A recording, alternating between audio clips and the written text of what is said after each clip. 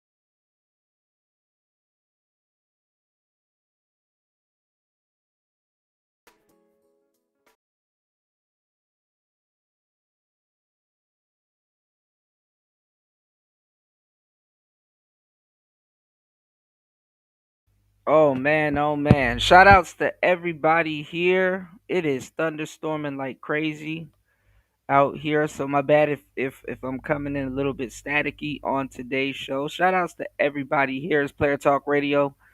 I am your gracious host.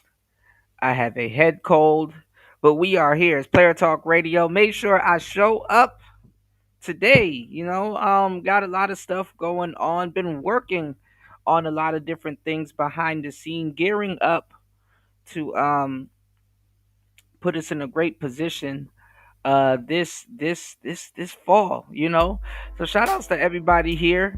I'm your gracious host, DJ Kuda, right back at the helm of today's show, making sure I'm in on the check-in. Shout outs to everybody in the building. I want to give a huge shout outs to the cynical one, always number one in the building. Good to see you, love. Hope your day is going well. Happy Monday, everybody. Shout outs to UFO Kamikaze in the building. What's going on, man? You already know. Shout outs to War Master in the building. Man, War Master, I gotta run something by you, and I gotta run something by LT Man and everybody else here. Cause I was gonna use you guys as a coupon code, but I gotta figure some stuff out. I want to show y'all something real quick. Shout outs to Chris G, always and forever in the place to be. Good to see you, player. Man, let me know how the trucking the trucking thing is going, man. Make sure if you guys tell me that you guys are working on something or got something going on, I'm gonna make sure I ask you guys about it. Hold on. Golly. I don't know what's going on. All right. Yeah, like I said, if you guys are working on something, I'm gonna make sure you guys are doing well and ask you how it's going. You know what I'm saying? And see if we can help. It's winter time. I think we all get a little bit of leeway between, you know, summertime and wintertime and stuff like that. I think wintertime, summertime you can bullshit around a little bit. I'm not even gonna lie. You can kind of somewhat bullshit around a little bit. It's a little bit more tolerable. But come fall, come wintertime, when you see it starting to get cold, those are the years to lock in, you know. And also get some shit out the way too, because people want to be indoors. You know what I'm saying? So there ain't nobody really about to be bullshitting trying to teach somebody how to drive a damn truck. So you know what I'm saying? Hurry up and go get that license and get on the road. People gonna be indoors, doing their thing. Plus, I told you guys to be careful. This whole summer, as you guys can see, there's another shooting. I don't know, man. And then somebody else got caught hanging on the campus. So I don't know what to tell you. Shout outs to LT man in the building. Good to see you, bro. Bro. I got some stuff to run by you. I wanted to ask you about something. Hold on. If my signal will work. I wanted to ask you about something. And I wanted to show you something. Something that I was trying to run by you, but I've been working on it all day. But I want to get your thoughts on it and let me know if you need one. All right, but give me 1 second. You said Gen Z, y'all mama and daddy made y'all with this music shit. Y'all lucky I ain't throwing. Man, I got some other stuff I could have thrown on, but straight up classic, like UFO said. He said shit makes me want a 40 ounce and wear a snapback hat. Oh, I got some hats for you. Give me 1 second, guys. I got you. I got you. You said real gamers have Xbox. Absolutely. I've been. Did you get to see the videos I tagged you in? I know it was a little bit later, but I tagged you in one of them where and that story was actually pretty interesting. I was like, man, I didn't know people were doing this back in the day. It was a story about these kids that ended up hacking Xbox. They ended up hacking the Xbox website, y'all, and they end up getting their hands on a prototype. These kids were going on campus. They were doing all kinds of stuff, man, and that was just it was just a very interesting story. You know what I'm saying? How these kids were running away with prototypes and getting into certain buildings and accessing and stuff like that. Um, you might take a look at it a little bit later. We've been telling you guys about so much crazy stuff over the last couple of days. I'm telling you, the world turning into a dystopia, y'all, for sure. You said my family's mostly Democrat, but I can't rock with the rainbow shit, Planned Parenthood, PDF shit. Yeah, and it's very prevalent now. It's very prevalent now. You said I may have to switch schools. Hey, do what you got to do, man. As long as the end results. You said them kids fucked around and found. it's just crazy. I mean, maybe maybe cybersecurity was a little bit different back then. Because you know, and I want to get it, but I still have a year. But I'm not going to take the whole year. I'm trying to get my CompTIA security. My security plus certification. That's the certification I'm after next, right? And it's technically what they call blue team. So if you guys don't know, in the cybersecurity space, they're kind of copying what we doing with the red pill. You got blue team and then you got red team. Blue teams are like the security guys. Like they protect everything. They do honeypots. They set up threat actors. People that are trying to like hack something or do something crazy to something. And a lot of the people on the blue team was on the red team. So red team is like the hackers, the pen testers, the people that's seeing if they can get around something. Even people on the blue team gotta somewhat go over to the red team just to see how good their security defenses are. You know what I'm saying? So you know, sometimes they would get called quote unquote y'all purple team. And they will get called purple team because blue plus red is purple. Same thing with the red pill, blue pill, purple pill. I don't know if there's a black pill. Maybe Bill Gates is the black pill. I don't know.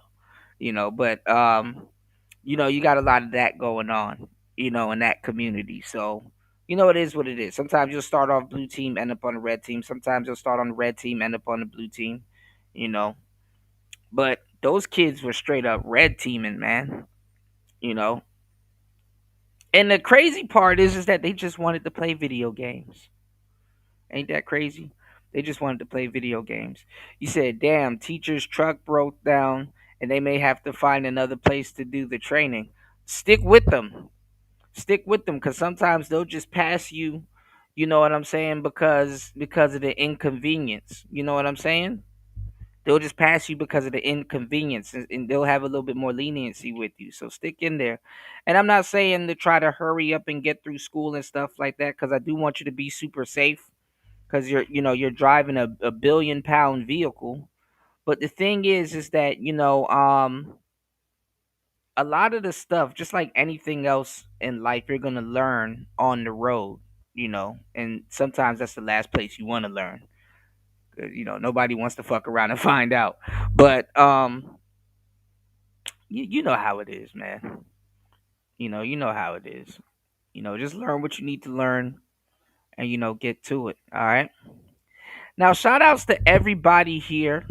All right. Shout outs to everybody here. Hopefully, you guys are well rested. Hopefully, you guys have received your orders from hempforfitness.com. If not, you need to head over to hempforfitness.com and check out their wide selection. If you're trying to get back in the gym, if you're trying to eat good, if you're trying to get rest, if you're trying to relax and take the edge off the day, you just a couple of clicks away. You know, hit that link that's always pinned to the top. I'm gonna start hiding that 10% from you guys. And see if you guys could find it.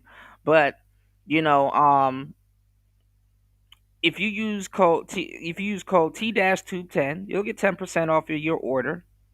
And then on top of that, you get 2 free gifts when you mention Cuda.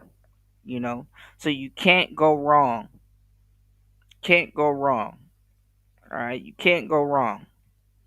All right, but make sure you handle your business. All right, it's Player Talk Radio. Now look at this. I wanted to show you guys something. This is what I've been working on for a minute. So I've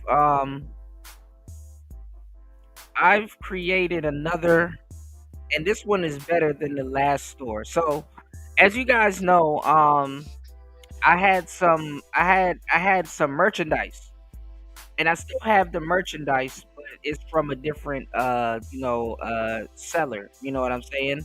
And the merchandise is really good. The merchandise, is high quality. I had some dope player talk radio collectible rainy days hoodies, which were pretty good. I got the mug. I got the, if you guys want like the workout canteen, I got that, you know. But I needed some more merch, I needed some more merchandise. And I was telling LT man a couple of months ago, I'm like, hey, definitely I'm gonna see if we can push some more merch. And I was doing my research and stuff like that in between studying and doing some other stuff. So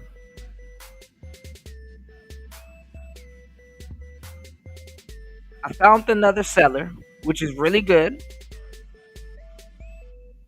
and it's more boutique. I've been putting together some boutique items, and I'm gonna, reach out to you guys and see what else you guys would like. But let me show you what I got so far. You know what I'm saying? Y'all know I'm always working on something. Y'all know I'm always working on something. I'm forever working. All right. All right. So check this out.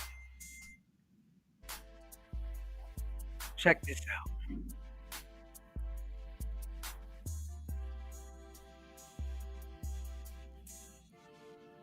If it'll work. Hold on, guys. All right. So we have a new player talk radio store called DJ Kuda's Studio. You know, Studio and Lounge. I'm still, tweaking some stuff. And we got the home screen here. I'm still putting some stuff together, so it's not fully done. It's not fully done. It's still a work in progress. I stayed up all day and even before we went live, putting this together. And I wanted to do some collab stuff with Hemp for Fitness, and I wanted to do some collab stuff with you guys, my audience. You know what I'm saying? And this is stuff for everybody, real high end boutique stuff. So let me show y'all what I got so far. Okay, so here's the landing page. And we got some featured products here. This is stuff that I recently just did. All right. So we got the Player Talk Radio, Let 'em Cook apron, for my chefs out there and just fellas. I don't know why dudes out here. I get it. They're wearing dresses and skirts and stuff like that. That's terrible. But nothing beats you wearing an apron. Sometimes you can walk around. You know what I'm saying? And you got your player talk radio apron because sometimes you just gotta cook. Sometimes ain't no food here, but sometimes you just gotta look. He got the bagels. You know what I'm saying? He cooking. You know, so if you're gonna be out here cooking, and I got some more styles coming for you guys. If you're gonna be out here cooking, make sure you grab your player talk radio apron. All right. Make sure you grab your player talk radio apron. There's just some sidebar stuff. All right. I got you. I got you guys. All right. Shout outs to this brother. All right. Shout outs to the ladies. We got something for the ladies. Ladies, I got a whole nother collection coming for you guys, but I got the empowerment silhouette sports bra. So when you go to hempforfitness.com, I got the clothing too. So you don't have to worry about going to the gym and not having nothing to wear. You can pick up this hold one, not mold one, but hold one sports bra. You know what I'm saying? From yours truly, Player Talk Radio. And look, man, this thing is dope. It got the hold one logo in the front. Rest in peace, Alan Roger Curry. Mode one. It's a play on hold one, mode one. It's an old school player talk vernacular. All right. So you got the hold one, logo here, and you know, it's a really nice sports bra. But look at the back. I doubled up on the logos on the back. So the back is dope. It got multiple hold one logos and stuff like that. So you got one logo in the front, multiple logos in the back. Really, some real fly shit. real fly stuff. Now I'm gonna see if we can get some more colors, cause I'm not really a fan of the white, cause you're gonna get dirty. You're gonna get a little sweaty. You know what I'm saying? But if you want that clean look, we got the hold one. We got the hold one. Sports bras. All right, this is the latest stuff I've been working on. Now, shout outs to my players and my truckers out here. I got something special for the truckers. Y'all hold up. We got the Wing Player Talk Radio jacket. This is like a jacket for the rain, So hopefully this spring, and not this spring, but this fall too, because it's raining like shit out here too. You guys get some use out of this jacket. You got the big pocket in the front. You know what I'm saying? Really cool, comfortable jackets. All right. And this is like a light to medium shell. This ain't no shit that you wear in no big ass winter storm or anything like that. But you got the player talk radio jacket, you know, and it's a packable jacket. You can fold this up, no wrinkles, real quality stuff. And it comes in a bunch of colors, you know what I'm saying? So, and it's champion. So it is name brand. It's champion, okay? Okay, it's champion, all right? So it's champion, all right? All right. So look, it comes in, yellow. We got the yellow. So you know what I'm saying? If you want to, if you working, and you want, pure visibility, and it's not like yellow. It's more of a green. It's like a dope green, safety green. We got the orange ones for the construction workers. We got the red ones. You know what I'm saying? Red ones are pretty nice. They're kind of like a scarlet, like I would say, like not necessarily fireman's red, because fireman's red is a little bit darker, but it's a nice scarlet type red. Got some navy blue. Can't go wrong with the navy blue. You know, and we got the navy. Regular navy. We got gray. You know, so a lot of little cool colors that we got for the and for the ladies, we ain't leave you out. Shout out to my playettes.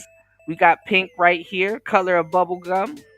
So you know and it has my exclusive shop logo.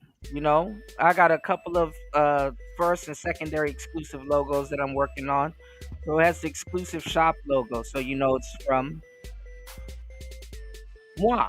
It's from me, chef's kiss. All right. I got a couple of apparels and stuff that I got to go back and work on. This is a urban wave track pants. Okay. I'm trying to get other colors. This is the pants right here. Definitely, you got the logo on the tag right here, which is pretty cool. This is Player Talk Radio, and they got the shop logo and tag. Okay, and right here on the pants leg, if it'll let me do it, you guys can't really see it, but right here on the pants leg, shout outs to my brother Philosopher. He made me a logo a while back, but you guys really can't see it. But it says DJ Kuda. It's my logo on the side of the pants. So, but I'm gonna have I actually already have other pants. This was the last stuff that I was working on. So this is like miscellaneous stuff. But definitely this jacket is fire. Everything here is fire actually, and quality. All right. Now, y'all don't laugh, cause I wanna ask LT man, some stuff that would be cool to make, and I got some other stuff that I'm working on, like a duffel bag that I want to put some hemp for fitness stuff in. But I didn't know the seller that I'm working with, they have a lot of gym stuff, so I'm like, man, this is perfect. So I'm these are like some male leggings. You know how like some people wear like these Under Armour leggings at the gym, and then they put like some gym shorts or some Muay Thai shorts or their workout shorts over it. Well, I got some leggings here, and these are the Kevin Samuels BGS Batman leggings, which is the Batman symbol in the sky with the Kevin Samuels silhouette on it, and some pretty interesting stuff. This is the tag on the inside. It has my logo right there. All right. And these are pretty cool. They black and yellow. Basically Batman, colors and stuff like that. Other than a little bit of gray on them and stuff, and then you can see the silhouette with Kevin Samuels there. So I'm pretty sure these will probably be a nice little collector item. And I shouted out Kevin Samuels and BGS. You know, you know, I'm gonna have some like weird one-off stuff with random inside jokes on them and stuff like that. Like I got a simp hoodie and stuff like that. Like here's one of them. Here's a sweatshirt. These are for the video gamers and cats that just want to throw on something this winter and go out. So if you guys haven't done your winter shopping yet, definitely head over to the Player Talk Radio store and get you something nice. I know the prices are up there, but they charge for quality. I tried to get them as low as I can. I'm gonna try to get them a little bit lower, but they're very quality items. So there's like three other people that get their cut. So but look, I got this whole Pergamy shirt. You know what I'm saying? If you'll let me. Oh, here we go. All right. So I got this whole Pergamy shirt, real fly stuff. You know what I'm saying? It got a hot babe at the bar. You know what I'm saying? She at the whole Pergamy bar. She ready to homie hop. You know, because it's not hypergamy, it's hypergamy. And on the back, it got the Player Talk logo with the wings. Real fly stuff, real cool stuff. I don't know, y'all. I'm very excited about this, man. I spent hours putting all of this stuff together earlier. I got to show you. It gets better. It gets better. But, definitely champion comfort, embroidered sweatshirt, so name brand stuff, All right, let's get into it. And shout outs to Champion, you know. They make really good stuff, And we got hats, we got hats. So I got the dad hat. This is the dad hat if you a dad, or not even if you're not a dad, but your lady calls you daddy, you know. You got the mental chewing gum podcast, jeans, kind of tie-dye jeans threaded hat.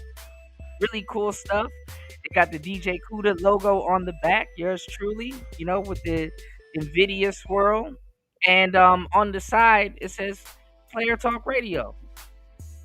Some real cool stuff, quality stuff. And it comes in all different colors, if you want the navy, more of the like moon colored, denim, or if you want like the brick charcoal kind of like it's like I guess you could say it's maroon, but it looks really cool, you know. And the logo here, really cool stuff. You know what I'm saying? Rock this with a t-shirt, And here's something more light, So if you got the white t-shirt, or you want to rock it with something white like a hoodie or something like that, you know, real stylish stuff. You know what I'm saying? Real stylish stuff.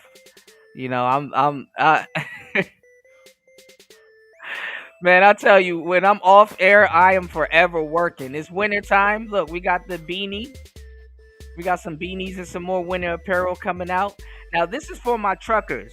All of the items that I got here is for the hustlers. It's for the people out here working and getting it and watching and listening and supporting the radio show. We got the Player Talk Radio trucker beanie, and we got them in all different colors. All right, and to show my love for the truckers, man, I done created a whole new Player Talk Radio trucker logo. You know what I'm saying? So I'm gonna have something exclusive for the truckers. You know what I'm saying? Trucker apparel. So shout outs to my truckers and my soon to be truckers in the audience. Give me 1 second. I know y'all probably roasted me in the comments. Give me a second. It's gonna get better. All right. We got the gold hat. Because sometimes you need to be visible. And I tried not to make the trucking logo like super white. You know what I'm saying? There is some. silver ones. I try not to make it like super white, because you're gonna work in it and stuff like that. Not gonna be able to be washing it all the time. So it's a durable hat. You know what I'm saying? For the truckers and the 9 to 5ers out here getting it. All right. Definitely, these are for the people that hustle and work. Got the workers in mind.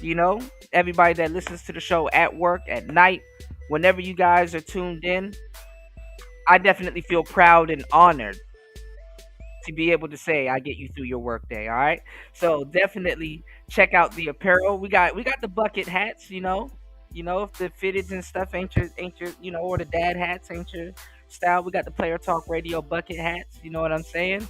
Real cool stuff, man. Real cool stuff.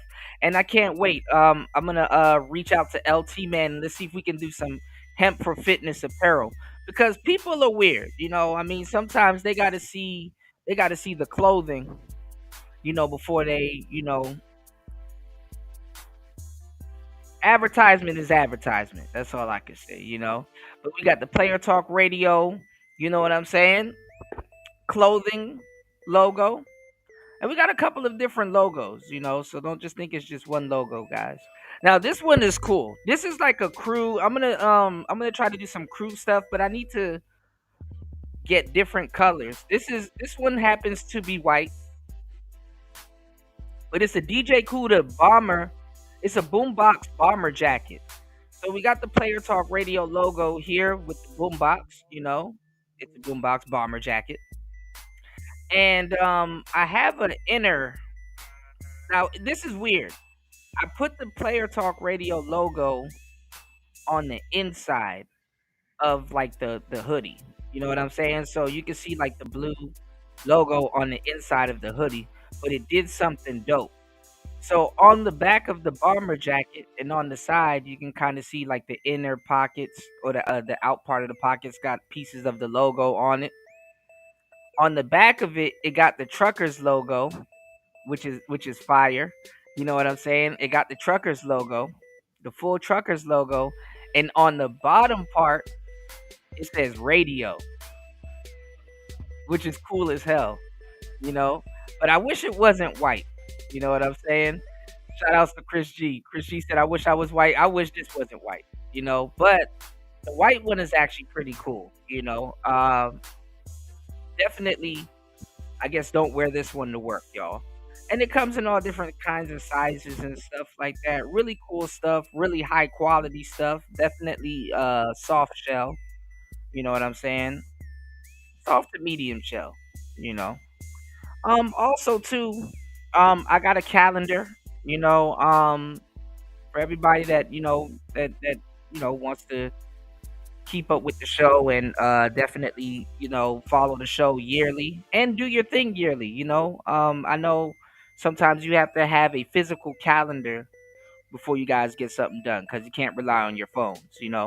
So here's the outside of the calendar. Definitely has the hook right here so you can hang it on your wall. And the calendar comes in two different sizes and stuff like that. This is the month of April. I already used the Joker. Honestly, this calendar is really for next year, but this we still got the 2025 year calendar. I'm gonna have some new calendars coming with beauties of the week. So the new Player Talk Radio calendar will be coming sometime in October or December, and it's gonna have some beauties of the week.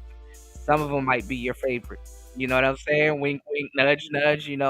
So April. If you're an April Fool, I put the Joker up there. You know what I'm saying? We got the Joker, and for April, every month is something different. August is like a really long hallway. You know what I'm saying? Hey, look, this is a clue for what's to come. December, I know some of y'all know who this is. You know what I'm saying with this Santa Claus hat on. But December,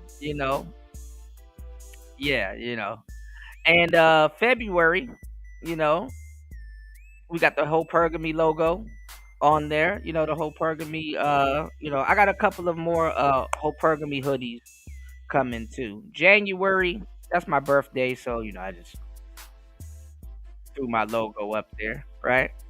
Secondary logo. July, this summertime. So tequilas, babies, and some GTA stuff. June, you know, summertime. Player Talk Radio. See that? Hope Pergamy. March, I put Future up there. March Madness. This is really a sneak peek of next year's calendar, but there's a couple of calendars coming. All right, I'm gonna kind of do the Jet Magazine kind of thing, like Beauty of the Month type stuff, which will basically be like a muse. So here goes May. A couple of honeys. You know, here. November. Shout outs to my producers. November lock in. I got the OP one up there. You know, October. So this is for next month. Hey, hey, hey, hey, hey, hey, hey, hey, hey, hey, hey, hey. You know, and there's a couple of months that they don't have here, but check out the calendar. Get your hands on the calendar. I got a lot of other random stuff coming though. All right. Let's see what else we got at the studio store. So much stuff to check out. Um, Definitely got some shorts, some short shorts. Um, Kind of like draws or something. I guess you can use them as underdraws or you can use them as shorts and stuff like that. This one is a tribute to MF Doom. So we got the MF Doom mask and stuff like that. Nothing really, too big. Just something slight. Something minimal. You know, um, let's see what else we got. Whew, I sat down and worked on all of these one by one. Give me 1 second, guys. Got another underwear. You know, I call these the hoochie cutters. Fellas. You got the female logos on it. Definitely got the Player Talk logo. Same logo in on the tag on the inside. Um, and it got the man right here. You know what I'm saying? With the, attracting all the women and stuff like that. Real fly stuff. You know what I'm saying? So, you know, by the time the women get a chance to see these, if they're not wearing them or if they haven't stolen yours, and you got to head back to the Player Talk shop and get your own again. You know what I'm saying? By the time women see this, you already, ladies, by the time you see this, you already know what's going on. You already know what's going on. All right. So yeah, come in all different types of sizes too. Let's see what else we got. Let's see what else we got. What else we got? Y'all go pick up the hoochie cutters. You know. Um, Here's a mouse pad. I made stuff for the gamers too. So if you have, if you're still using a mouse, I got you a mental chewing gum podcast. Mouse pad. These are pretty cool. Just kind of doubled up on the logo and stuff like that. So pick up your mental chewing gum mouse pad. And I got another one too. I got a Nvidia one. I gotta do like a DJ Kuda kind of, I got the, somewhat Nvidia logo. So hey, might as well give you guys a neon green mouse pad. So pick up your mouse pad. Um, Jesus Christ. Hold on, guys. I got so much stuff that I worked on here on this store earlier. Hold on, guys. We also got another mouse pad. We got a GTA mouse pad, which is pretty cool. Got my girl on it. You dig? GTA styled mouse pad. Cool stuff, you know. So definitely high quality mouse pads and stuff like that. Something there for everybody. We got the charcoal mental chewing gum champion tie dye hoodie.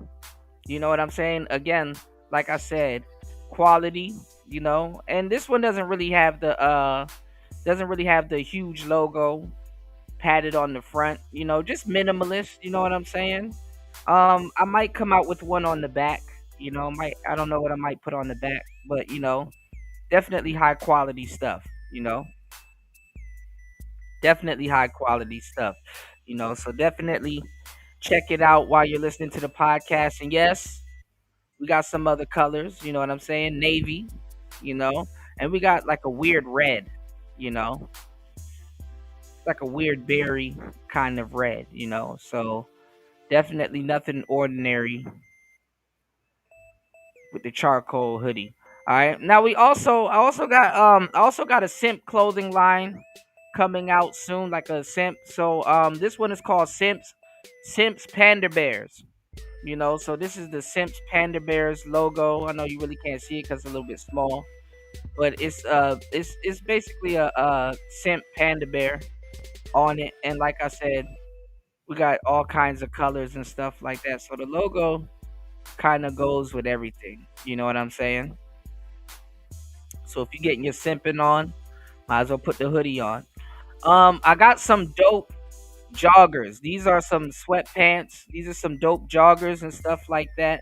Definitely. I'm gonna ask LT man for his permission. You know, if we can do a hemp for fitness collection and stuff like that. So I will have a special section for the players and the fellas getting back into the gym and getting their workout on this fall and this winter. So we have the Player Talk Radio joggers here. Yes. And it comes with the logo right here on the legs. And it also has a secondary logo on the back, like right behind the calves. You know what I'm saying? And this is for the players and the playheads listening to the show in the gym. And it looked good too. Like look, listen. And the reason why I put this out there is because yeah, you're gonna be pulling all the hoes with these. You know, I know some of y'all niggas nasty. Y'all go to the gym with no drawers on. But listen, remember I telling you, if you pose with the right clothes, you'll get chose with your mouth closed. And I got those hoodies coming also. I got some off kilter stuff hoodies with just quotes and phrases on them coming soon too. You know what I'm saying? So these joggers they come in gray also, you know. You got to have the gray. You know, we got the red ones also too. You know, if you're feeling a little saucy, we got the red ones if you want to be the brightest thing in the gym, and we got the gray. You know, we got the heather grays, and we got the charcoal grays. You know what I'm saying? So if you want your Johnson print, you know, to be out there, you know what I'm saying? You know, and bro, this shit is fucking fire, bro. With the Player Talk logo on the calf, man. Listen, pick up a pair. You know, get some for your lady too. Shit, she going look. She can't get mad at you wearing yours when she got a pair.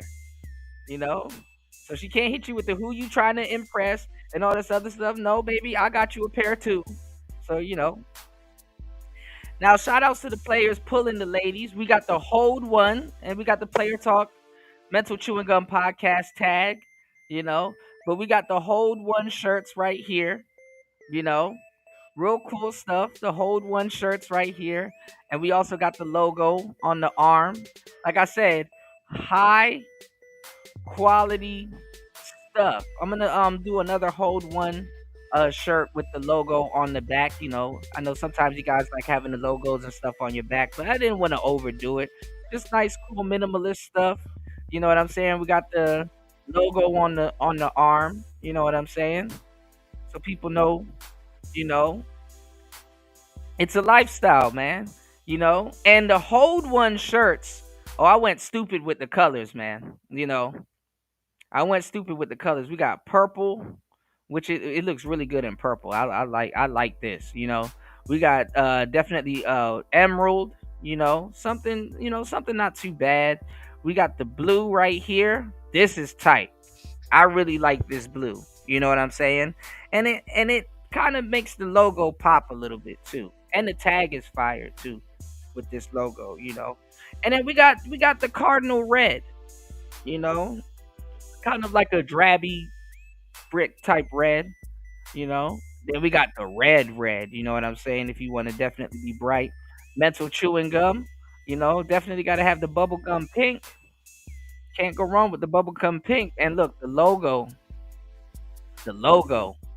you know, it's not baby blue, but it looks baby blue. on pink, so it kind of got the color aesthetic.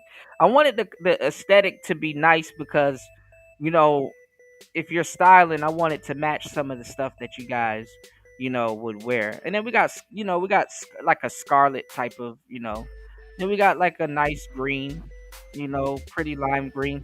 Sometimes you guys gotta experiment with the more brighter colors and stuff like that. Definitely, you want to wear some serious colors, but sometimes, experiment with the brighter colors. And when you experiment with the brighter colors, they'll know you in hold one. You know what I'm saying? So the hold one shirts and logo and stuff like that is unisex. It's not just for the ladies, it's for the players too. You know, you can attract women with another woman on your. This shit is fucking fire though. This shit is fire. And then the logo on the side, that shit is fire. And then look, this is like a lighter kind of yellowish green. I don't know. This is technically yellow, but sometimes yellow is weird. It looks green, you know. So definitely, if you're interested in the Hold One T-shirts, they're there for you. All right. And we got the hoodie. Oh, just when you thought it stopped, just when you thought it was done, no, it just begun. We got the Hold One hoodie, you know, logo on the side. I got some other ones coming. We got the shorty with the Hold One hoodie. I've been putting this together for a minute. So, you know, we got the Hold One hoodie. This one doesn't have a logo on the back. I don't know which logo I'm gonna put on the back, but I do have one coming for the truckers. You know what I'm saying? I do have one coming for the truckers. You know what I'm saying? So, you know, them lot lizards know what the hell going on. So, we got red.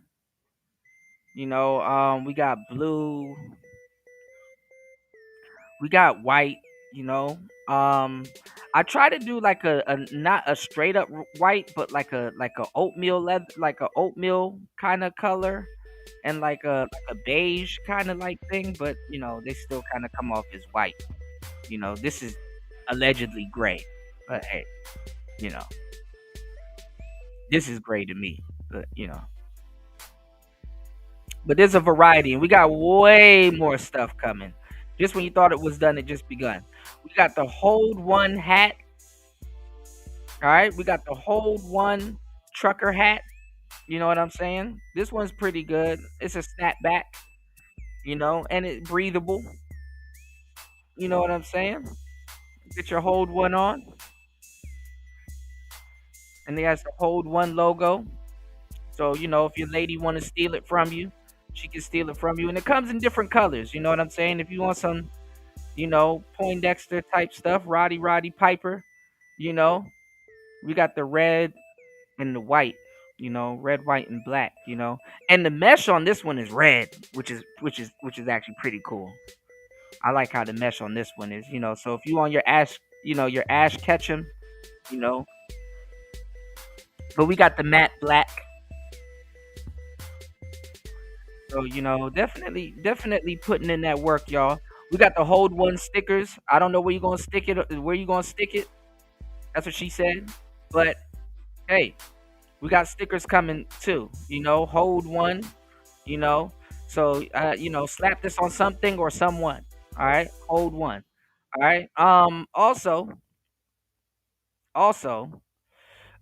we got some like Vice City inspired stuff. Now this one is pretty cool because like there's like little it's not perfect. It's like blotted spots, right here, like right here. So like the color kind of comes through. Transparent blue, just aesthetic. You know what I'm saying? Aesthetic stuff. So I got some aesthetic stuff coming out, pretty soon. Which this looks dope. You know what I'm saying? This looks pretty dope. Just aesthetic stuff. So we got the tropical vibes hoodie. That's the line. Anytime you see her on it, those are called tropical vibes. Now for my hackers and gamers, I got the DJ Kuda Spiral Sound Waves Nvidia hoodie. These are fucking fire. These are fucking fire. It got the DJ Kuda logo right here. You know, and if you haven't noticed, a lot of the stuff in the store they match with each other. They match with each other. You know, and this look crazy as hell. White. This shit is fucking fire. I like the white, but I just white gets dirty.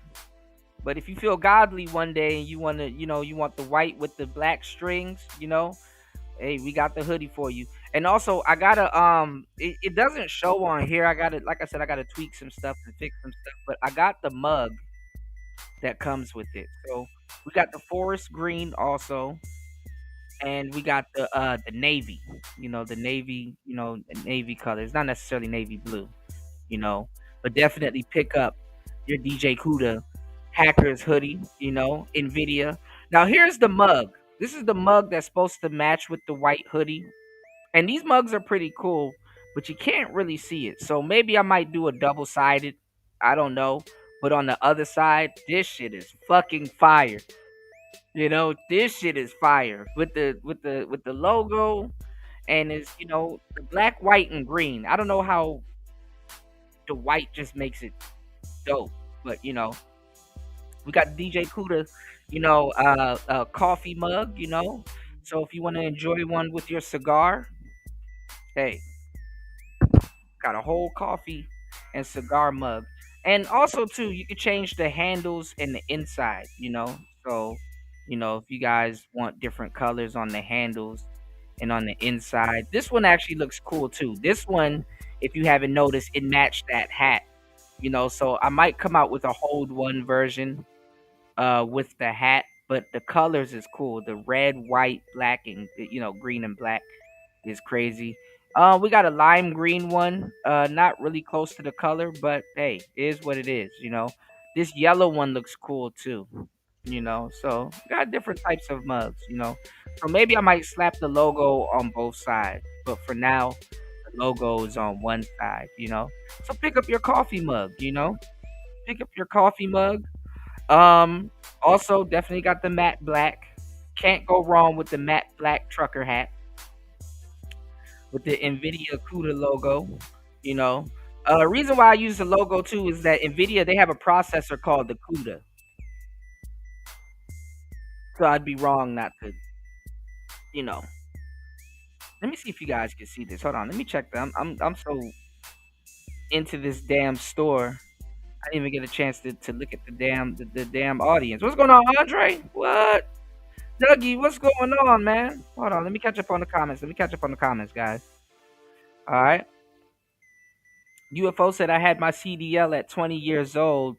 When the three main tests were general knowledge, air brakes, and and combination vehicles. Yeah, yeah. The air brakes is a whole different thing. You said support neither party. I don't believe in a two-party system. Both are bought and paid for.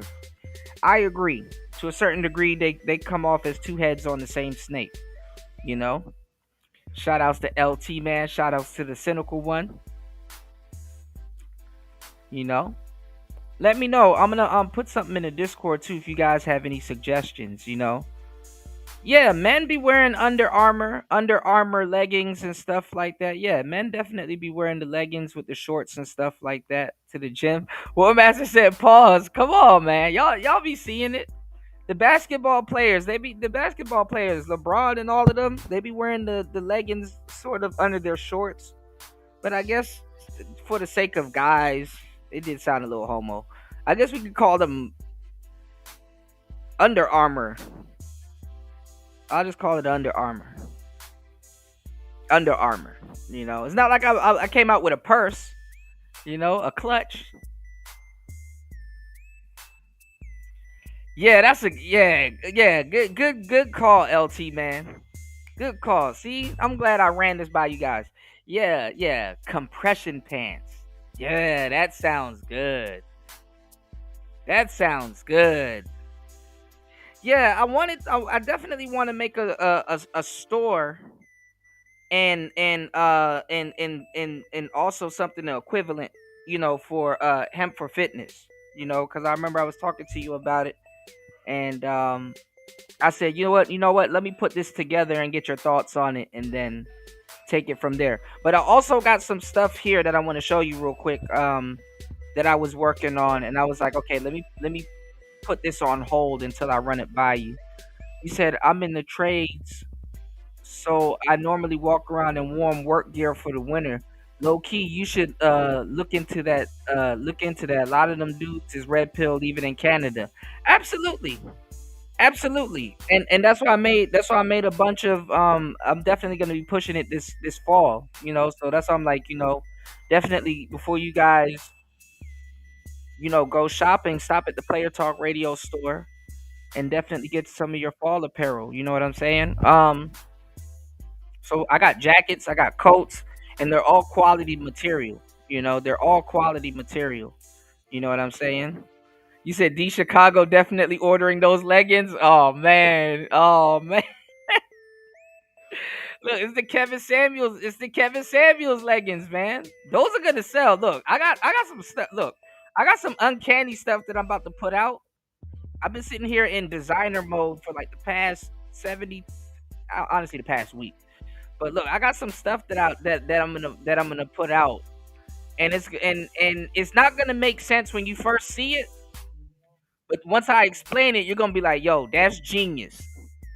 That's genius." And I got some inside jokes and stuff that we came up with. So honestly, a lot of the stuff that I'm gonna be putting together is stuff that we came up with. We came up with together. You know, so this is why I'm running it by you guys. Okay. Shout outs to LT man. Chris G said that nigga cool man, bro. This shit is fire, bro. Look. I haven't even showed y'all some of the stuff. I got some stuff on wraps. I gotta show y'all too. When it's done though, in due time. You said them leggings cool to sus. No, look. Kevin Samuels leggings. They know what time it is. Like somebody gonna look at the bat signal on somebody's pants. You gonna be at the gym. And no homo, it's not for other guys to check you out, but low key, you're at the gym working out, fit, feminine, friendly, but you're more fit, masculine, and I don't know, sharp, gamed up, So, I'm not gonna say other dudes are gonna check you out, but if they see that logo and they start seeing certain little tidbits from the internet, people gonna be like, oh, is that the Kevin Samuels Batman logo? What? Where'd you get that from? Nobody's selling it. So I got niche. I got a whole niche collection. I'm gonna start organizing it though. Because everything is like spread out on the store right now because I'm still putting it together. But once everything is organized, hell yeah, yeah, a back logo would be nice also. So that's why I was like, I want to team up with Hemp for Fitness because I'm like, look. I got like some workout stuff, but like the Player Talk logo and the Hemp for Fitness logo, or just straight up the Hemp for Fitness logo. It can all be the Hemp for Fitness logo on it, or like on the tag. You know how if you see some of the inside tags that I got, it could be Hemp for Fitness. So it's advertising. They'll be in the gym with, you know what I'm saying? I'm putting all of the. I want to put the Hemp for Fitness logo on all the gym stuff. So while they're in the gym, they're also advertising. But I wanted. This is what I really wanted to do, LT man. Like on little parts of the clothing, because I have another Player Talk Radio logo, and I don't think I think I probably got a piece of clothing here with it on it. But it has the show handle on it for the support, right? But I was thinking to put certain things like like I'll make a Hemp for Fitness hoodie and it got the gummy rings on it. But I was like, should I put the price of the gummy rings on it or whatever? Or it got the gummy rings on it, and it's like at Hemp for Fitness, go to Hemp for Fitness, or like there's like the gummy, like the front of the hoodie is fire, but on the back it's like the pain stick. It's like the pain stick and the price on the back, you know? So it's like, you know, and where they can get it. Or it's like the pain stick and the QR code so they can go straight to the pain stick. So if somebody's at the gym and they got the hoodie on, I mean, I guess the person's turned around so they don't see them taking the picture of the QR code or scanning the QR code, but it's like I put the QR code on the clothing. But then again, I'm like, I don't know if that'll work because then people will be kind of taking pictures of them, or if the customer rocks with Player Talk Radio or the you know or Hemp for Fitness, they'd be like, yo, hey, I got the gummies, I got the hoodie, I'm in the gym, I'm eating better. Scan this barcode that's on the shoulder, you know, get like me, you know, or something, you know, or shit, have the barcode on the front of the hat. Fuck it. Somebody gonna scan it and see what the hell it is, you know. It's advertisement. Honestly, we're in a great space when it comes to advertising these days because it's still kind of the wild west, you know, with the you know, with the ideas people can come up with now, you know. You said yes, a hemp for fitness clothing line. You have my permission. Okay, absolutely. I'll get to working on it as soon as I get off air. Absolutely.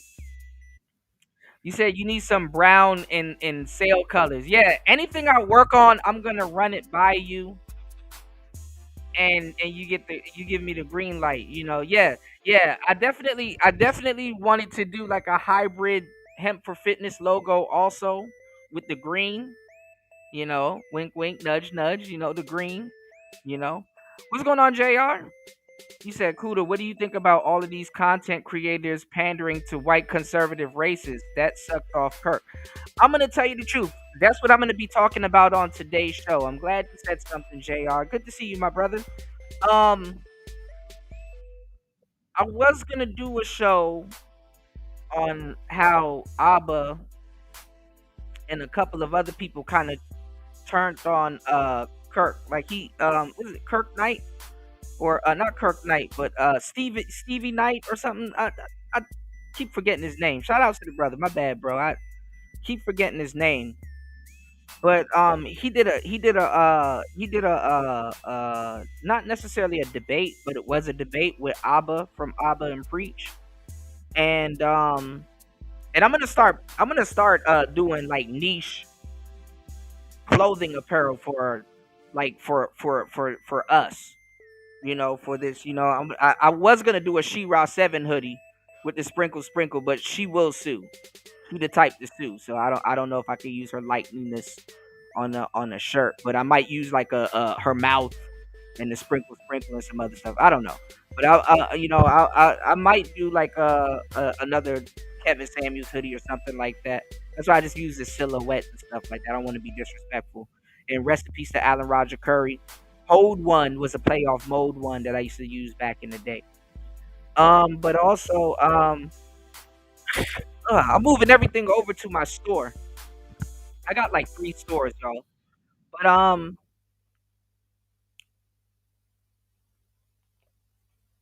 Abba and Preach flipped on Stevie Knight, I think his name is. And then also too, I got some stuff queued up now with O'Shea going in on Candace Owens, but saying she was right. And he's only saying that because she got fired by Ben Shapiro. So he's like kind of, you know, O'Shea is, I don't know. And I got some more videos by O'Shea. And this week, we're talking about all of the people that flipped on black people. So Stevie Knight got flipped on. Candace somewhat got flipped on. Umar Johnson got flipped on. People are kind of going in on Drewski for like 2 different things. I'll talk about that later, including him with the white face. Um, the Hodge twins. That's another one that we're gonna cover on today's show. They got flipped on. Who else? A couple of other people got flipped on. People just getting flipped on, man. you know. So there's a handful of black people that I'm gonna be talking about that got flipped on for not necessarily defending Charlie Kirk, because that's another thing. These dudes wasn't necessarily defending Charlie Kirk. They were just saying, "Yo, y'all haven't done your research." And just like what black people do, instead of actually doing their research when they feel a little bit embarrassed, they just double down like a gator, you know. So they learned that from the sisters. You know what I'm saying?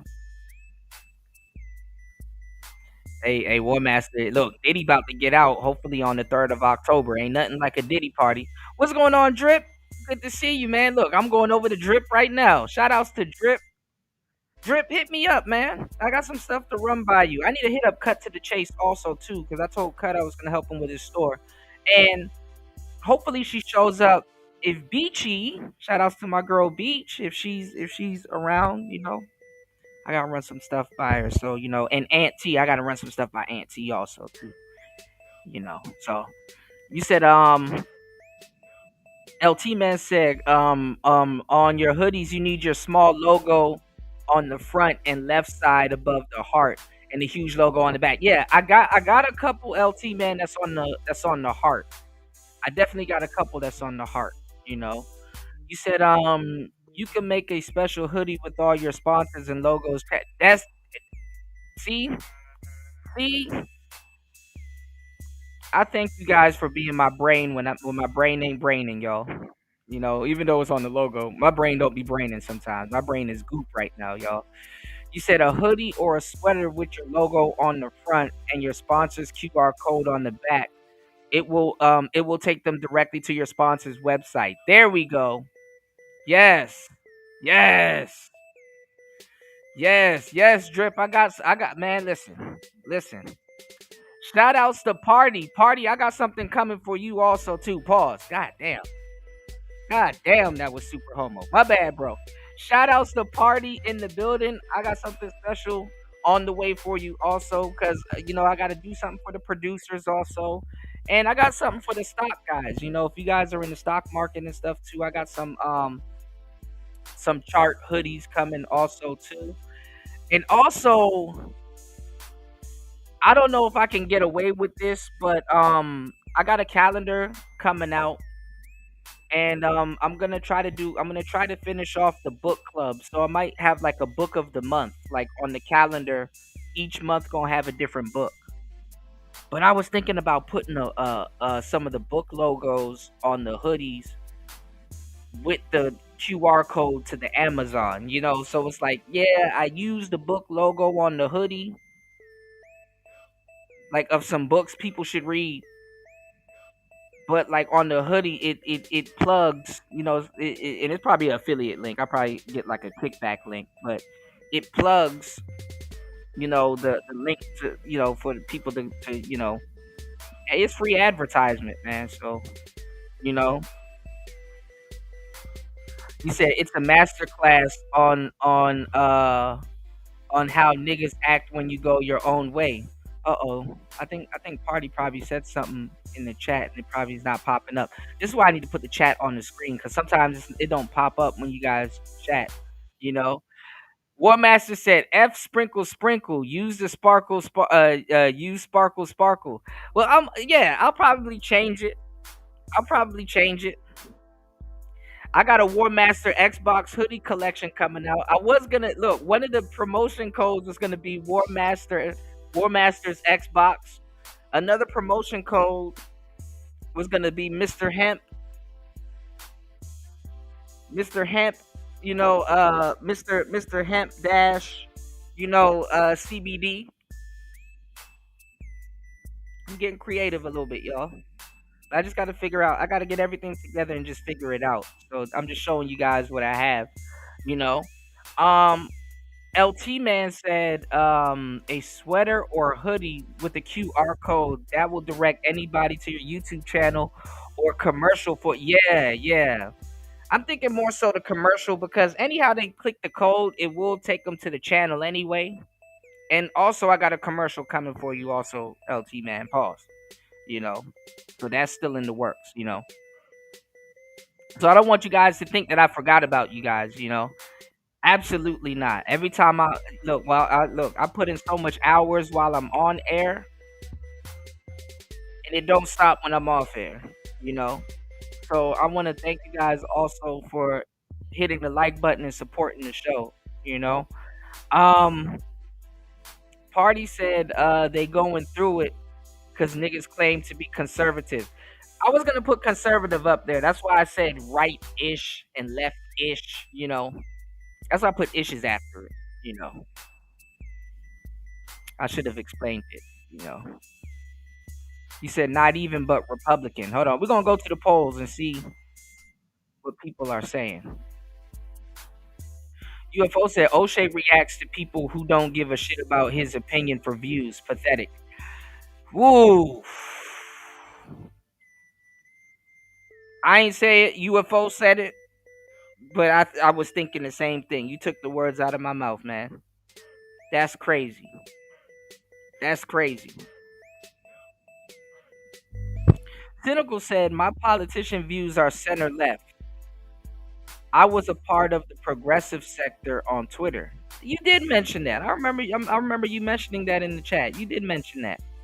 JR says, I'm center left, but Democrats pandering to militant feminists make it very difficult for me to keep voting Democrat. Well, listen, y'all, it happens on both sides because guess what?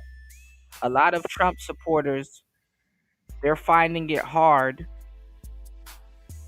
to stick with Trump. A lot of people feel like they made the wrong decisions, voting, and I know you guys see content coming out with a lot of people saying, "Hey, look who what y'all voted for. Look at what he's doing."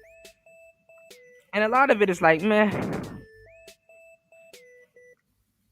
And people like Kamala and other Democrats have made Trump's campaign bigger than ever. I keep talking about him 24/7. All right. Let's get back into the gear. All right. Thank you guys for the extra ideas and pointers. I'm saving them and taking notes. And if you guys got something that you need me to advertise or would like me to advertise, let me know. Hit me up. Put it on a shirt. Now this is a cool minimalist gamer computer, kind of, styled shirt. This one is a sweatshirt with a crew neck, you know. I didn't put my logo on the on the tag. It's just minimalist, just straight up charcoal and gray. These are like one-off customs and stuff like that. Once I find out how to get mail here, you will I this is what I will wear. All right. We got the Player Talk Radio Truckers. We got the Truckers hoodie right here. You know what I'm saying? Shout outs to the Truckers in the building. Definitely got some new stuff coming for you guys. I love this Truckers hoodie, man. Like, I love the logo. I love the hoodie. This shit is fucking fire. You know? So we got the truck logo right here. And listen, all different types of colors. I try to keep the colors dark. You know what I'm saying? So, but we got a white. But when you guys are out there on the road, you know what I'm saying? Tuned in, just like ham radio and what's the other radio you guys got? Y'all got two different radios. Y'all got ham radio and y'all got what's the other one? I forgot the other radio, but now you guys have Player Talk Radio. So you know what I'm saying? Shout outs to the truckers in the building. You dig what I'm saying? Dope ass hoodie. And these hoodies aren't like just like super big. Like these hoodies are like more fitted, so you don't have the chopper suit hoodies on. And we got the Mental Chewing Gum Podcast hoodies. We got the Mental Chewing Gum Podcast hoodie. And these are champion hoodies, so y'all know the material. We grew up with champions, so, you know. All right. And make sure you guys tuned in. We got the Hemp for Fitness store coming on the way. All right. Hey, LT Man gave us the green light.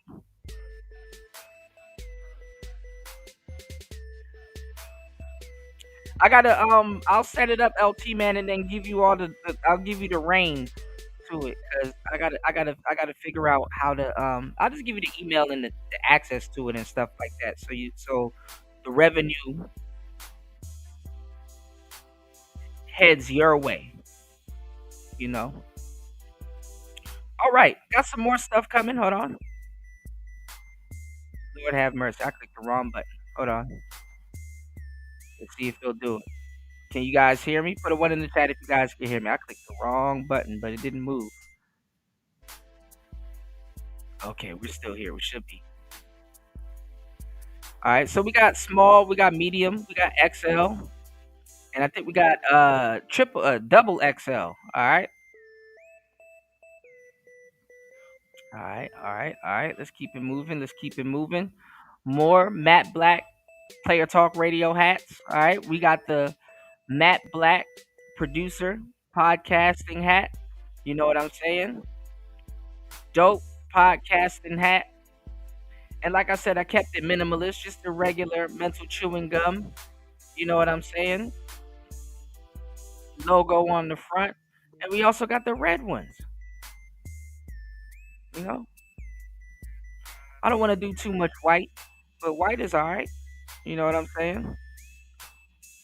Broski got on the merch. We got the DJ Kuda sticker. I got another sticker coming out, but this sticker right here is holographic. So this is the holographic DJ Kuda sticker, which is pretty good. Certain things are going to be a collector's item. So I just gotta, I got a lot of work to do, and also too, I got fitteds. I got some fitteds coming out and some snapbacks, some more fitteds and snapbacks coming out. I'm gonna have a whole line that's gonna match with a lot of your favorite team colors and stuff like that. So definitely ride with Player Talk Radio when you ride with your team. You know what I'm saying? We got the purple, like the midnight purple slash blue, but it's purple on black with the Player Talk Radio logo, the secondary logo with the boombox and the DJ Kuda boombox right here. You know. Then we got the Player Talk Radio logo right here on the side, fire, fire, and then on the back. Oh my God! Woo wee! Ooh, no, he didn't. We got the Mental Chewing Gum podcast logo right here. So if you like to wear your hat backwards, yeah, we got the Mental Chewing Gum podcast logo right here. This gonna make the haters mad. This definitely gonna make the haters mad. You know what I'm saying? So Broski got on the merch, which is fire. All right, see how that looks? Yeah, woo, yeah. Player Talk Radio. Look at that. Oh my God. This is fire. This is fire, man. This is fire. This is fucking fire. All right. So we got the one-off collectible snapbacks. We got the one-off collectible snapbacks. We also got the trucker ones. We got the trucker ones. This is the original trucker Player Talk Radio. All right, the original trucker Player Talk Radio hat, and like I said, the back is open, breathable, definitely breathable for the truckers. You did, and people that got a lot of hair. Definitely have this hat breathable. So definitely before you hit the road, grab your Player Talk Radio truckers hat, man. Can't go wrong. Can't go wrong. You know what I'm saying? Give me 1 second. All right, hold up. I think we're coming closer to the end. We got the original one-off red pill, red on green on black, damn near Christmas colors, fitted. We got the red on black, the red pill fitted. Oh man, listen, you got to be official to get one of these. This is an exclusive right here. You know what I'm saying? With the mental chewing gum on the back. Yeah. This is an exclusive right here. You know what I'm saying? This one's an exclusive right here. You gotta be a legit player for one of these, you know. Got some more fitteds coming out, you know. But red on black, this is not hard to match. And whew, you can rock this baby backwards, man.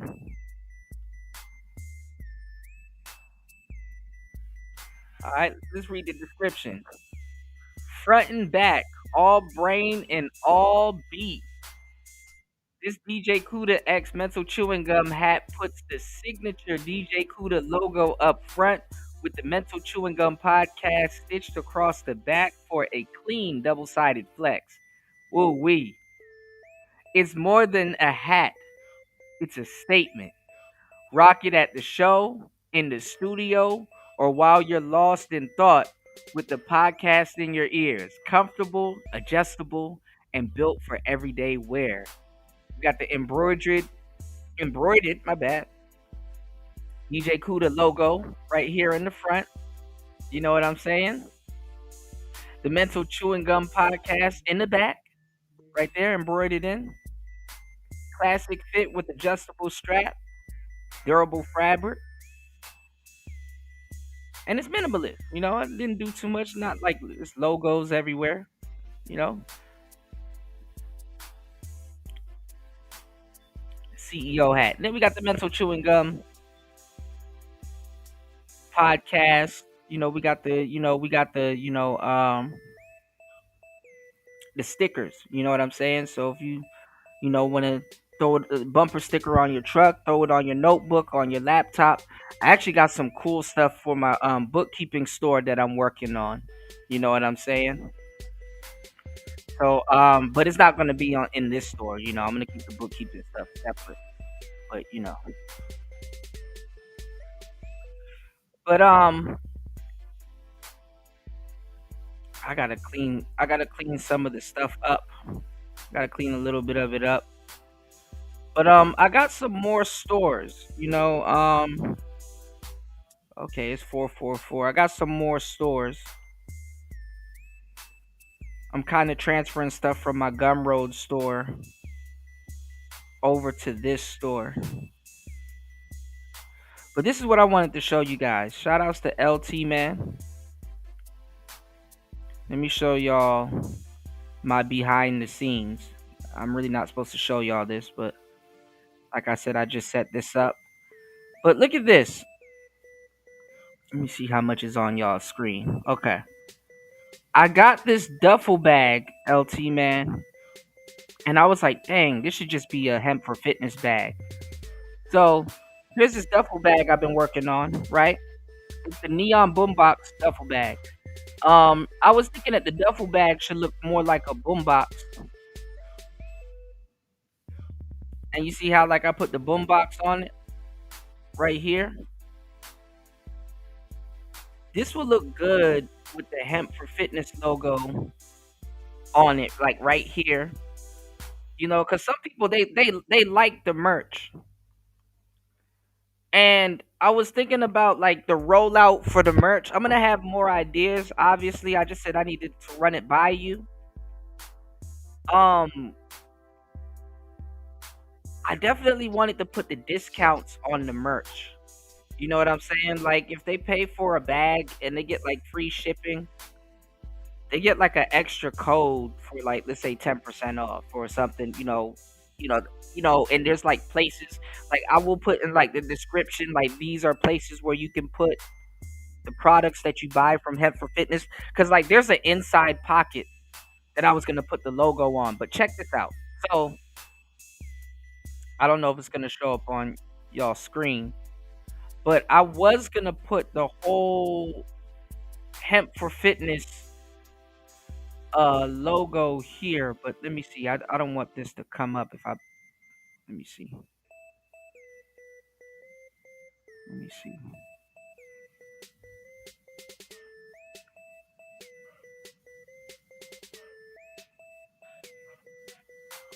I don't want this to come up, though.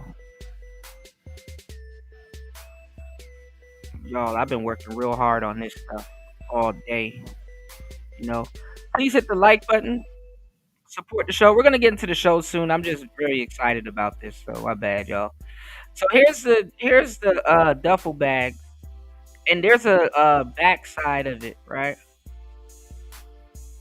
And this was weird. Let me see.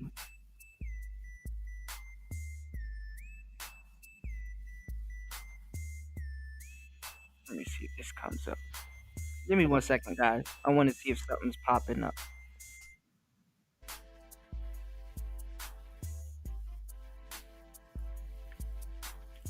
Decide to eat, then repeat it. Then you like a real, like dip. Oh man, I didn't even get a chance to set up today's show.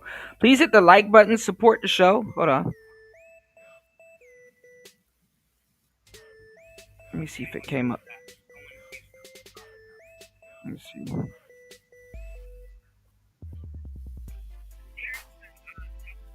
Hold on.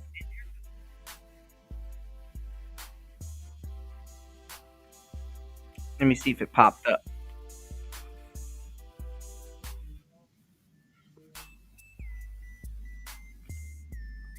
Hold on, guys.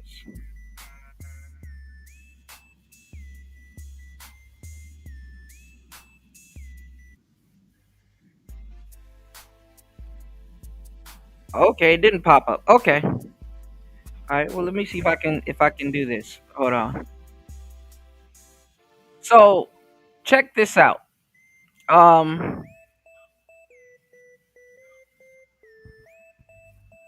let me see. Let me keep this going real quick so I can see if it's popping up or not.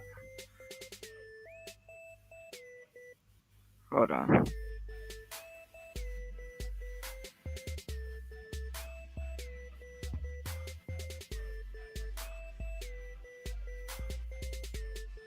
I can't believe this is here. Hold on, guys.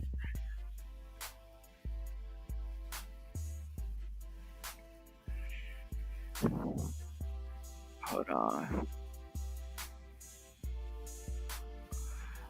All right. So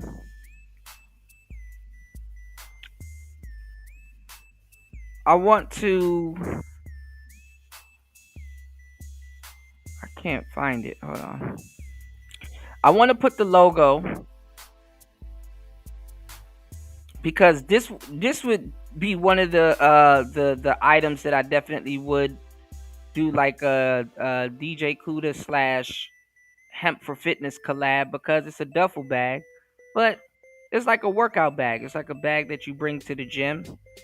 And I've made a bunch of logo. I made a bunch of not necessarily logos, but like I made a bunch of billboards and posters for hemp for fitness, right? What's going on, Degenerate? Good to see you, man. What's going on, Raj? Good to see you, player. Oh, big players in the building, man. Y'all please hit the like button on the way in. So look, I saw this thing. I know it looks weird. I definitely not gonna use this, but I took one of the posters that I made for Hemp for Fitness, right? And look at this. This was kind of weird but cool at the same time. This is a poster that I made, but it says Hemp Fitness, right? Hold on. Look at this. This is a. It looks weird, right? And I can always reshape and size it and stuff like that. But it's just how it came out. Let me see if it comes up on y'all screen. Look at this. The poster that I made, right? I can put it on the side of the duffel bag, right? And if you look at the preview, look at how it look. So look, definitely not gonna do it like this, but look, you got the Player Talk Radio logo on it, and it's like it's funny because it's a boombox, but it's a duffel bag that looks like a boombox. So I might do like a bigger version of the boombox, so the duffel bag looks like a boombox, but it's not a boombox; it's a duffel bag. It's like inside joke kind of thing. I really want to get a darker duffel bag, but I got to figure it out, right? But look at the back side if I did put the hemp for fitness thing on it. It's kind of weird, but cool at the same time. It's like, dang, the logo on the side of it is like interesting. It's like here's how it looks in the front,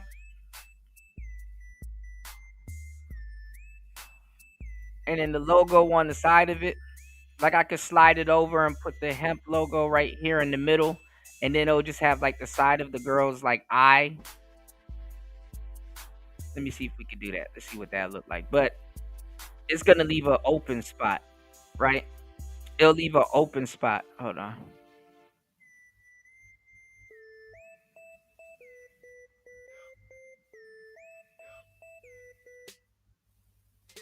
Yeah, see, it'll leave an open spot. But like if I had done, if it was like something like this,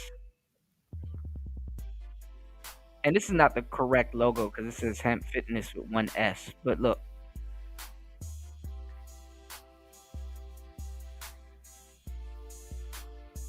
dang, that don't even look bad though. Dang, yo, we might be on to something, LT man. That don't even look, man. Listen, wait till I start working on the hemp for fitness stuff. That shit is gonna look fucking fire, bro. I got some stuff I gotta show you. But look, aside from this, right? Because I can always play around with this. This was something that I wanted to work on. I got some hoodies and stuff that I want to run by you, right? But look at this. This is just one side of the bag, right? We got the sides. So I can always put like a hemp for fitness logo right here on the side of the bag with the mesh. You know what I'm saying? Or I can put like I wouldn't necessarily put the QR code here because it'll be hard to scan. But this is another opportunity to put something cool. And then the top, the zip down part, like the top. This is probably where I could put a hemp for fitness logo and a QR code. But what's really cool, y'all, and here's the bottom. I don't know if I want to put anything on the bottom, but it's there. So there's an inside pocket right here, and this is probably where I might want to put that logo. Let's see. Let's see what we got. Let's see what it'll look like. Hold on. This is so cool because I have my book that I'm transferring over to this store, right? And I can sell merch right along with the book.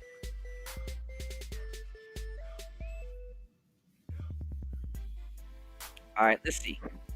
Let's use this logo. Let's use this poster that I made here for Hemp for Fitness and see how it will look on the inner pocket. Okay. Oh, look, titties. Hold on. Hold on, y'all. Let me resize this. Let's kind of take the logo out and let's kind of do this. Yeah, we got some sweaty titties in the pocket, y'all. Let's see what it'll look like. And we can rescale it. Let's just see how the inner pocket looks. All right, let's see what this inner pocket looks like, y'all. Yo, that's fucking yo, this is fucking fire. Look at that inner pocket. It'll have the what? Okay, let me resize this real quick. Hold on. My bad, y'all. Stuff like this take time and hours and upon hours to scale it to fit. Oh, we can do the well. The sides will be white, but that's cool because the bag is white. Unless I cover it with like a whole bunch of stuff. Let's see what this pocket looks like. Damn, that shit looks fire. Yo, yeah, I definitely gonna do the hemp for fitness pocket on this one.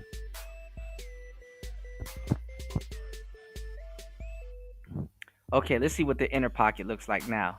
That's not bad. It got the lady on it. It got the hemp fitness. And see, y'all, this will be the pocket where you put your the gummies.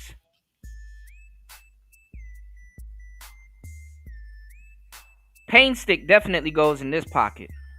This a pot, the pain stick pocket. Definitely wouldn't put the QR codes on the inside. Actually, you know what's funny? I'm gonna do that. The QR codes, like I said, is a genius idea, LT man, because you know what? Sometimes if somebody orders a pain stick or some gummies and they want to easily access it, they could just scan the QR code that's on the inside of their bag. You know what I'm really thinking about, LT man? I'm thinking in the pocket, if I can get them right size, I should put like a menu or like a assortment of items together and then put them together as like a photo, and then put that photo, like have that photo in the pocket, like in one of the pockets and stuff like that, so when they're at the gym, they can like easily just like QR code it and order another pain stick. Or if they're like, oh wow, here's the gummies next to the pain stick.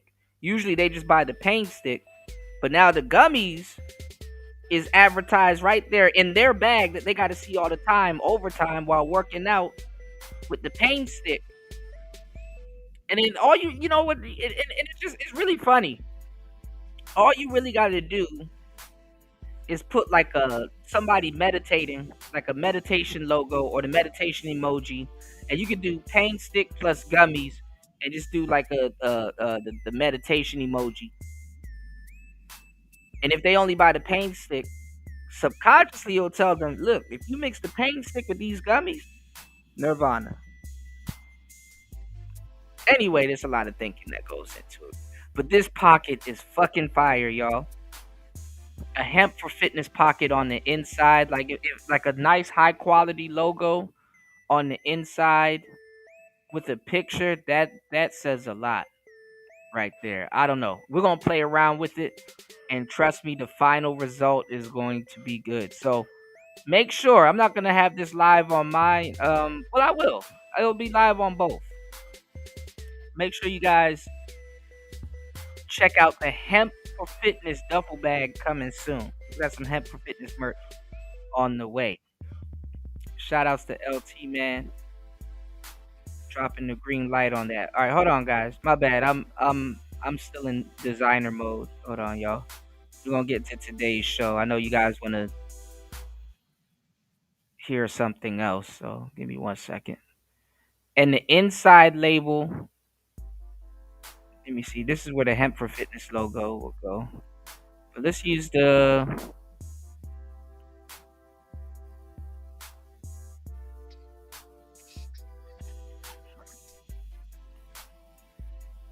Let's use the hemp fitness logo and see what we get. Might as well.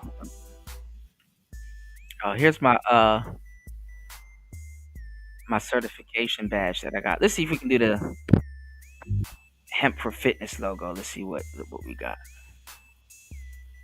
Just throw any logo here real quick and see how it looks. This isn't published, by the way. So okay. So we got the logo right here. I don't know. I think this is the tag. I don't know what part of the bag it's on, but let's see. Watch, everybody gonna start doing merch now, y'all.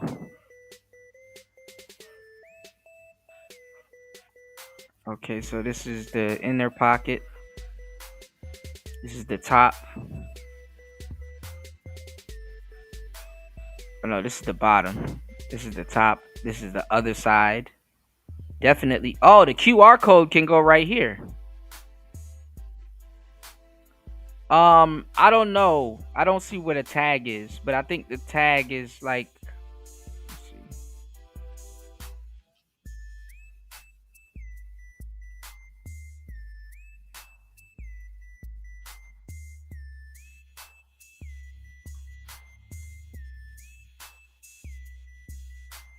Oh, the tag look like it's right here on the side. Okay, we'll figure it out. We'll figure out the tag. All right. Let me try one more variation real quick.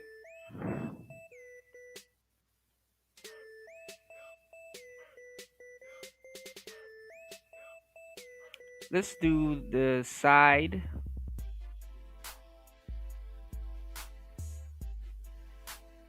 Inside label.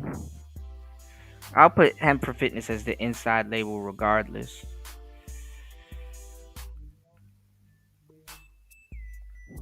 Oh, I think this is going to be on both sides. Damn. Well, maybe I'll put the QR code on the top. Nah. Oh, well, when the bag's open, I don't know. We'll see. Shit, we'll probably have multiple bags anyway. Hold on. Let's see if I put an image on the side, what it'll look like.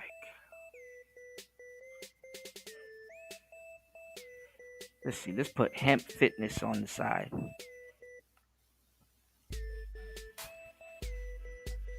Let's see what we got. Oh yeah, we got the titties on the side, y'all. Hold on, let me kind of center this, or actually, let me lower it. Try to fit the logo in.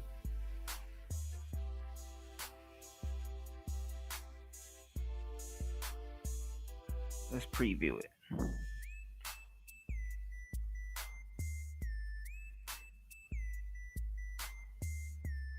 Oh, that's fucking. Hey, yo, this is fire. Yo, look at the Hemp Fitness on the. Ah! This is dope. Dang. And then I think on the other side is going to be the lady. Oh, we can. Ooh. Oh, my bad, y'all. I am super excited for this. Look at this. LT, man, if you can you please look at the screen? Look at this. Yo, I got to save this. I'm definitely saving this as a concept. We got the Hemp Fitness on the open side of the bag. And then, I mean, because we're really not paying attention to this part. But look, we got the female and the lips and the breasticles on the other side of the bag. But this side, yo, this is damn, this is good. Yo, I like when things come out better than expected. Wow. And this is on the sides, so we could keep the white plain. Dang, this is gonna be a one-off bag, y'all. I might have to do limited supply of these. Lord have mercy. This is good. Damn, I'm almost damn near. Look, look.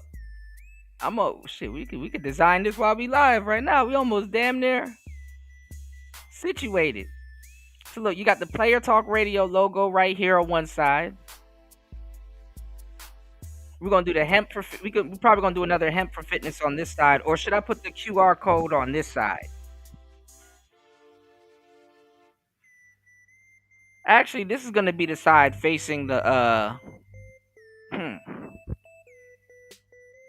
Should I do the QR code on the on the inner side and or should I do it at the top? Bro, all I know for a fact is that the sides look fire, bro. This is fucking ridiculous. Damn. Damn, this is good. This turned out better than I thought.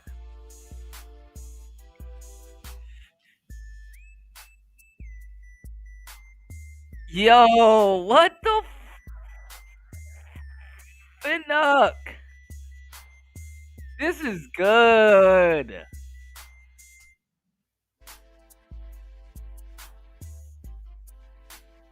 Oh Lord. All right, y'all. I got a show to run. I know y'all don't care about this shit. Hold on, y'all.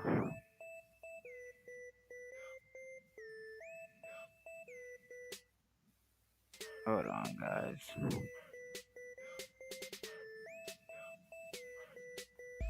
All right, I'm gonna work on this later. Anyway, let's get into today's show. It's Player Talk Radio. Um, but yeah, man, you guys head over to the show. I mean, to the store and get your hand on some Player Talk Radio merchandise. All right, the store is still being set up, so you'll never know what you might see over there. I think I got some action figures coming also. Got some action figures on the way. All right, but definitely head over to the merch store. Get your hands on some Kevin Samuels workout leggings. The Batman editions. You know,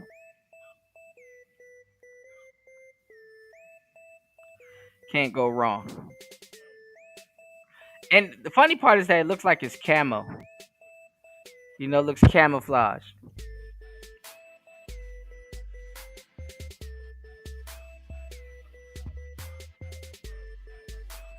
But if you know, you know. All right. All right, let's get into today's show.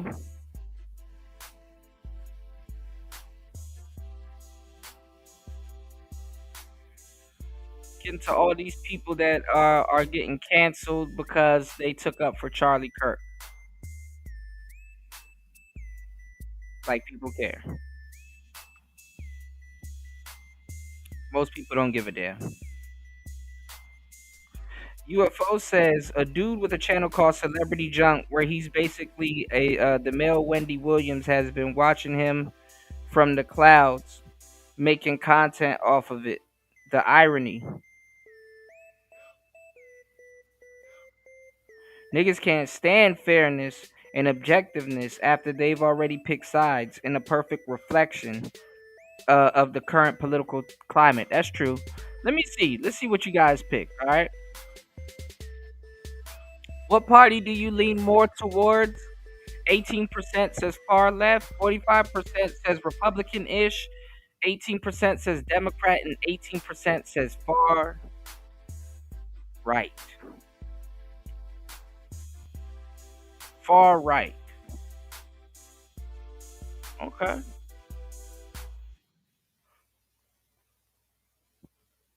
Interesting. Interesting.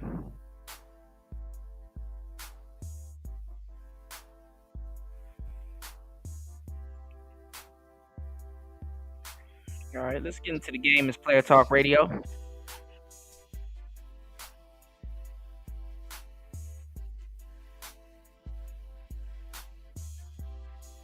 Let's get into the cancellation, holleration in this dancery. All right.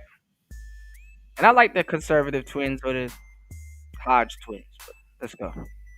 Hodge twins are also known as the conservative twins, and both of those channels are millions and millions of subscribers. And of course, they've been on the right for about the last 6 to 7 years, making content typically about the black community and doing low effort reactions and podcasts on a channel that is not creative at all.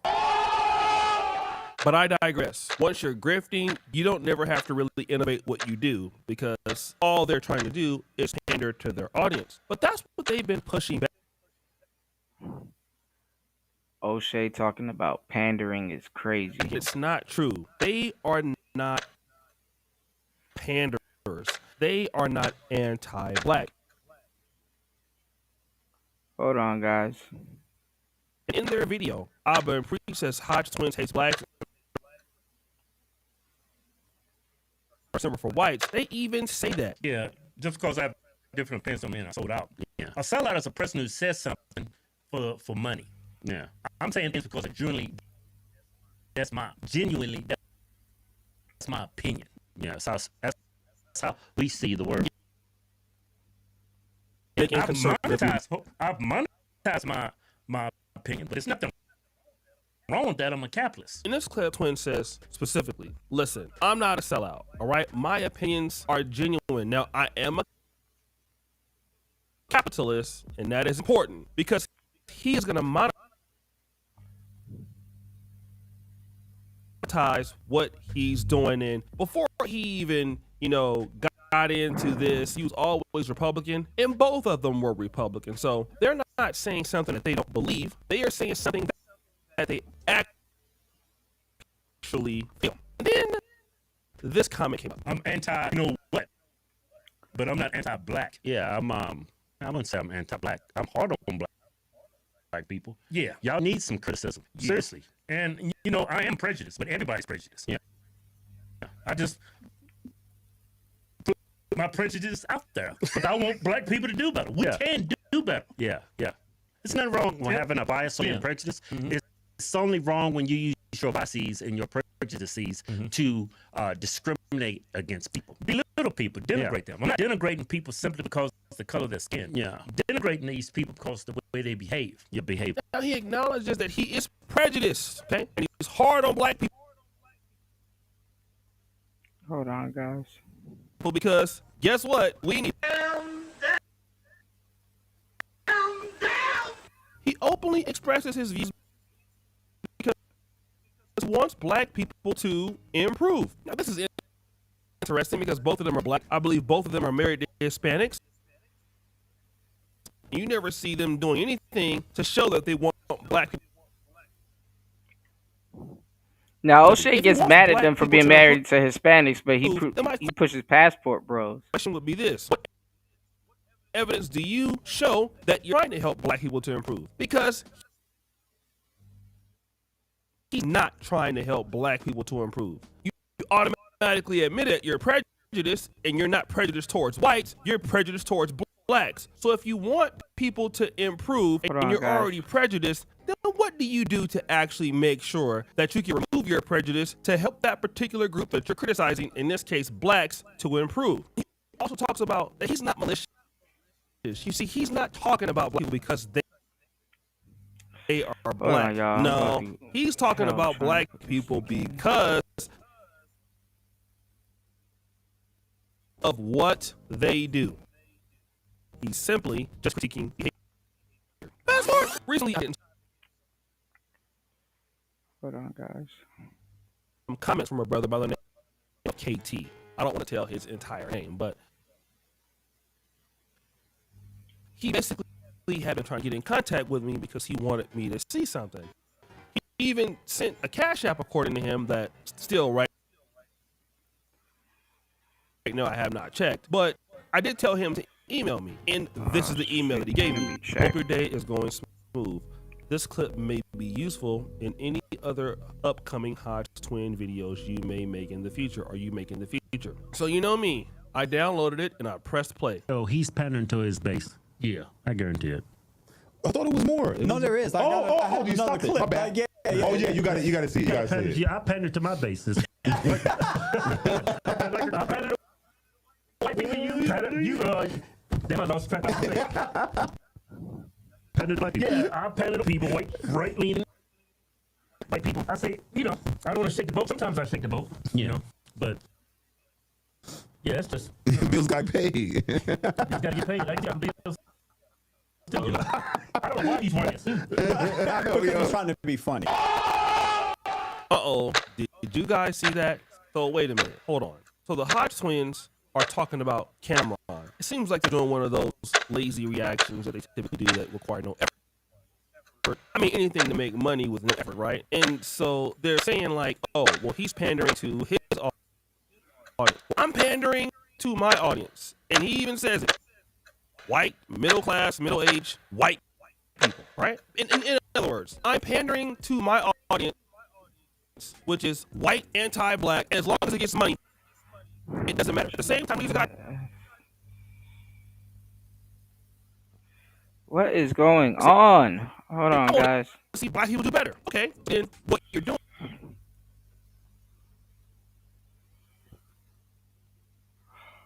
man. is pandering. Now, let me just talk about this, okay? With some guys like the Hodge twins, Brandon Tatum, guys like that. Hold on, guys. My Wi-Fi is spotty right now. Hold on, I guys. see black dysfunction. Also, I covered on my page. I'm not, a person that won't talk about those things because yes, black people have issues. But when I do see white racism, and I haven't really been the kind of person to talk about that in the past, although I will admit it does exist, but I've been a little bit more open in my social commentary about prejudices against blacks, about white racism and things like that. Why? Because I've experienced it myself, and I've experienced it all across the world, even in Europe, okay? So I'm not such a wimp that I won't put out a video that maybe my audience will disagree with. Don't get me wrong, I'm still in the pro-black community. I'm still living a Pan-African lifestyle. And of course, I have my niche-based audience too, especially amongst black men, all right? However, I'm not against the grain. He even admitted sometimes he goes a little bit against the grain. This is just to call somebody out for saying, "Oh yeah, they defended Charlie Kirk," and blah blah blah. They're the quote unquote enemy. But not so much where he loses his audience.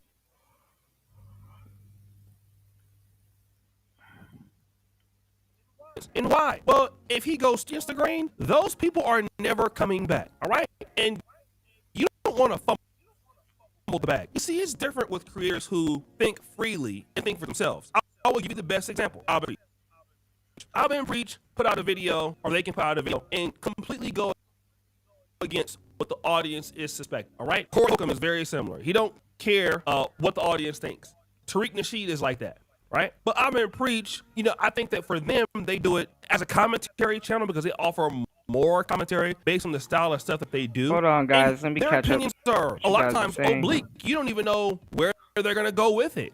And then most creators wouldn't even take that risk. But Auburn Preach do that because what's going on, Tampa? They're authentic. They're trying to be real to themselves, and this is why people watch them. We watch Auburn Preach because Auburn Preach are going to give their bird's eye view of what they believe of the world. All right, guys, my Wi-Fi is ass right now. Shout outs to everybody here. 2 hours and 28 minutes into the madness. Thank you everybody for hitting the like button. Please support the show. Please support the show. I know y'all were tired of me talking about the store, but the store is up. We're definitely getting into it. Please support the show. All right. Head over to DJ Kuda's Lounge. All right. We got a lot of stuff on the way. I'm gonna put this down here real quick. All right. All right. All right. That's cool. I could use that. Yeah, O'Shea is jealous. Because it's kind of like, okay, we're hearing what you're saying, but where is this going? And like I said, there's a bunch of brothers. You got Steve Knight. You got Umar. He's calling them out right now. He's calling the Hodge twins out. People are calling Candace Owens out. And this is on both sides too. White people, black people, whatever. Abba and Preach is calling out Stevie Knight. O'Shea and a couple of other people in the Hoteps are calling out Dr. Umar.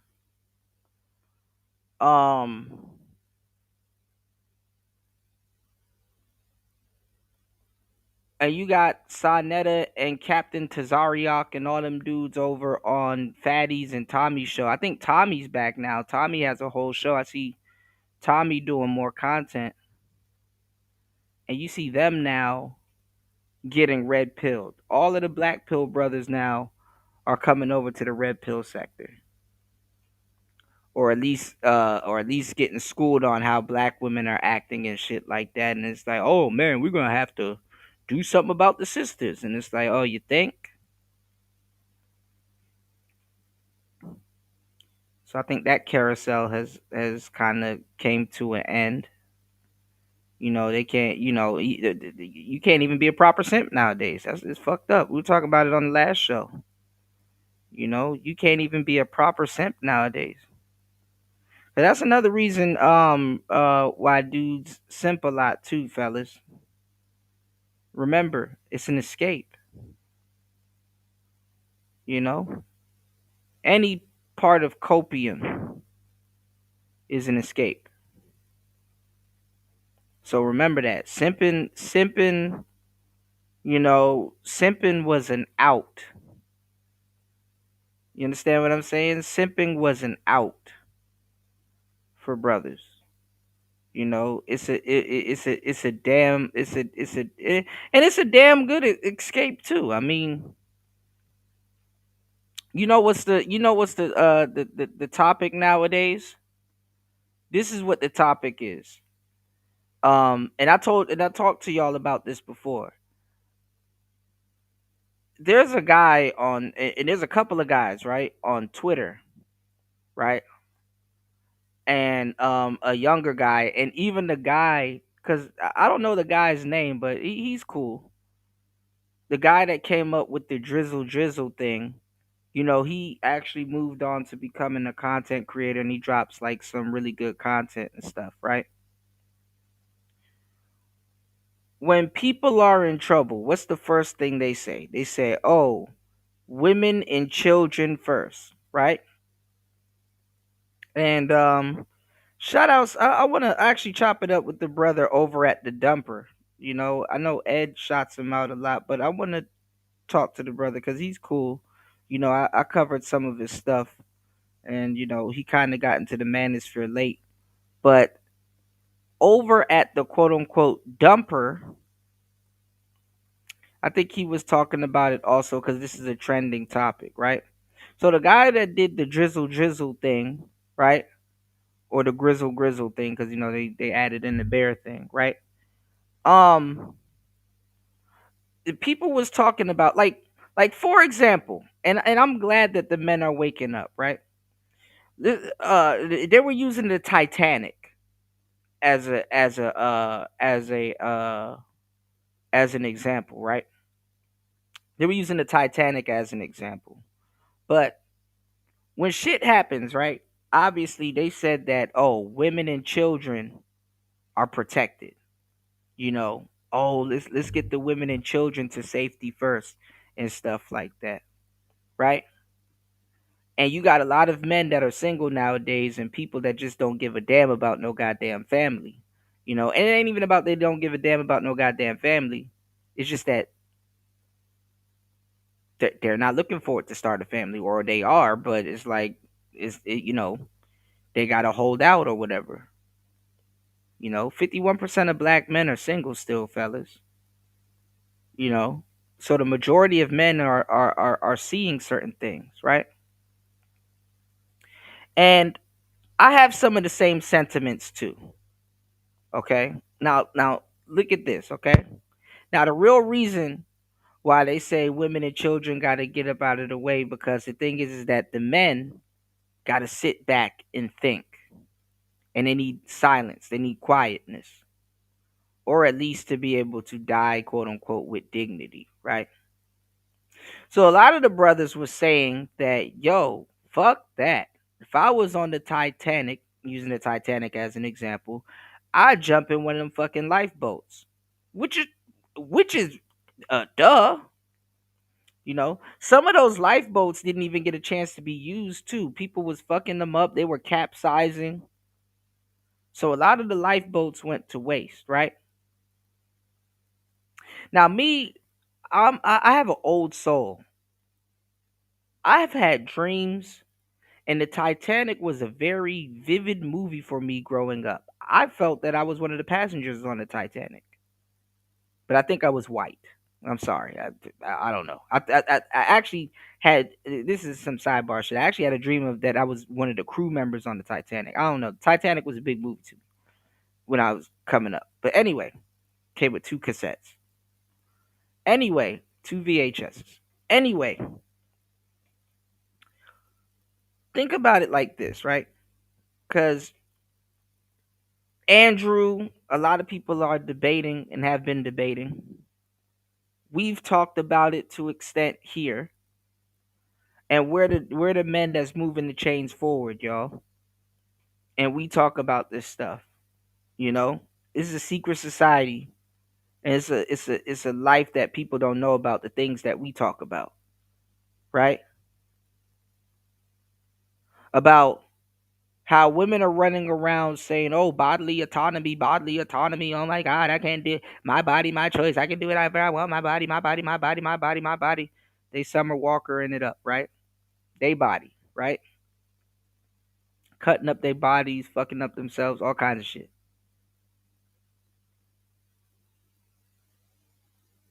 But a lot of men don't bring up the fact that those women get to vote and send them off to war and their children off to war. Men don't have control over that. Women have more rights than men. And for some reason, they still get stumped when somebody asks them the question, what rights do men have that women don't? They don't know. They're just talking. Do y'all see where I'm going with this? What I'm saying is, let's just say we were on the Titanic. Boom, hit the iceberg, all kinds of stuff. The ship leaning like a kickstand. And there's still time for us to get into a lifeboat. Just think about this, right? And I've told y'all about the male disposability and how disposable men are. When old people beef, men die. All kinds of shit happen in the world, men die. There's men at sea that's crab fishing. A nigga die every day crab fishing. Okay? We know about this. I'm from Maryland. I'm from the home of the crabs, right? Nigga die every day crab fishing. For crabs. You know? I guess that's why they call the lungs of the crab dead man's fingers. But anyway, um, let's just say you're on a boat, and who wants to sign up to die? You understand what I'm saying? As far as you know, you got a plane ticket to come to America. Who the hell wants to sign up to die? Or wherever the hell the Titanic was going. Was it coming to America? I think it was going to London. No, I don't know. Wherever. I don't forget. I'm just saying in general, right? And let's just say hysteria is going on and they're like, yo, who gonna get in the ships? Who gonna and you look at a group of men or women or kids or whatever, or just a group of women, and you're like, hey, is there a lifeboat over there for me? And they're looking at you like, why do you need a lifeboat? Is it anyway, long story short, would you sit up there and want to die for some ungrateful people? Just think about it. Don't take too long though. I get it, men and children are first. But some of those women can give a damn less. They can give a fuck less about the man or the children or the men or the children or whatever. You know, I get it. Men and children. Cool. But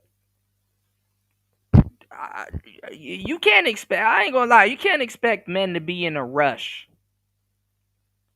to die over some ungrateful bastard. Now I'm just gonna straight up say it. You can't expect men to be in a rush to die over a bastard that don't give a damn. That, oh well, the men are supposed to. Well, the men are supposed. That, man, it's to the point that the women aren't even scared. They're just sending niggas to their death. Well, he doesn't belong in this lifeboat because I. No, no, no, no. Stop stretching your feet out. Put your feet back up. We're gonna be crowd. We're gonna be packed in this lifeboat like sardines. And then it was even fucked up too. If you think what I'm saying sounds borderline fucked up, well, fine. Fuck it. I'll take y'all through there. Rose had enough fucking space on that slab of dresser or whatever the hell she was on for Jack to get up on that fucking slab of dresser. But did he? No. Did she offer for him? No. Guess what? This nigga's whole lower body done froze the fuck off, and he flew, and he slid down in that water just like Eris did on Final Fantasy VII. He was gone. She up there talking about some Jack come back. Bitch, you been driving for a good minute. Jump in the water and bring him back. How about that? Jack gotta Jack gotta fall to the bottom of the ocean to realize this bitch ain't shit.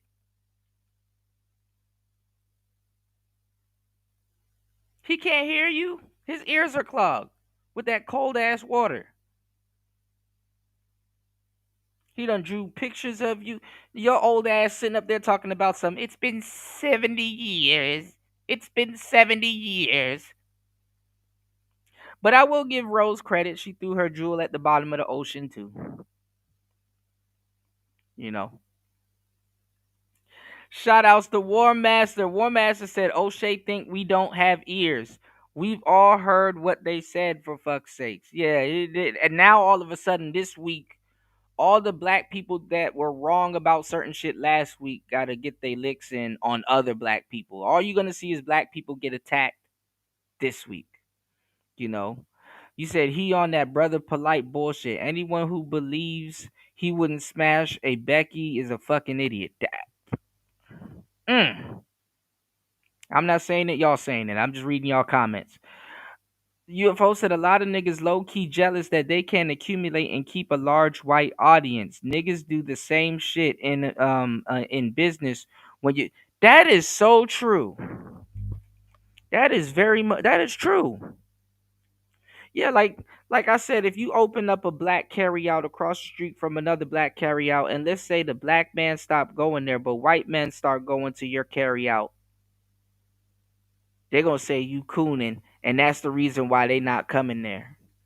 Meanwhile, if a white man opens up a carryout aside from across the street from an Asian carryout, they will go to that white man's carryout before they go to that Asian person's carryout, and they could be selling the same thing. This is why white people make business look so fucking easy. Like Grant Cardone even said it. Grant Cardone even said it. That's privilege right there. The white man's ice is colder. The white man's Chinese food is more Asian than the Asian people's Chinese food. You know, what's going on, New? Good to see you, player. Yes, sir. Man, what a world we live in, y'all. All the white man really has to do is package it right. It's the same food, but all he has to do is package it right.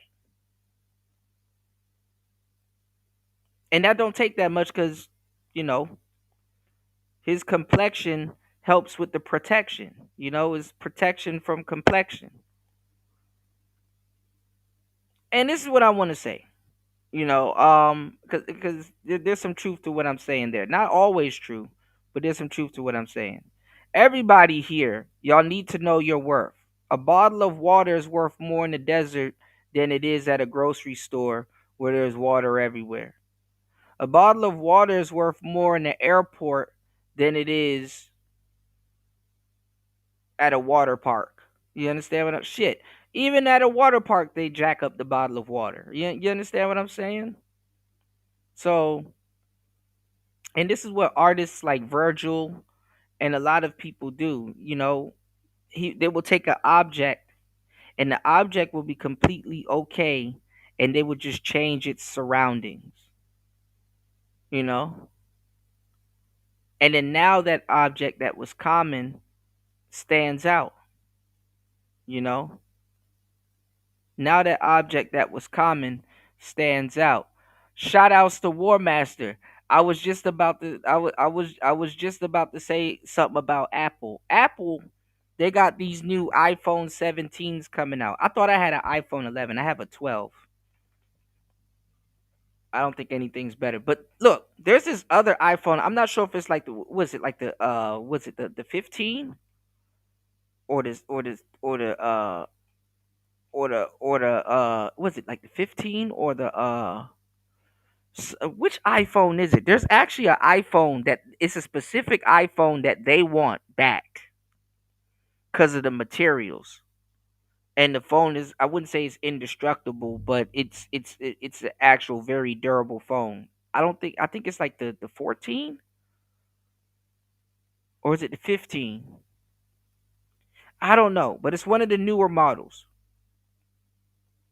And the camera's good and everything about it is good. The materials, it was made with real materials. I guess the plant moved, or they're making new iPhones with shitty materials now and some other stuff.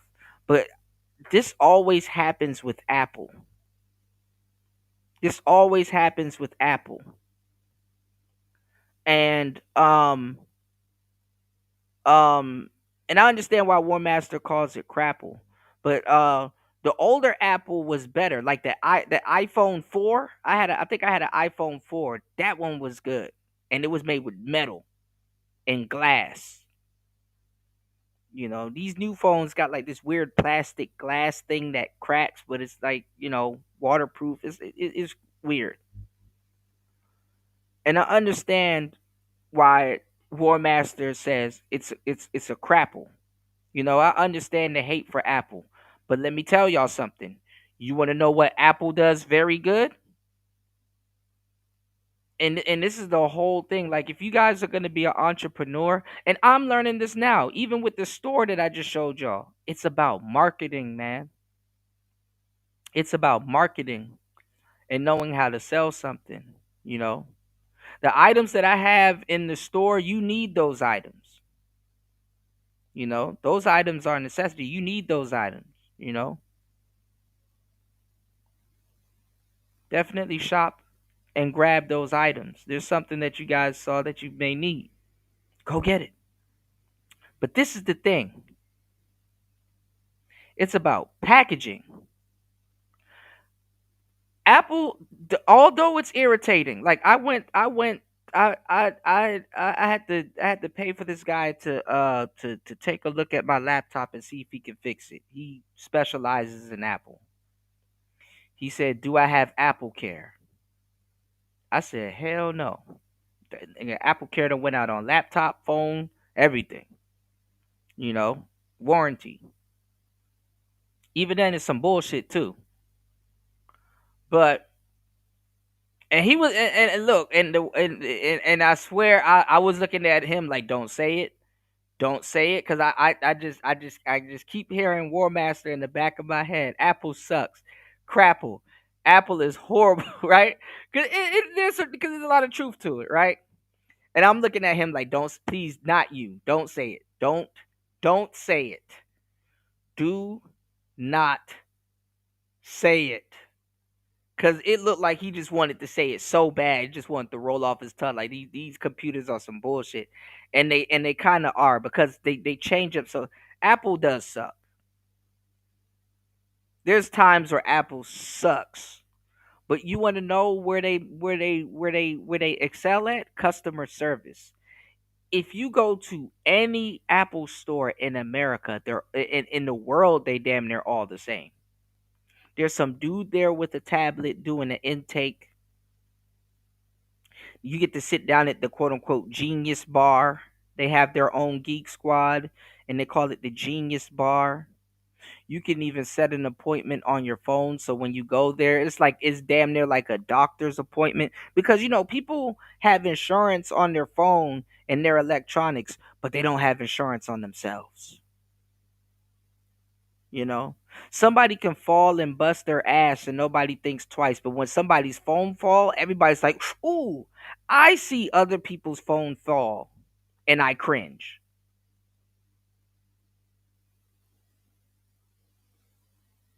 Is the phone okay? Not the person. Is the phone okay?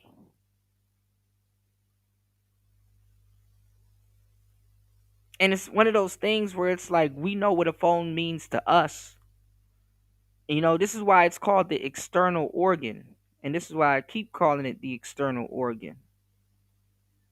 Because you're attached to it. You damn near at some point your phone gonna hook up to you to charge. Put money on that. your human heat that you generate out of your hand, your chi, because people can generate chi.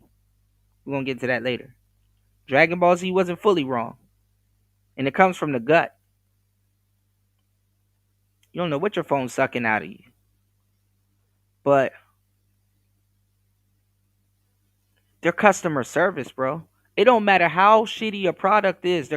They're releasing the iPhone 17. It's the same fucking phone over and over again. The colors are ass. The color. Let me show y'all.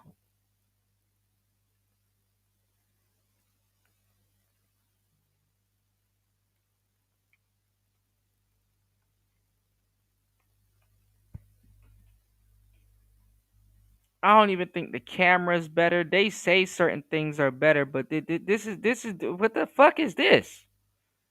iPhone 17. They just put a hump over where the camera is. And that's not good neither, cuz I don't like laying my phone down and like I know something is brushing across the camera and the lens. Like literally the phone rests on like one of the camera nodes. Like 5 cameras on this phone. And what are these fucking colors? What are these colors?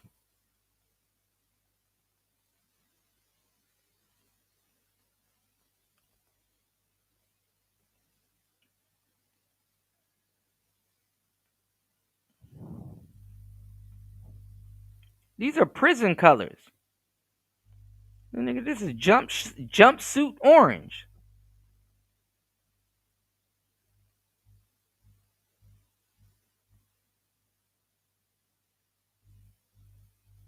Oh man. Shout outs to War Master dropping the huge.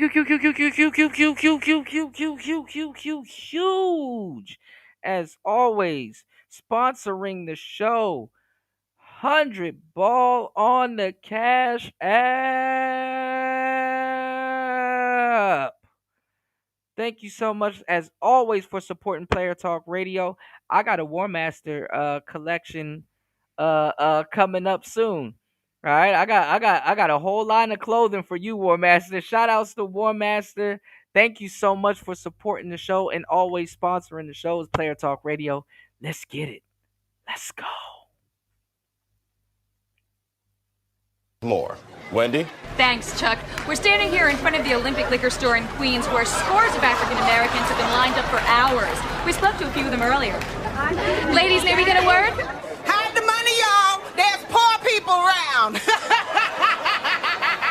With your broke ass. All right, hold on, guys, because I got to make sure I can see everything here. All right, hold on. Let me bring up your chats. Oh shoot, what's going on, Ghostman Kang? What's going on, Raven? All right. Yeah, I gotta catch up on News Live.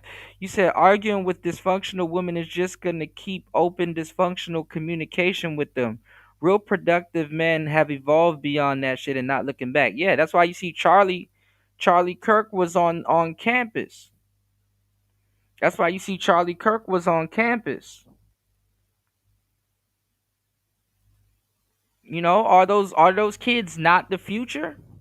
Are those kids like they're like we're arguing with older women that's I'm not gonna say over the hill, but like even if they change, it don't change nothing. Arguing with a woman in her 50s and in her 60s, what the fuck is that gonna change? That's why I miss the old manosphere, because we used to talk to the academics, like people that's worth a fucking damn, and now it's like totally crossed out. Like I said, it would be an electrician or a plumber or a guy that works at fucking a manager at Walmart or some shit. He get into a debate with some quote unquote prestigiously educated broad spewing bullshit. And just seeing that alone gave enough brothers hope. Like, hey man, I'm gonna be okay. Let me finish pursuing a career. Let me finish doing this. Let me finish doing that. These hoes ain't about to shame me into feeling bad about my career choice.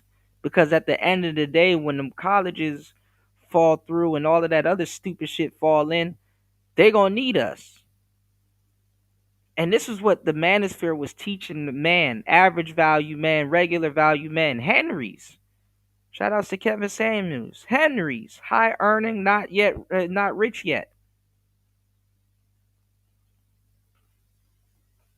Honestly, too, the shit was to distract a lot of guys, because a lot of guys don't, niggas don't care, but they should understand and know that women are competing with them, or at least trying to, or have been, you know. So I need us to keep running with that trope, because it's brothers like myself, it's brothers from yesteryear of the manosphere, and it's brothers that's still around, that's active, that can tell the tale, that'll let you know that, because it's men that feel shame nowadays. Like it's backwards now. Look at that therapist that's in the manosphere right now. He got to name his. Let me ask y'all a question. Let me actually put something out here, right? Shout outs to the alumni and everybody that's been here. I just talk about this game, and I just drop knowledge that you can't get in college. Tell me one time has DJ Kuda ever came on to a show and sat up here and flaunt his credentials? Hey, I studied this. I think I would know what I'm talking about, pal. I studied. Have you ever heard me get on here and flaunt my credentials? Only thing I will tell you is that, hey, bro, I'm taking this certification class, I failed. Or hey, I took this certification class, I passed. I'm so happy that I got the credential don't mean nothing. It's just a milestone. I mean, it means something. Your education means something to you. But guess what? Education is an education. It's read, write, regurgitate. Half the time, a lot of these tests and things that people take in these prestigious colleges and in all these places, the only reason why a lot of those things are hard is just to make you employ certain methods to learn something or grasp something. You know, so it's like, okay, sometimes you're not learning anything. You're just going through hell, because half the shit you're gonna forget anyway. You're just going through hell for a certain amount of time. Like, half these college educated motherfuckers, if they had to go back to college, they wouldn't pass. Some people, it's a draw of luck. Some people, they cheated. Some people, yeah, they put in the work, they did the research, but they're not ready to do that now. They're not ready to do that now. Or some people had Chat GPT or whatever. And then let me tell you something. Let me tell you one of the coldest things I've ever did, or I've ever figured out. Certain things aren't even hard. It's just new to you. It's not hard. It's just new. You just haven't spent that much time around that thing, so it seems hard. But it's not hard. It's just new. I'm weird. I don't learn like the average kid. I have a hard time in class sometimes. Sometimes I'm super ahead of the class, or sometimes I'm behind. You want to know what's my problem? I'm ahead, but I'm behind. Like, subconsciously, I have an old brain sometimes. And then consciously, I gotta remember, I'm like, oh, I'm still a young dude. I'm still bumping my head and making mistakes. It's like a war of the two. And then at the same time, y'all, I'm a late bloomer. See, I have to have this information, and I have to have this intel about myself, because it's really my older self mentally critiquing my younger self, and my younger self critiquing my older self. And then I meet somewhere at the middle, and I humble myself. Because when you're forever learning something, you plateau every so often, and you get to a point where it's like, damn, I know so much shit, I don't know shit. And it can be scary not to know shit. But guess what? You're further along than where you were before. How you move a mountain is with you start with one stone, stone by stone. And then when you think about it, you have enough stones on the other side of the mountain that you have a mountain of your own. And it takes time. As much as I try to speed it up or ahead of the curve it is, I'm still a late bloomer at the same time. Let me tell you how I learned. And I actually explained it to Chat GPT. And I'm going to tell you the truth. This is why it's very smart for you guys to figure out how you learn and grasp something, because you can learn anything after that. Right? And I've always said this since I was a kid, and this has got me in trouble. But let me tell you something. Figure out how you learn. And it's a great thing now. More of you guys, and this is what I said when I was doing audio books, audio work, and using podcast gear to do it. Most people weren't oral creatures. And not oral, AU, oral. Mean that you can learn by listening. But now you got so many people, men and women, listening to podcasts and not necessarily watching TV. See, TV had its own thing, but it was different. A lot of people gave up on being oral because they went from listening to the radio, and the TV had visuals that stimulated a little bit more than radio. The visuals accompanied the audio, you know. But it's the same thing with the internet now. But now more people are kind of open to listening to something that's kind of like the concept of the radio, but not the radio, the podcast. That's why I just dropped. I said, man, I used to listen to audiobooks all the time, and I listen to boring ones. Not boring ones, but people that have a boring tone. Like if you put Earl Nightingale in front of the average millennial and zillennial, they're gonna be like, bro, this nigga's voice don't go up or down. And it's like, yes, because he's being business, he's being curt, he's being stern to you. You know, this is something that was learned in radio, so that your mind won't drift off into a bias, and that you'll get the message and learn. Even if you go listen to how to was it how to be rich and influence people and stuff like that. It's like or a straight tone, right? And the internet is cable's worst nightmare. You know, all them bullshit channels on cable and shit like that. You only gonna watch a couple, you know? But anyway, people are learning in a different way. Me also, I'm more hands on. Let me tell you how I grasp learning, and let me tell you why it's so hard for me to actually learn. That I believe that something's wrong with me, but nothing's really not wrong with me, right? I'm left-handed. Um, my grandmother's left-handed. You know, so it skipped my other siblings and it came to me. You know, I'm left-handed. Like naturally, I'm just left-handed. Um, how I learn something is like baking a pie. Okay? It's like baking a pie. So, how I approach learning something, because I'm an autodidact. Like, I'm self taught because this is so much of a problem to me and it's so much of a burden for me to explain it to people. I'm an autodidact, you know? Um, how I learn is like a pie. I do the crust first. Like I get my metal my aluminum pan, and and you know I you know put the eggs and the stuff, and I make the granola or the graham cracker crust, and I spread the crust out and make sure the crust is made first. So basically what I'm saying is I try to grasp the whole concept of something and get the gist of it first, and then I fill in the pie.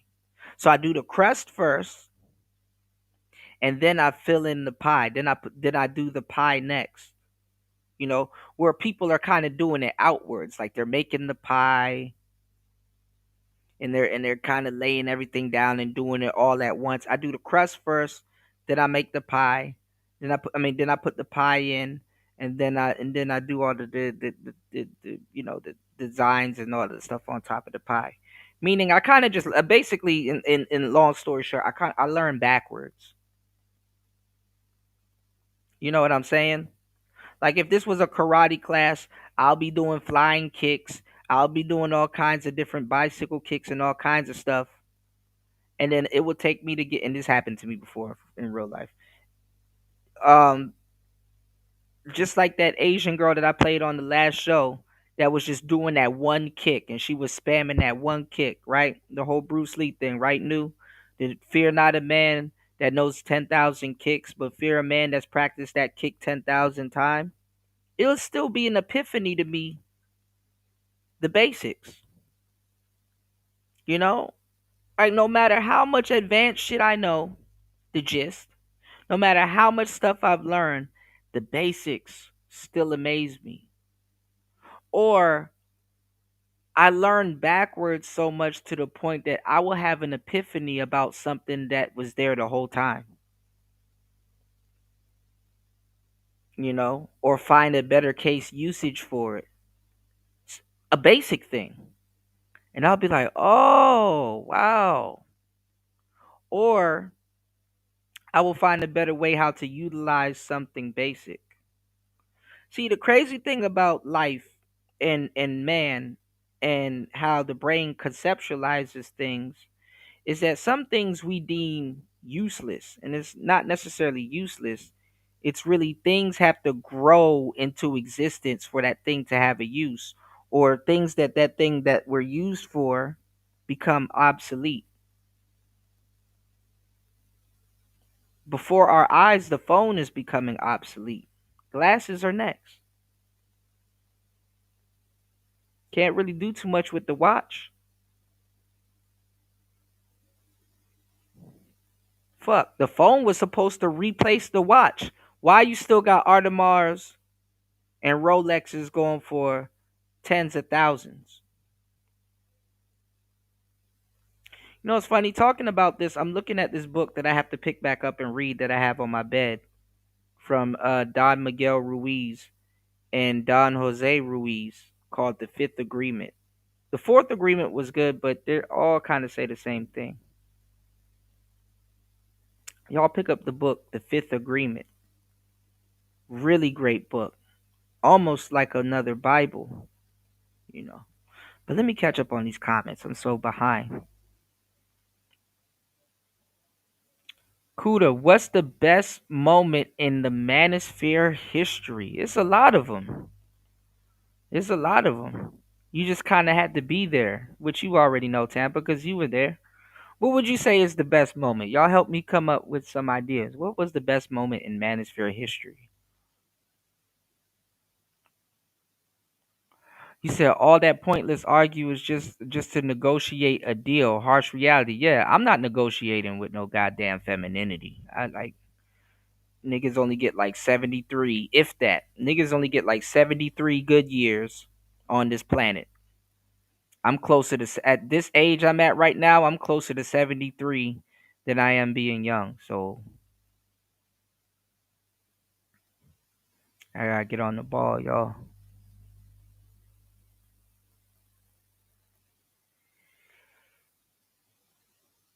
You said in Be More, it's the Patapso River. I'm gonna be in Be More hopefully pretty soon when I hit the States. You said dysfunctional women know any nigga willing to argue with them is trying to negotiate a deal. Niggas with real options. Yeah, I ain't finna fucking do that. Not even. I mean, yeah, but maybe for entertainment. Because I was gonna say not even in theory, but no, in theory, I'm a content creator. I probably, I don't know. I'll probably do that shit for shits and giggles, or I'm probably feeling dark that week.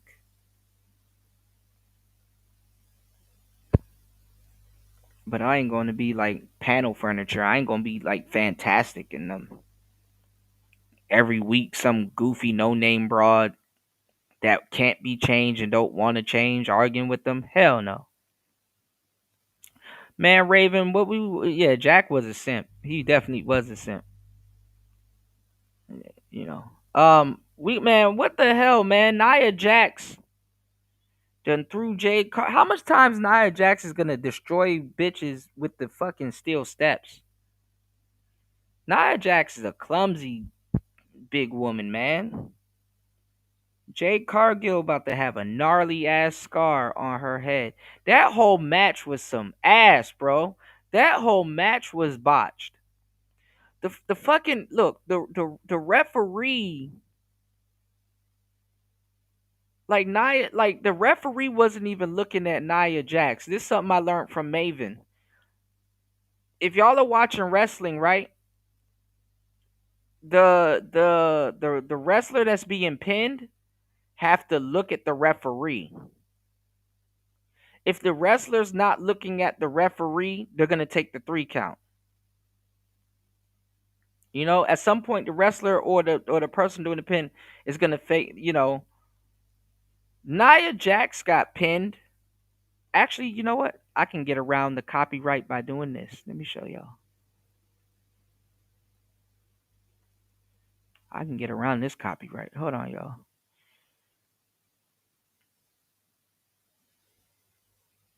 Look at all these people reacting to Cardi B and She-Ra 7.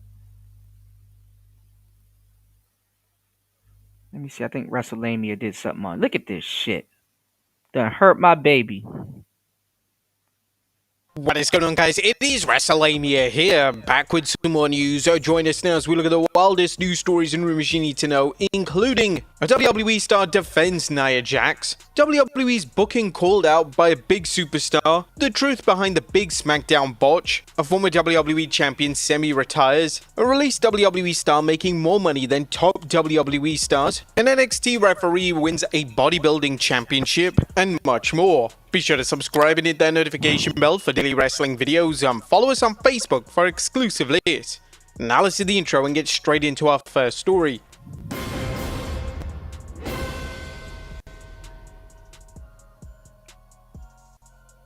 Our first story looks at a WWE star defends Nia Jax. Now our top story today takes a look at the reaction in WWE to SmackDown's infamous botch from last week, as a current WWE star has come to... So look, so they look. The referee literally counted to 3. The audience counted to 3 with the referee, but the referee stopped. So it was a lot of miscommunication. Nia Jax kicked out on the 5-6 count. The referee could have counted to 6. She could have counted to 3 twice, and Nia Jax kicked out. Now Nia wasn't looking at the ref. And then on top of that, right? Jade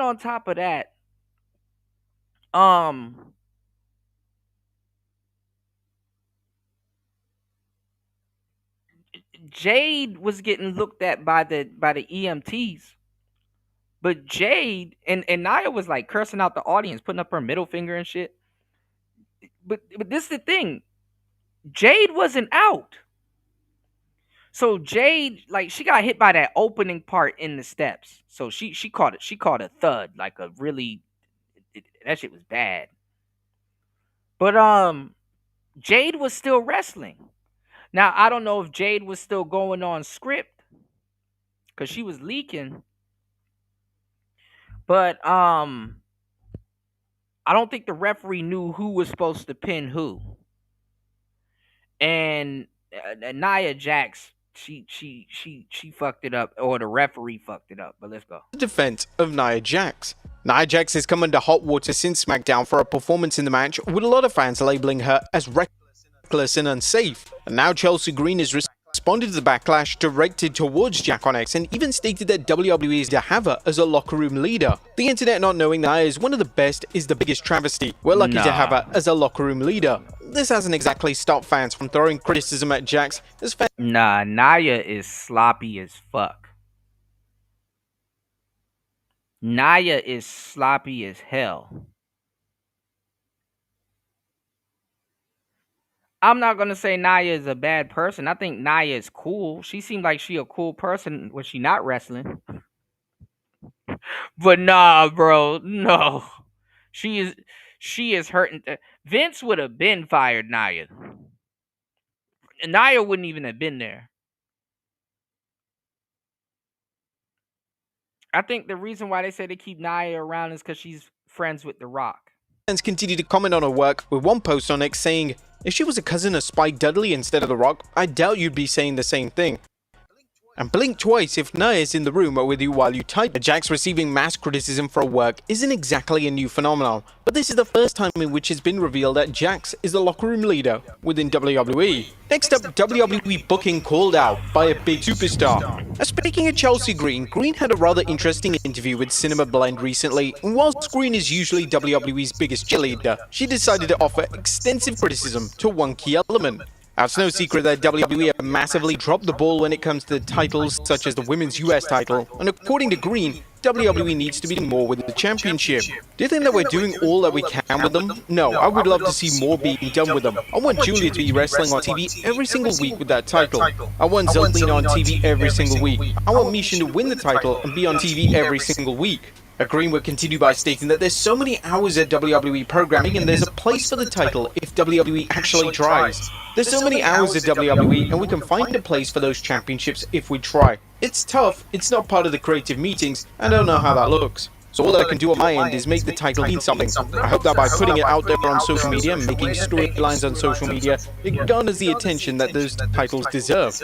This is definitely the sentiment of the audience, as the US title is a non-factor for WWE. Some fans are even questioning why WWE bothered to introduce it in the first place. The same criticism can't be extended to the Women's IC Championship, as its presentation and booking of that title has been outstanding. This is mainly thanks to the work of Becky Lynch. That title is regularly featured on TV, and hopefully this strong presentation continues when Lynch eventually drops the title. Next up, the truth behind the WWE botch. Now we know the original finish to the women's title match on SmackDown last week, as one fan took to X to state their theory, and it was liked by none other than Jade Cargill. Tiffany was late to break up the pin. She was supposed to push Jade out and steal the win, and that was the end of the match. They've done similar finishes at house shows. This makes a lot of sense, and this fan is correct. This is a similar finish that WWE often delivers at live events. Unfortunately for WWE, the bloodshed and the match finish botch has vastly overshadowed any positives from SmackDown or the NXT No Mercy show, as all everybody's been talking about this weekend has revolved around this botch. Next up, a former champion semi-retires. Braun Strowman has stayed out of the public limelight since his WWE release, and the former Universal Champion has revealed that he's semi-retired from active competition. Alright, hold on. He getting into some other shit. Hold on. Here it is. Let's see what this guy said. Not even Jade Cargill can overcome. So look, Jade is already bleeding here, and Tiffy is her title is on the line. Utter and ultimate disaster. In the video, you're going to be looking at the. And this happens all the time. God damn. God damn. They done fucked Jade up. Now she got to turn into a heel. And they're saying, bro, they need to. He said, for the love of God, get Nia Jax away from these women. Listen. Now it look like Jade and Nia Jax is going to have an on-standing beef because guess what? Y'all know it's wrestling. Jade got to give Nia a receipt. She got to get a receipt. Not even Jade Cargill can overcome this debauchery. This utter Look, Jade Cargill rolls out the ring, but then they roll it back to the beginning. Ultimate well, in the middle of the match. Disaster. In today's video, we are going to be looking at the literal must-see footage that involved Jade Cargill, Nia Jax, and Tiffany Stratton in a women's triple threat championship match on the September 26, 2025 episode of SmackDown. I got all of the footage. You're going to get to see it here. And we're going to look at what WWE decided to do in this match, and we're going to be looking at what ultimately went on in this match. It was a complete, utter disaster, okay? Look at it, trying to do a superplex. We first have to look at the injury sustained by Jade Cargill. See, look. So look, Nia wasn't even looking at the ref. Disaster. Okay. How the hell do I know that? Shout outs to Maven. We first have to look at the injury sustained by Jade Cargill. So look, and the referee, she counts to 3. Injury sustained by Jade Cargill. 3. Look, she up there giving it away, not even hitting the mat. She got busted open. And then she looked back and says 2. Giants. It's like, nah, that was 6.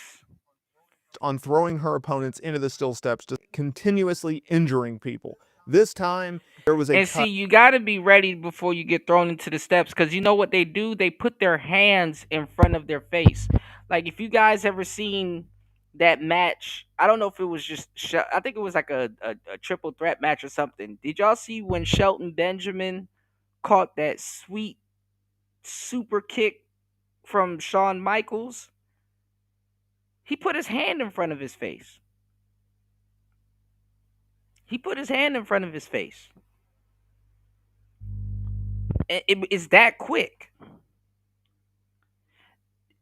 Listen, Jade wasn't even ready. So look at the steel steps, right? Look at the steel steps, right? Before this Oompa Loompa, the penguin right here, throws Jade into the fucking steel steps. Jade, her top of her head clips the inner side of that steps where the hands are supposed to go into. You can see her skull over Jade Cargill's eyebrow. Look at it. Her hands didn't even get a chance to. God damn, her hands didn't even get a chance. Medical staff to intervene immediately and checking on her. Despite the injury, the contest continued. It was Tiffany Stratton retaining her championship over Nia Jax after hitting the prettiest moonsault ever. Now, earlier in the match, Jade Cargill nearly scored the victory when she hit her jaded finisher on Stratton, only for Jax to pull the referee from the ring and stop the count. And then we got an interesting situation. There was a spot where Jade Cargill had Nia Jax pinned. 1, 2, and Tiffany was supposed to hit a drop kick to Jade to break up the pinfall. Well, Nia Jax decided, I don't think Tiffany's going to make this count, and I'm not going to be blamed responsible. So she kicks out way before Tiffany gets there. We then have Tiffany go and try to cover Nia Jax, only for the referee to stop counting at 2. Okay, she just stopped. You could see Tiffany very frustrated. You could see Nia Jax frustrated. You could see the referee frustrated. Jade Cargill, she was a bloody mess on the apron. Okay, she was out on the floor. You can't do this. Shouts to Ghostman King. I don't care if it's the referee's fault. I don't care if it's Nia Jax's fault. I don't care whose fault it is. You simply cannot have this at the highest level. Shout outs to Insane One in the building. Good to see you, man. In the realm of a possibility. Someone has to sit there and make it very clear. If you are a referee, you must count the 3. Don't worry if the competitors screw up the finish. Do not be the result of this issue. You count 1, 2, 3. Jade Cargill cannot. Nah, see the referee is put in a fucked up position because she has to keep up with the story and what the hell is going on. But she still gotta do her thing. And he's right. She do gotta count to 3, but not everybody's looking at it like that. Because sometimes it's a change of plans. You know what I would have done? Because Jade would have had to try to play it off anyway. I would have thrown up the X. I would have just thrown up the X. Tiffy is already the champion. She's already stated to win. Her and Nia Jax is just going to have to freestyle it. I would have just thrown up the X. Nia Jax was like, okay, a lot is happening. Let me lay down and get pinned. And the referee's the lost one. You just saw Jade get kicked out of the ring. So what else was supposed to happen? You know?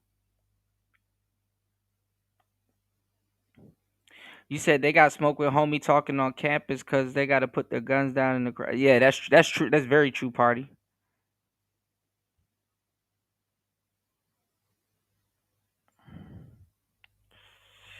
He said, because why the niggas got all that smoke and ain't patrolling their future? Absolutely.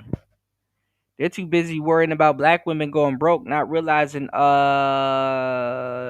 she's in charge of the family at this point. Overcome this. And has been in charge of the family at this point. That's not a good thing. She is done. It's over. It's finished as her as a babyface right That's now. true, WWE JR. simply needs to hit the reset button. As a Jade Cargill fan, as someone who has been accused of a Jade Cargill march, you cannot do this with this woman. It's done. It's over. Finished. It's over. You got to hit the reset button. She's got to go heel. You got to do something different. Get her away from the women's championship. Get her away from Nia Jax, for God's sakes. Get her Absolutely, away UFO. from Tiffany Stratton. Okay, clearly WWE is not putting the championship on Jade Cargill right now. They're certainly not putting the title on Nia Jax after this showcase, right? Now we're going to get Tiffany Stratton. She's going to take on Women's World Champion Stephanie Valker at Crown Jewel on October 11th over in Perth. Great. I'm afraid the WWE is going to put Jade Cargill and Nia Jax into a match together. I'm afraid they're going to go in that direction. What's going on, Skyfall? That they're going to continue the storyline of, oh, well, look, there was a little bit of a debauchery, there was a little bit of botching going on. Jade Cargill got busted open. Hey, let's keep Nia Jax and Jade Cargill together. And I'm here to tell you, no, you can't do that. That's a mistake, right? Now, I get the whole argument. Yeah, and they don't really like each other. I was sitting up there watching it. WWE was doing all the replays, like they did the Royal Rumble replay. I guess they were showing a lot of love to Rhea Ripley. They were showing Rhea Ripley beating Becky Lynch at WrestleMania. She calls herself the man, you know. I used to like Becky Lynch, but I'm like, bro, she sucks compared to like all the time. Yo, they had a 30-something woman Royal Rumble. I didn't expect all, bro. The WWE had a lot of bitches at one point. You know, Dakota Sky, all them other girls, all these girls I don't know about. They had some other baddies, some sisters too. I'm like, shit, who is that? And some Australian baddies and some Latino baddies. That's it. Damn. Okay. They all had to. It took like it took like 8 niggas to throw Nia Jax's big ass out of the goddamn ring. And then there was another one that's a big girl. What's her name? Piper? Was it Piper Niven or whatever? One of them is another big Scottish girl that be wearing green and shit. You know, so they got the big girls there. I ain't gonna lie, I went and looked up all the wrestlers' heights. You got some girls that are 6 feet. I didn't know Rhea Ripley's like 5'7", 5'8", or 5'6". You know, I thought she was a small thing. Zelina Vega is like 5'2". I'm like, dang. And then you know who I was looking for? I was looking for Sasha Banks. Sasha Banks is like 5'6". Cameras be making these women look taller. Jade is like 5'7", 5'8". But these some little powerful little bitches. These some little powerful little hoes. You know. Her eyebrow fucked up. Well, if you want Jade to get more aggressive. You want Jade to get more of this persona where she's a killer and she's a top tier star and she's pissed off. And hey, Nia Jax is someone that we can have her beat, not at the risk of her health. Right? You can't do this. So for whatever reason, that shit around the corner, they don't man. have very good chemistry. For whatever reason, they don't jive. So keep them apart from each other. Okay? Same goes with Tiffany Stratton and Jade Cargill. They clearly don't have the greatest chemistry. Yeah. SummerSlam match. Oh yeah, for sure. Yeah. I'm pretty sure the best moments in the Manosphere happened on the third shift. Absolutely. I had to think back. I'm like, shit.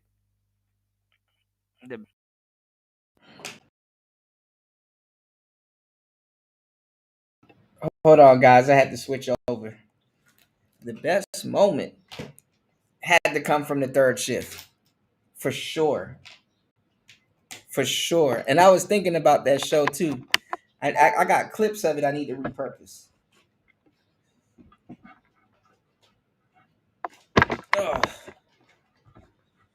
Oh, this thing's about to die. Damn, and I don't have an extra battery. All right, guys, hold on. We're going to wing it. because I'm not trying to. I don't want to stop the show early, but we're gonna wing it. Hold on, guys. Not the greatest. Now, their SmackDown match a few weeks ago, that was a little bit better. That was the whole no contest, and they went to the barricade, and Nia Jax came out there and screwed it all up, and laid them out and everything like that. And I told you guys going into this match, Nia Jax is being put into this match. There's a reason they're doing a triple threat. They don't want to beat Jade. They don't want to do a title change, so they need to do a clean finish.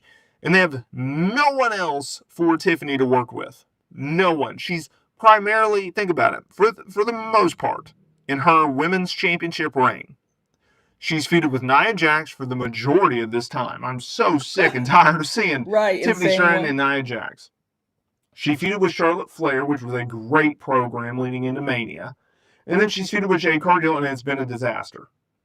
I'm not saying this is Tiffany Stratton's fault. I'm not saying this is Jade Cargill's fault. I'm just saying, look, there are circumstances in life in which you can't overcome. And Jade Cargill cannot overcome this. Okay? They had built her up as a true bona fide main eventer, future women's world champion going into SummerSlam. They had her return in an epic way from injury.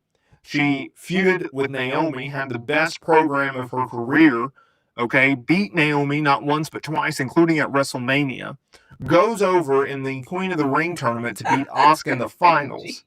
And then you go and you have her lose to Tiffany Stratton in one of the key matches at SummerSlam, albeit a 7-minute match. Okay, you could make the argument she was dead in the water then as a babyface. You could make the argument she wasn't over as a babyface. She's over because of her charisma, but she's not over as a huge babyface. Tiffany Stratton is a babyface, okay?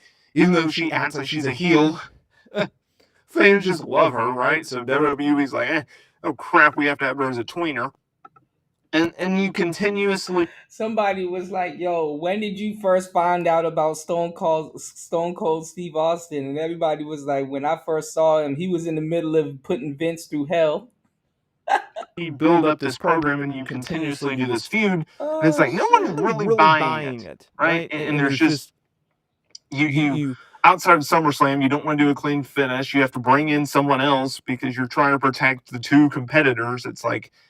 It just doesn't work. And so if you're a Jade Cargill fan, if you're booking Jade Cargill and you're trying to keep her as strong as possible, you have to get her away from Tiffany Stratton, because now you're making her stall, right? She's just spinning her tires in the mud. You can't do that. She's not making any progress, and it's actually dragging down Tiffany Stratton, right? I say this as a Tiffany Stratton fan. I say this as a Jade Cargill fan. You can go on my channel and you can look at all the defenses that I've had of these two women. But at the end of the day, if you can't do what you need to do to progress both stars, it's because the big girl is the alpha girl. You can't have a match where both stars are bigger stars coming out of it, and you continuously book them in matches in which they're getting worse, or they don't get as good performances. If it's all going backwards, if it's all negative, you got to do something different. Right? I understand that Triple H doesn't care about our opinion anymore, but at the same time, it's like, you've invested a ton of money and time into Jade Cargill and Tiffany Stratton. From a booker standpoint, you have to look at it and go, this is not working, we must do something different. Maybe he has the self-awareness to do that, maybe he doesn't. We're going to find out. Let me know in the comments there below. What do you think of the booking of Jade Cargill and Tiffany Stratton? What do you think of the booking of this match? The Nia Jax thing, is she in fault? I'd love to hear what you guys... So this is the thing. And I feel sorry for Jade, because Jade is always in the middle of a botch. They're really trying to make her like the female Goldberg. Her and a couple of other people, because Jade's not the only one that they're trying to make the female Goldberg, by the way. They're trying to make her the female Goldberg. They're giving her some fucked up matches.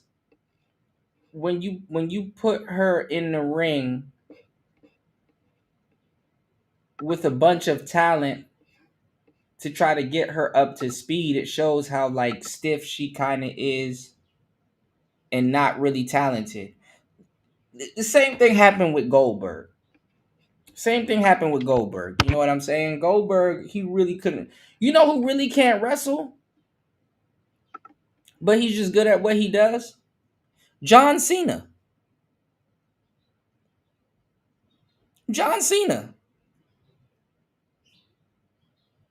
John Cena's pretty stiff. He's pretty robotic. You know? But he's professional. You know, he makes up in all the other areas. So it barely goes by. You barely notice it. Somebody would have to point it out to you. What's going on, Morbid? Good to see you, bro. Yeah, Goldberg was a one-trick pony. He couldn't really do promos neither. You know? But see, the promos really don't matter because if you get people to fear people, you know. And then at the same time, too, Goldberg was around. Yeah, Road Dogg is stiff. They should have. I ain't gonna lie. Billy Gunn, even to this day, Billy Gunn is still in shape. Billy Gunn's a damn monster. Yeah, Cena is not clunky though. Did you, clunky?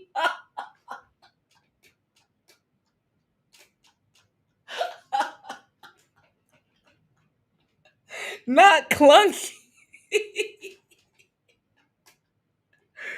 Yeah, Cena is a bit clunky. That's the perfect word, man. Clunky. You said Road Dogg was a great character, but he himself would say he's a crappy wrestler. Yeah, I mean, but see, yeah, he's a cyborg. That was his first gimmick, the prototype. He used to pop lock. But this the thing though. It's like, are you putting these guys around a bunch of talent, or are they really that bad? You know.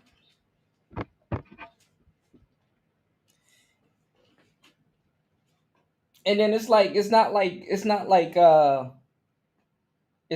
Jade could be a China. You know, they already have it. Triple H is trying his damnedest, and I'm not gonna lie, she's better than her in her own different. I won't even put them in the same league because I'm not trying to disrespect Joni or whatever. But Rhea Ripley,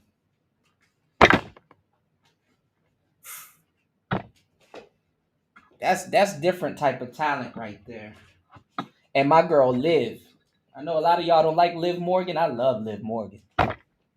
She was annoying to me at first, but then she grew on me and she can wrestle her ass off and get kicked in the face. Liv got hit in the face crazy just a minute ago too, in her head.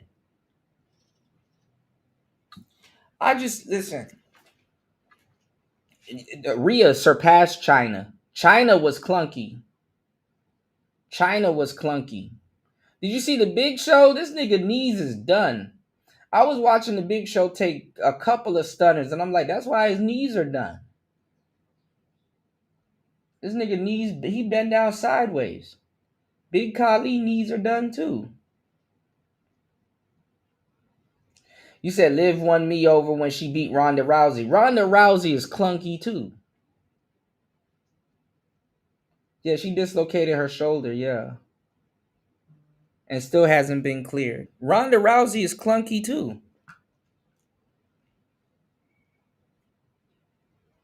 When Brock Lesnar first got back, he was clunky also. Brock is just, I don't know, he's starting to get more reckless. Younger Brock Lesnar was a little bit more put together.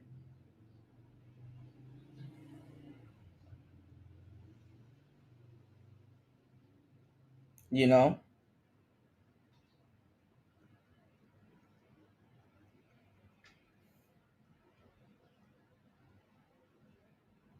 Yeah, Liv Morgan is perfect. I ain't gonna lie. She's a sleeper. Zelina Vega is a sleeper too. She was dressed up as I forgot what character she was dressed up as for Street Fighter. I didn't know she did commentary on Street Fighter 6. There was a couple of girls in the Rumble that I was watching yesterday that was cold though. I was like, damn. You said I didn't like Lesnar until he was up against Roman Reigns. Okay. This is the thing about Jade though. Every single time she's about to get replaced, she suffers a injury, and people are like, damn. Every single time Jade Cargill is about to get replaced, she suffers like some weird injury. Even though the last injury wasn't real, she was still out. Like she suffers like some weird injury, and then she gets back in. Like I'm talking about where they're like about to just shelve her. You know? Shout outs to everybody here. Please hit the like button, support the show. Hit the Cash App, hit the PayPal. Please support the show. I got some work to do in a minute. I like Zelina, but she looked crazy without makeup. She kind of got more chiseled features without makeup. But Zelina's a man. Listen. I'm gonna get if y'all haven't been watching wrestling, I'm gonna get y'all back watching wrestling. It's the girls, bro. The girls, man. Fuck. It's the girls. You know, Toni Storm lost her belt.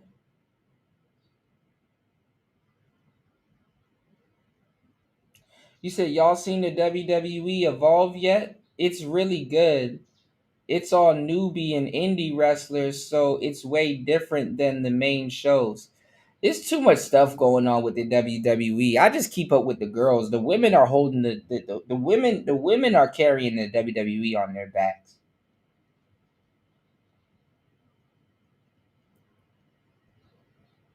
Like the male storylines don't even make sense anymore.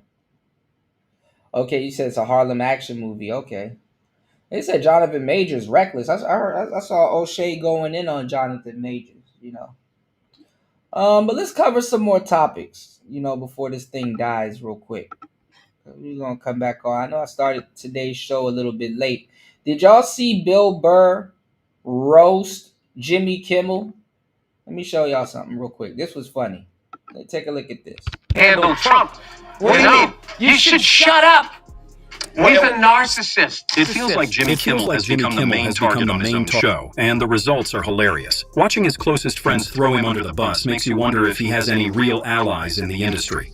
The best part is, he kind of has it coming. As the face of woke culture, it's pure entertainment when his buddies roast him directly on his stage. Bill Burr, in particular, delivers one of the boldest jabs in this clip. Narcissists, sociopaths, all of this type of stuff. Like, you want to see a great case thing on, like, narcissism. Liberals are so stupid the way that they handle Trump. What do you mean? You should shut up. He's a narcissist. Neutral energy. Yeah. Neutral. You think he'd go away? You know what I think he was? I think he was a one-hit wonder. Right? He wrote the twist. And then that was it. He was on the casino circuit, and then you idiot liberals wrote him twist again when you indicted him. And now he's a martyr. And now he's coming back, Jimmy. The peppermint twist is back. Coming back. I'm not pretending Bill Burr is some hidden Trump fan or closet conservative. He's openly a leftist and makes no effort to disguise it. But here's the twist. Every so often, even someone firmly on the left lands on an uncomfortable truth. Burr highlighted something many refuse to acknowledge. Liberals themselves were the ones who blew Trump up into a larger-than-life. And this is the truth. That's true. And that's what I've been saying this whole time. If somebody's really bad, you don't have to go out of your way to convince people that they're bad. It should just sit. And this is how you'll get people, if they were good, liking somebody bad. Anyway, guys like Bill Burr, Gary Owen, and stuff like that, I genuinely believe they're probably left. They're on the left or somewhere there. But to like have like a black audience and like coming from like the roots that they come from in comedy and being around certain people doing comedy, you have to be on the left, you know, or at least aligned with the left. You can't like literally really be a comedian and say like F the left, you know, because them the people paying for your shows, them the people going to the that's why Patrice O'Neal used to run them off. Cause he didn't care. You know, he didn't care. He was left, right, up and down, all around. But it's different when you're like a white comedian, I'm sure. It's like and you're funny, you know, and you know, and you know, certain you know, black people that's in the know take a liking to you. You know what I'm saying? So you gotta kind of keep your grassroots crowd, you know. You know, I mean, look at what you call it? What's his name? Was it Andrew Schultz, who was with Anthony and Opie? That man that ran off the. You know, there's certain things I'm like, you know, if Patrice was alive, this would be a funny interaction. You know, a piece of me wishes Patrice was alive, man. Do you know how much fucking jokes, like taking 5 years off your life jokes he would have made about a lot of the shit that has happened?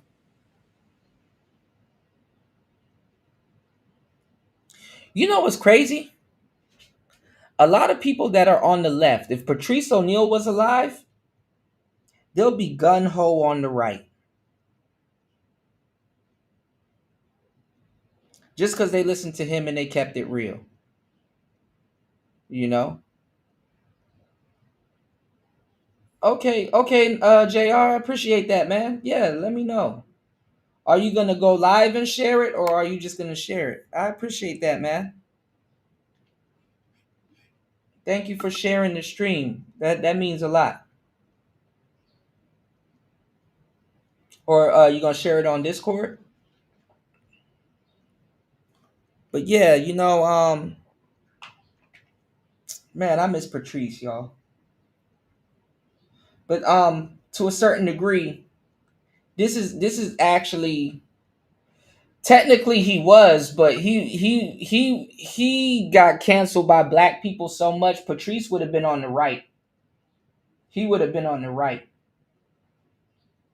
There was already giving him hell about Anthony and Opie. The only reason why it didn't seem like he was being extreme was because of Anthony and Opie getting shit from the white community also. You know? And then how Patrice carried himself, people couldn't necessarily say, oh, he's throwing black people under the bus. Because people know that he would have said that about Negroids anyway. You know, whether Anthony or Opie was there anyway. You know? You gotta remember, because see, New, we're dark. You know, we're hyperbolic, and I know you know what I'm saying? I know you know for sure. Back in those days, Patrice's comedy was boutique. You know? And I can't get up here and say, oh, it was like white comedy, because it wasn't white comedy, you know? Some people will say it's dry humor, but Patrice O'Neal's comedy was just it was just raw. But it was funny, you know? So a lot of white people, it was diabolical, you know? So a lot of white people did take a liking to him, but it wasn't dry comedy. You know, it wasn't like a dry joke. Like Patrice O'Neal, he was just raw, like it was just on the money. Whereas dry jokes, sometimes you got to get slighted, or like they'll say something slick, and then the gravity of what they say don't sink in till about like 5 seconds later. You know.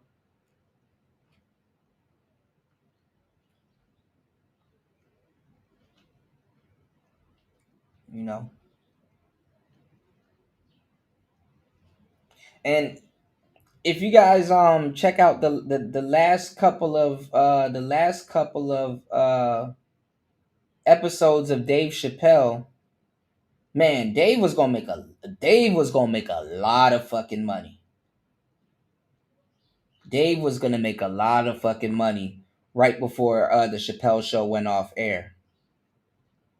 Dave was gonna make a shitload of cash because he just acquired Patrice and Bill Burr. You know, so that was wild in and of itself, you know. Thank you, JR. I appreciate you, man. Okay, I got you, bro. Thank you. Shout outs to the active mods, man. Yeah, Dave just got Bill Burr and Patrice O'Neal. That's a dream team right there. Anyhow, you have Bill Burr and Patrice O'Neal on your dream team. I ain't gonna lie, both them niggas would have probably got Dave canceled anyway. But let's go. Hold on. My figure. Their non-stop obsession with tearing him down backfired spectacularly. In trying to block him from running again, they piled on criminal charges, hoping one would finally knock him out. But instead of crippling his campaign, each indictment and headline only boosted his visibility.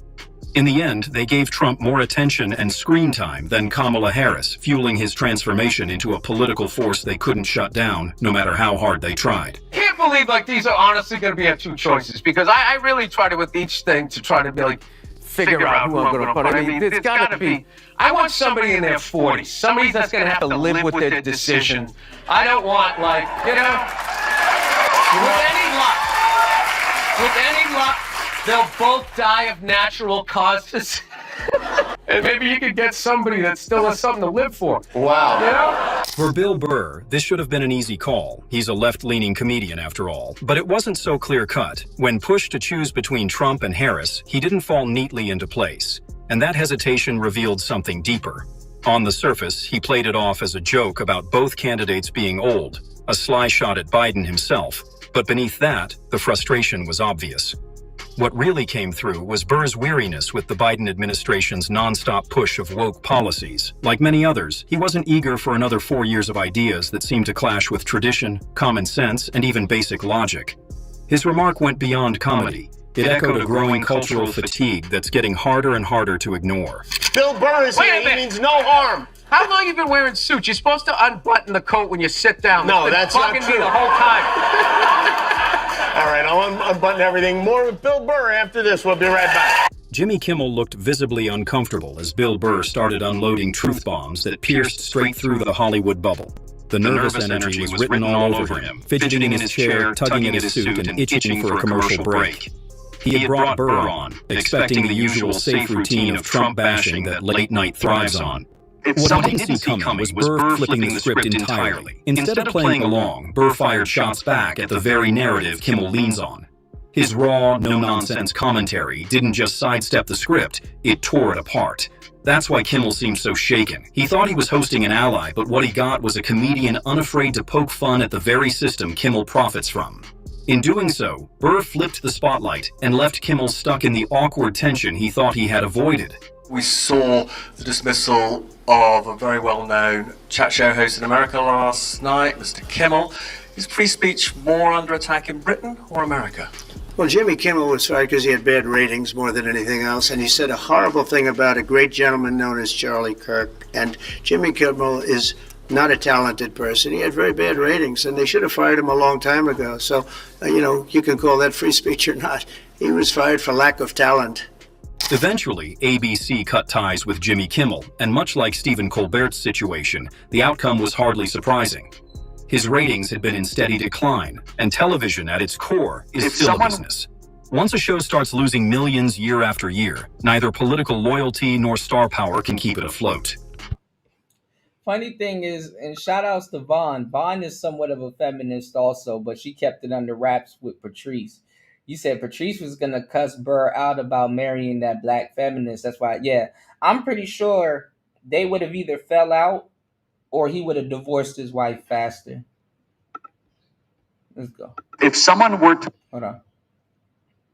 I want to show y'all something else too. Some critics chalk up Kimmel's collapse to his endless jabs at Trump or digs at MAGA fans. But controversy alone isn't enough to sink a career. Audience numbers are what matter. When viewers stop showing up, advertisers pull back, and networks start running the math. Kimmel wasn't a draw anymore. He was a liability. ABC made the only practical decision: cut their losses. In the end, it wasn't the Trump jokes that doomed him. It was the ratings. And the ratings don't lie. After years of complaining about cancel culture, the current administration has taken it to a new and dangerous level by routinely threatening regulatory action against media companies unless they muzzle or fire reporters and commentators it doesn't like. This is precisely the kind of government coercion that the First Amendment was designed to prevent, and media companies need to start standing up rather than capitulating to it. Since when did Barack Obama decide to position himself as a critic of cancel culture? This is the same figure who stood by quietly during its peak, while comedians, public figures, politicians, and even everyday people were being torn apart for stepping out of line with the far-left agenda. At the time, Obama never warned. What's going on, Hood Hobbies? Good to see you, player. Welcome to the show, man. Against the mob, never cautioned about the dangers of silencing opposing voices, and certainly never challenged the government while his own party held power. That silence spoke louder than words, but now, with the political tide turning and the balance shifting, Obama suddenly discovers his voice. Suddenly, cancel culture is a concern, just not when it was being used as a weapon to benefit his side. It's a convenient revelation, but a transparent one. He only objects to cancel culture once it stops working in his favor. Little Jimmy Kimmel thought he was bigger than Disney, bigger than Mickey Mouse. Charlie Kirk's body isn't even buried, and ABC affiliates are refusing to air his show. They're on the brink of an advertiser boycott, and this guy's not. I mean, this is the thing. A lot of people just wanted to be left alone and was getting fucked with. And it turns out the left is so screwed up, they are super fuck-wittable.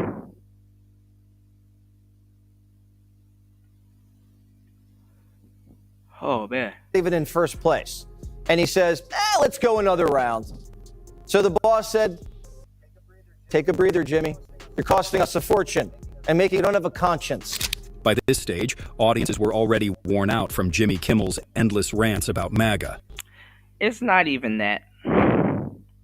Jimmy Kimmel has, sectioned himself off. And he's only talking to a certain group of Americans at this point. What the hell is going on? I can't activate my chat. What the hell? What the helly? Please support the show, guys. Hold on.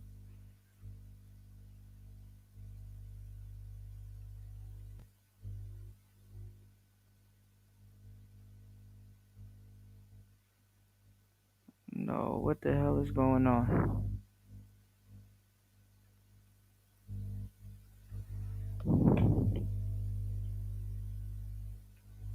Okay, we back. All right.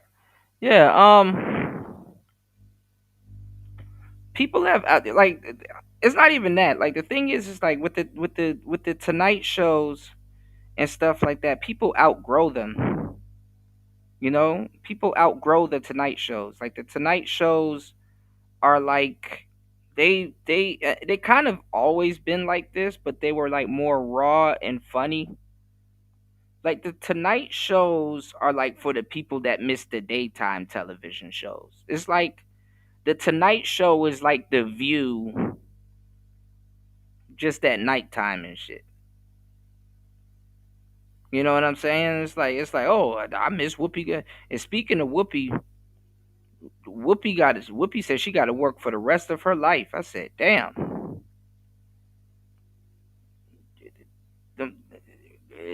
All Whoopi dated was white men. They didn't help her out. She was like, no, they didn't do anything for her. They She said the marriages didn't set her up for stability. She could have married like 3 white men. And that's crazy because she had to be famous. Like like women that look like Whoopi. Whoopi, remember I told you there's a certain type of sister that the white man go after. The Whoopi's an anomaly. So I'm like, dang, that's crazy that she got married to all these white men. All she dated was white men. She was a sensation in Hollywood.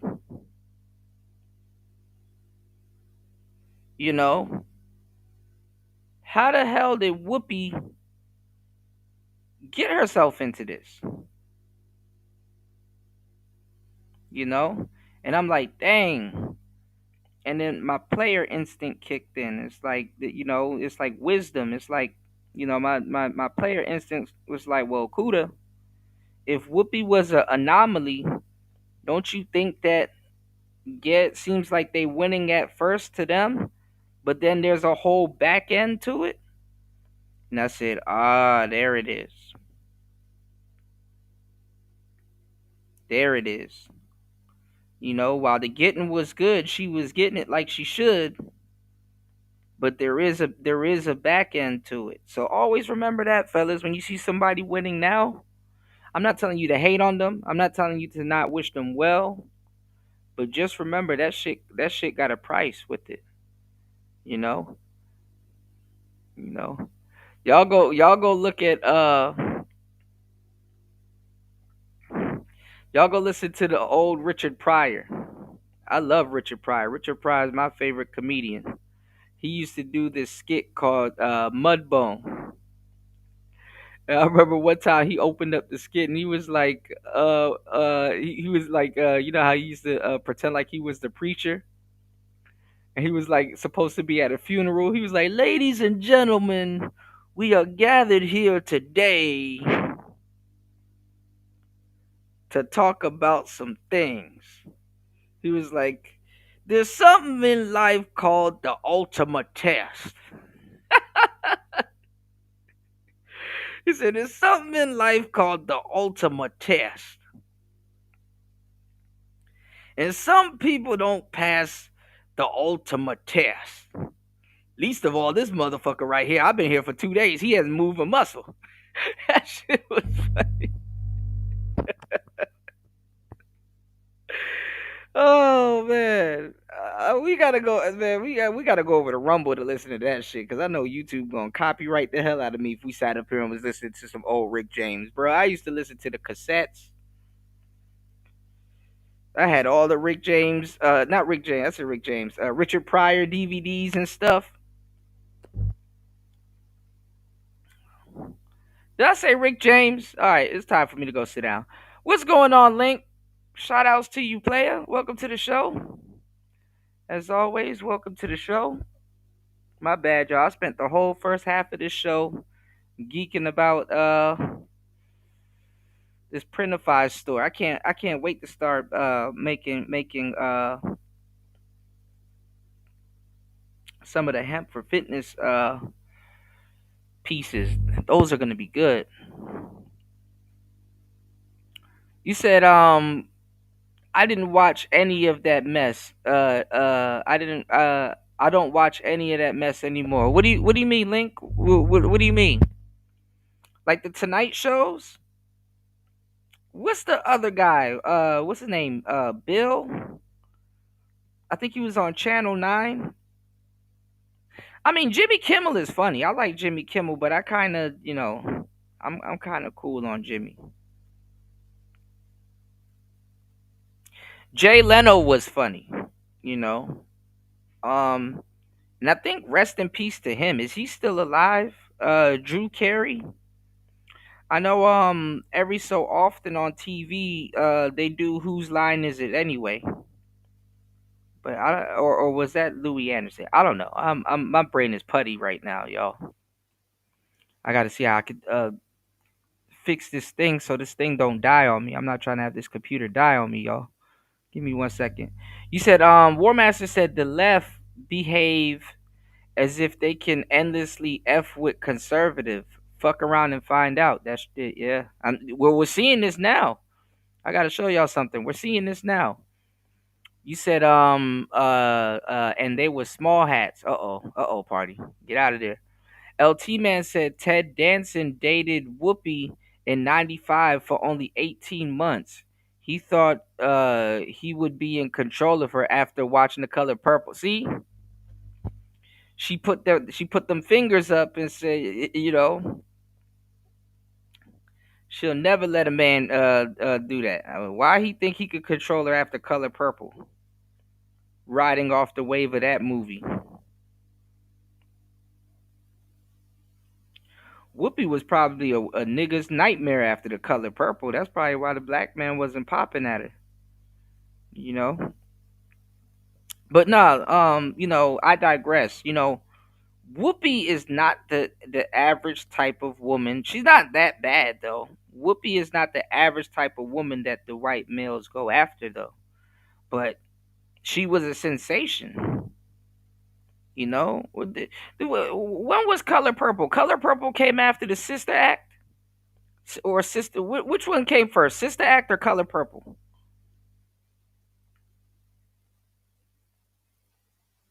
Yeah, he had to, but that's what he had to do to keep his audience. I mean, YouTube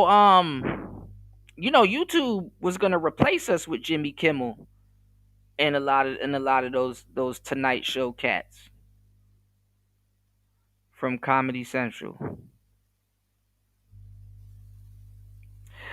Chris G said, "LT man, you ain't shit for that Color Purple comment." No, it is true. That shit is true. Whoopi nor Oprah were good after that.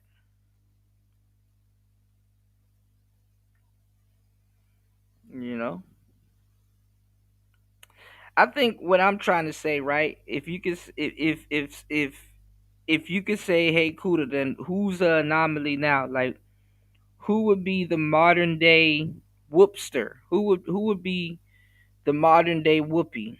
I would say, and I hate to make this comparison, but I gotta go to this extreme to let you know what's actually going on. I would say Gabby Sidibe.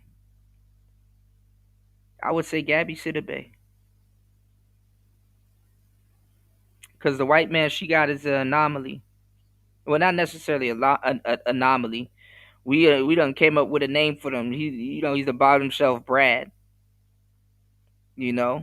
But that's not the first. You got a lot of bottom shelf Brads that be hell.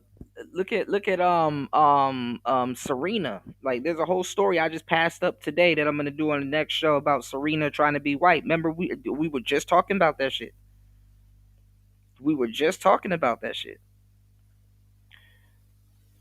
She jealous of her own kid.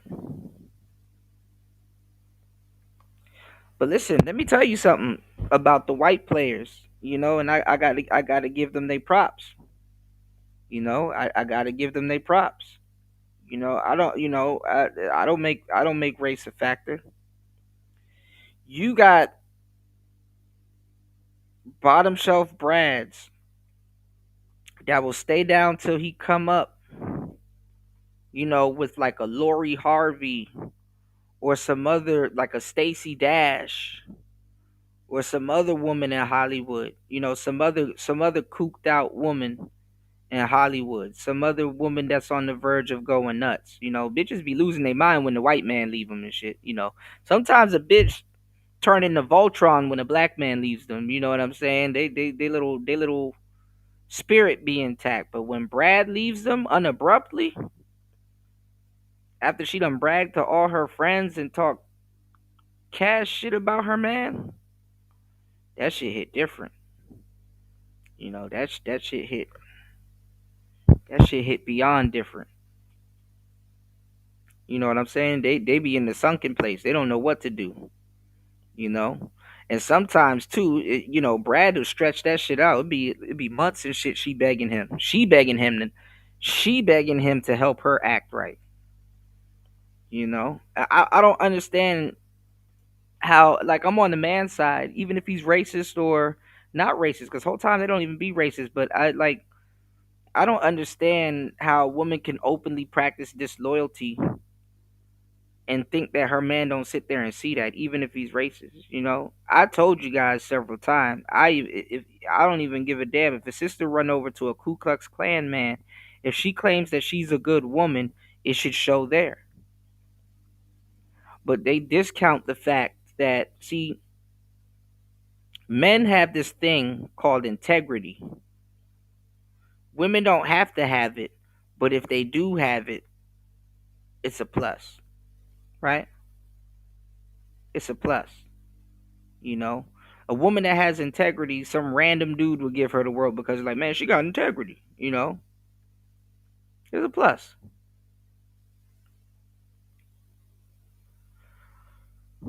But they don't have to have it.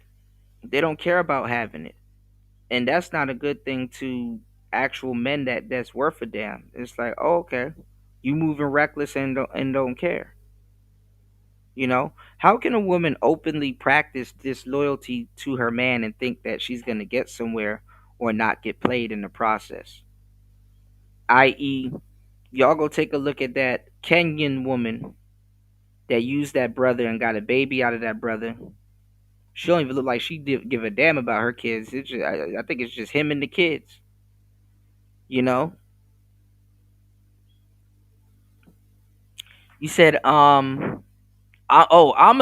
Yeah, I actually got to really watch Amistad again. Actually, I found the movie list that y'all gave to me. I still got that movie link recommended. I still got that queued up. Yeah, Amistad was a pretty good movie from what I remember.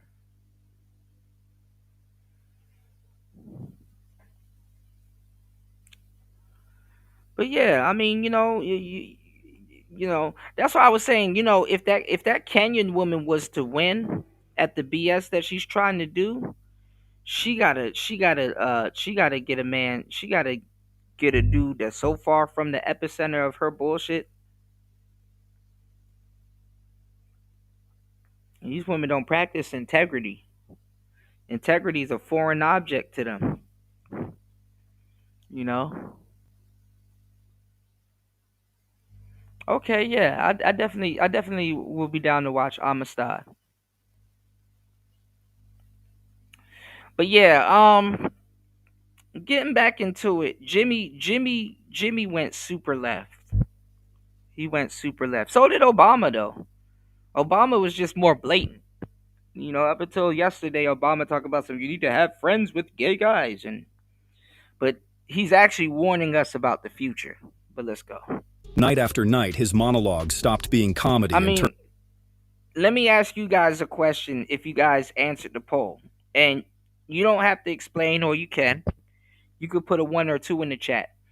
Do you think, because we had a Biden break for a little bit, but do you think that come first and second term of Vance, even if Vance is taking moves from Trump, because it's gonna, people gonna say, oh well, Trump is giving him instructions, but the backlash of certain things are gonna fall, is gonna fall back on Vance. And then at the same time, I'm not even gonna lie, because he is gonna be the commander in chief. Who's to say Trump and Vance won't fall out? Just the same way Trump and Elon fell out. And for some reason, Elon had a black eye. Who's to say Trump and Vance won't fall out? Because Trump might make Vance commit to a decision he probably didn't want to make. Might make him look bad. Everybody gonna be on Vance's ass when he simply took instructions from Trump. Or Trump might be going through a little bit of, amnesia or a little bit of what's it called? Not Parkinson's, but Alzheimer's.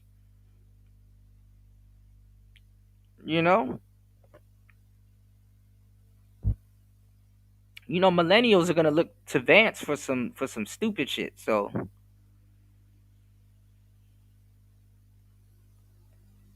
You know, how's that shit gonna work out?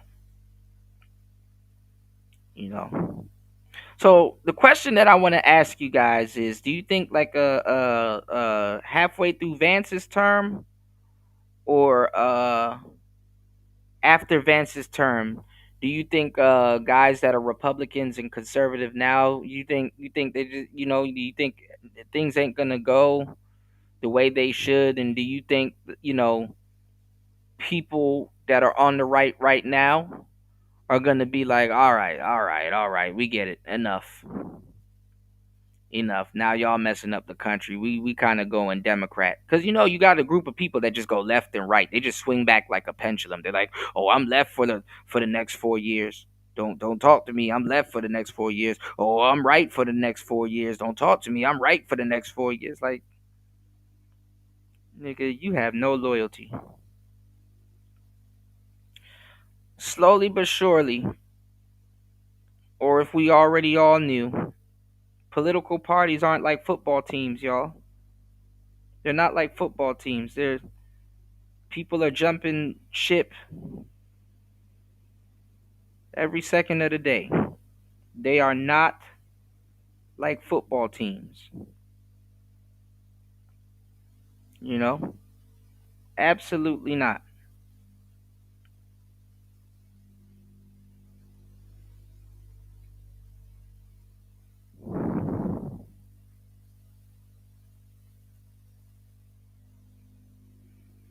No integrity. Nobody sticks to the sides that they should stick to if they chose a side. Or not even stick to it. Nobody's riding with that side till the wheels fall off. If you could change, most people will. It's like they say, y'all. An atheist is an atheist until the planes start going down. Some of the last words staunch atheists have said was God. Irony of it is atheists know God more than most religious people. That's the irony. Let me catch up on what Party is saying. Party is cooking. I'm gonna have to send you one of them damn aprons, Party. Shout outs to Party. I'm gonna have to send Party one of them aprons from the store. Y'all gotta go buy one of them damn aprons from the store, man. Let him cook. Party says he ain't been the same since the Man Show. Yeah, even Comedy Central turned crazy Democratic. Even though they kind of always been, but they just kind of now they're scared to tell a joke.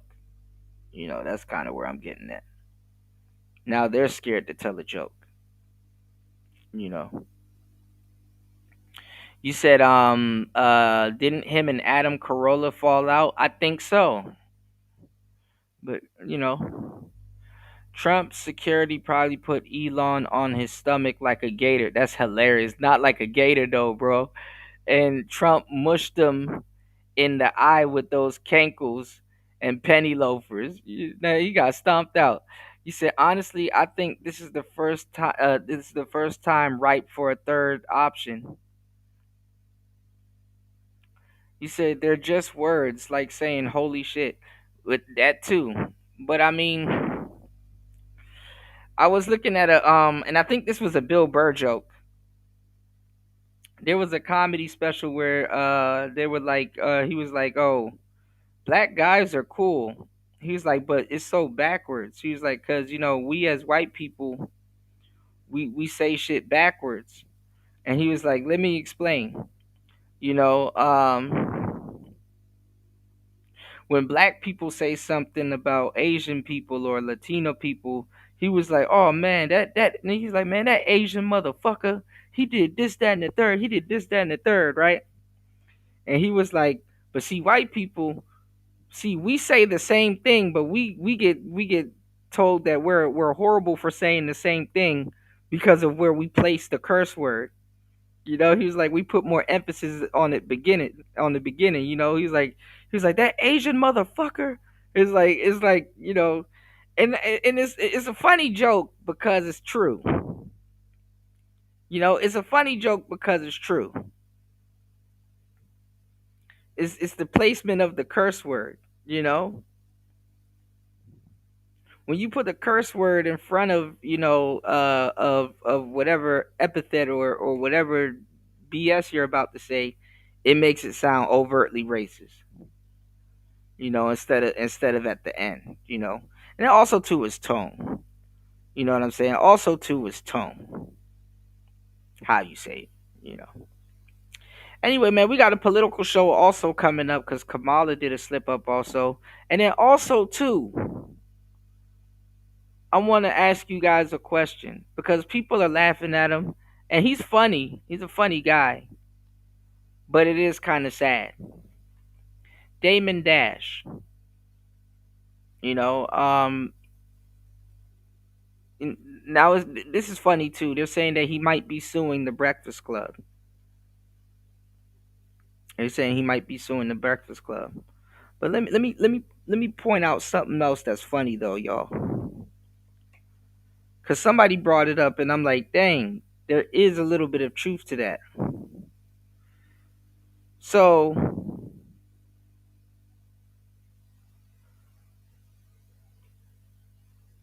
a minute ago I was supposed to go over Ben Shapiro on the Breakfast Club. Schooling them. Cause he schooled the hell out of Lauren LaRosa, who's supposed to be a feminist or whatever. All damn near all sisters are feminists. You let them tell it. They just don't know what the hell going on. Because if they did, they wouldn't be a feminist. But anyway, Ben Shapiro schooled the hell out of the Breakfast Club. And they were like, it was the fan that said it. Damon didn't say it. But it still had a lot of truth to it. They were like, yo, just a minute ago, Ben Shapiro was up here schooling y'all. And y'all was walking on eggshells and didn't have much to say to him. But as soon as Damon got, you know, Damon got up there, you know, they started piling on him. They started going in on him crazy. And I was like, damn.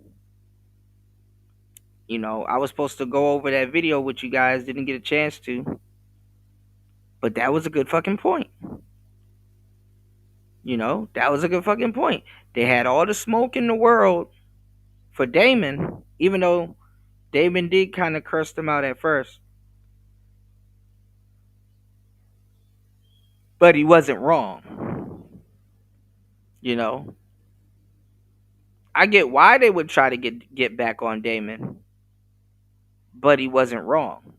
You know, he may not have said everything right, but still to a certain degree, you know, because they claim that they're so, you can't be feminist and pro-black, you know, by the way, if y'all haven't got the memo. But no matter what they say about Damon, you know, he's still for black empowerment and building businesses.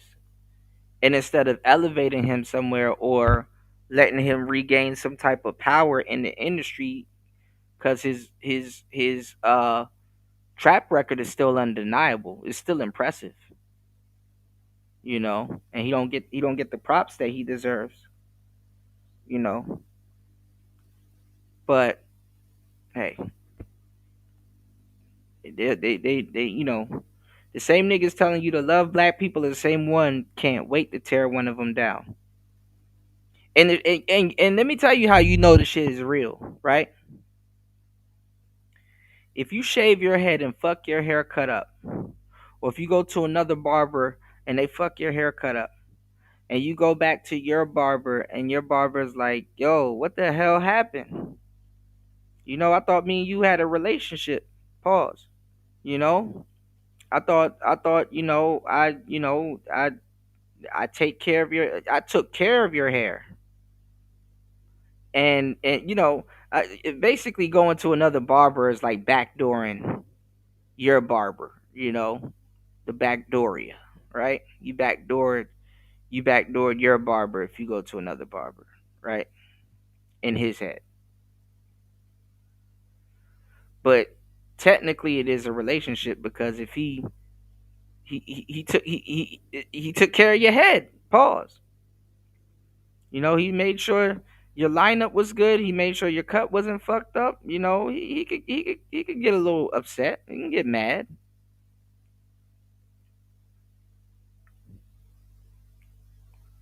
But guess what? The barber shop, the other barbers, they'll clown you. They'll be like, aha, he tried to cut his hair, or low key when you leave, they're gonna be like, yeah, he tried to replace you. And they done fucked his head up because they don't know your head like your barber does, or they don't, you know, cut it the same way, or, you know, they're not as familiar. So black people would laugh at you. You know, if your shape up fucked up, or if your hairline gone, or some shit like that, niggas will laugh at you, right?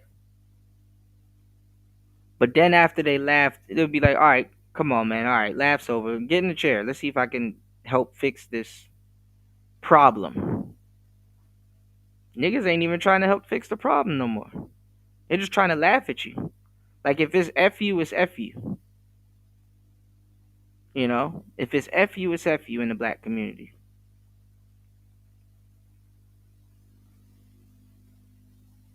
So dudes couldn't overlook anything Damon said. If it's F him, it's F him. So they have to low key make him look stupid. And not gonna lie, Ben Shapiro was up there putting belt to ass. And none of them could really say a damn thing. And the funny part is that the G-Hay people of yesteryear don't respect the G-Hay people of this year. Speaking of comedians, remember they used to wheel out, what's her name, T.S. Giselle, or what's that T.S. Comedian? And the only reason why people really give her a pass was because she's cool with Dave Chappelle. I forgot her name. But they be trying to wheel him out and shit, and the new group of gay people like F y'all. Like we in a new generation of G-Hay people that they don't give a fuck about what the other G-Hay people of yesteryear had to go through. Far as they concerned, they didn't even fight for shit. You know? And they took this chapter out of the women's book because you have all of these entitled G-Hay people running around. They got all the rights in the world and they pretend like they don't because they have to keep up that victimhood status and shit like that. So the thing is that when you actually hold them accountable, they can still fall back on the victimhood status. They didn't see this Charlie Kirk shit coming. Truth be told, none of us did. But we're gonna talk about it. You said they was quiet when Ben was there, but got lit for Dame. Yeah, that's true. That's true. Yeah, when somebody pointed that out, I said, fuck.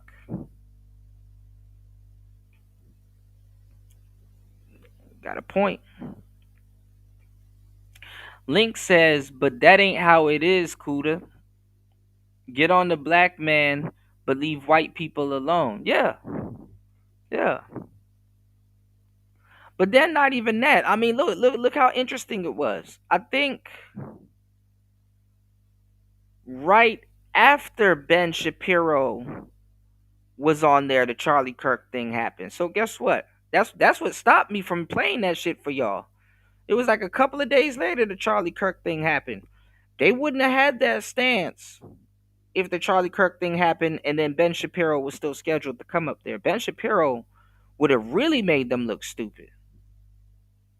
You know, it's something about the logic that actually hits you when somebody is dying or somebody around you has died. Like you know, you run out of time. Like you know, there ain't no, you know, when that intellect and a little bit of that grievances get mixed up into one gumbo, nigga get to making sense. You ain't finna listen to nobody's bullshit. He probably would have wiped the floor with the Breakfast Club.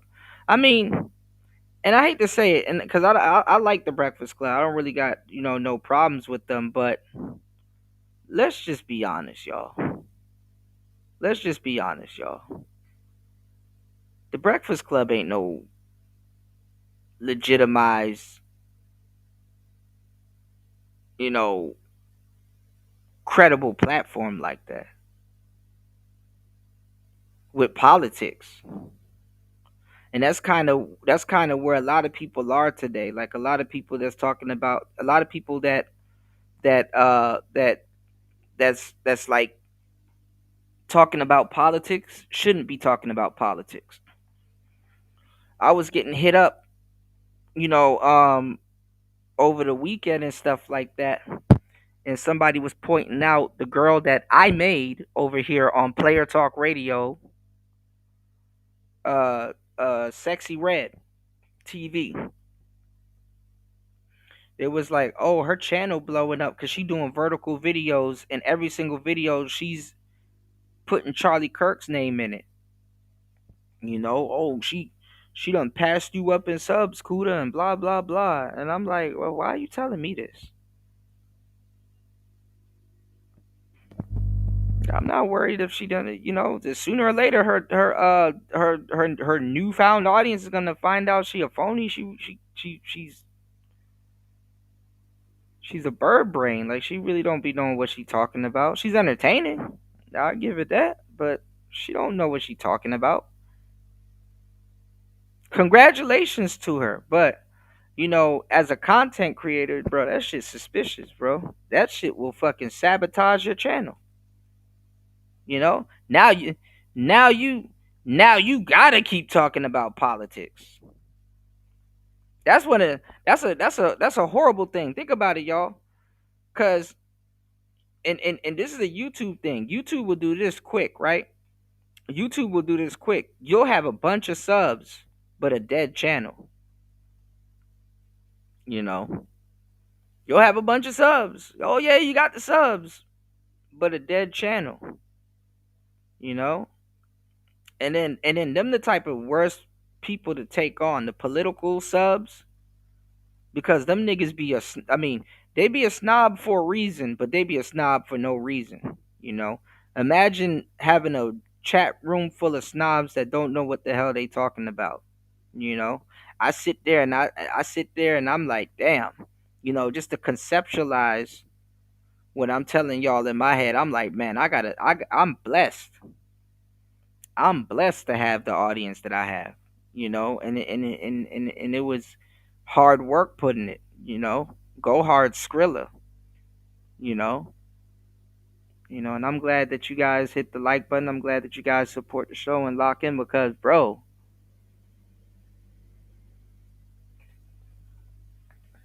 fuck, shit. I definitely, I did, that's why everybody still, all these black people still trying to feed off the Charlie Kirk course, bro. Y'all see, I did my 1-2 and moved the hell on. I definitely don't need the attention like that. But congrats to her. Y'all stop sending me that bullshit. And people will like things because it's new. You said the worst kind of streamer is a retro gamer turned political talking head. Yeah. There is exceptions though. There is exceptions. Like every so often you get an Asmongold. Even though he don't be right about everything, Asmongold is funny as hell. Asmongold is hilarious.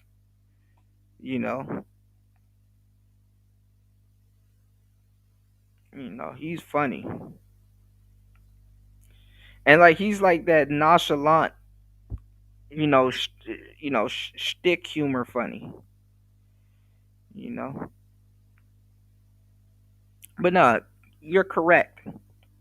One thing, speaking of the gamer stuff, shout outs to War Master. War Master, if you get the chance, please check out that video with Asmongold that I tagged you in. about Metal Gear Solid. He said something that was interesting, right? And I wanted to get your take on it too, right? He said that cuz a lot of these guys, even the that singer that with that woman in his trunk, the David dude, a lot of these guys, I said if I said as soon as I get my Xbox back, bro, that week I'm playing Fortnite or Roblox or some shit. Oh, Walmart, y'all, has a store on Roblox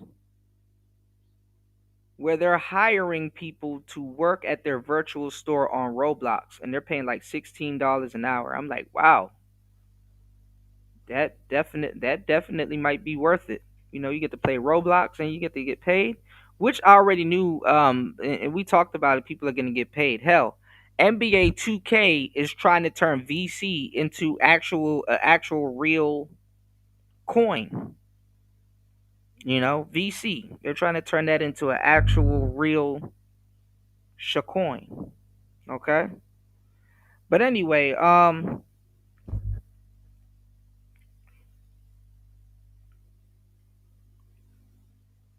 Asmongold said something about video games which has some truth to it. He said the reason why I stopped playing video games is because or gaming as much is because I stopped getting satisfactory out of it.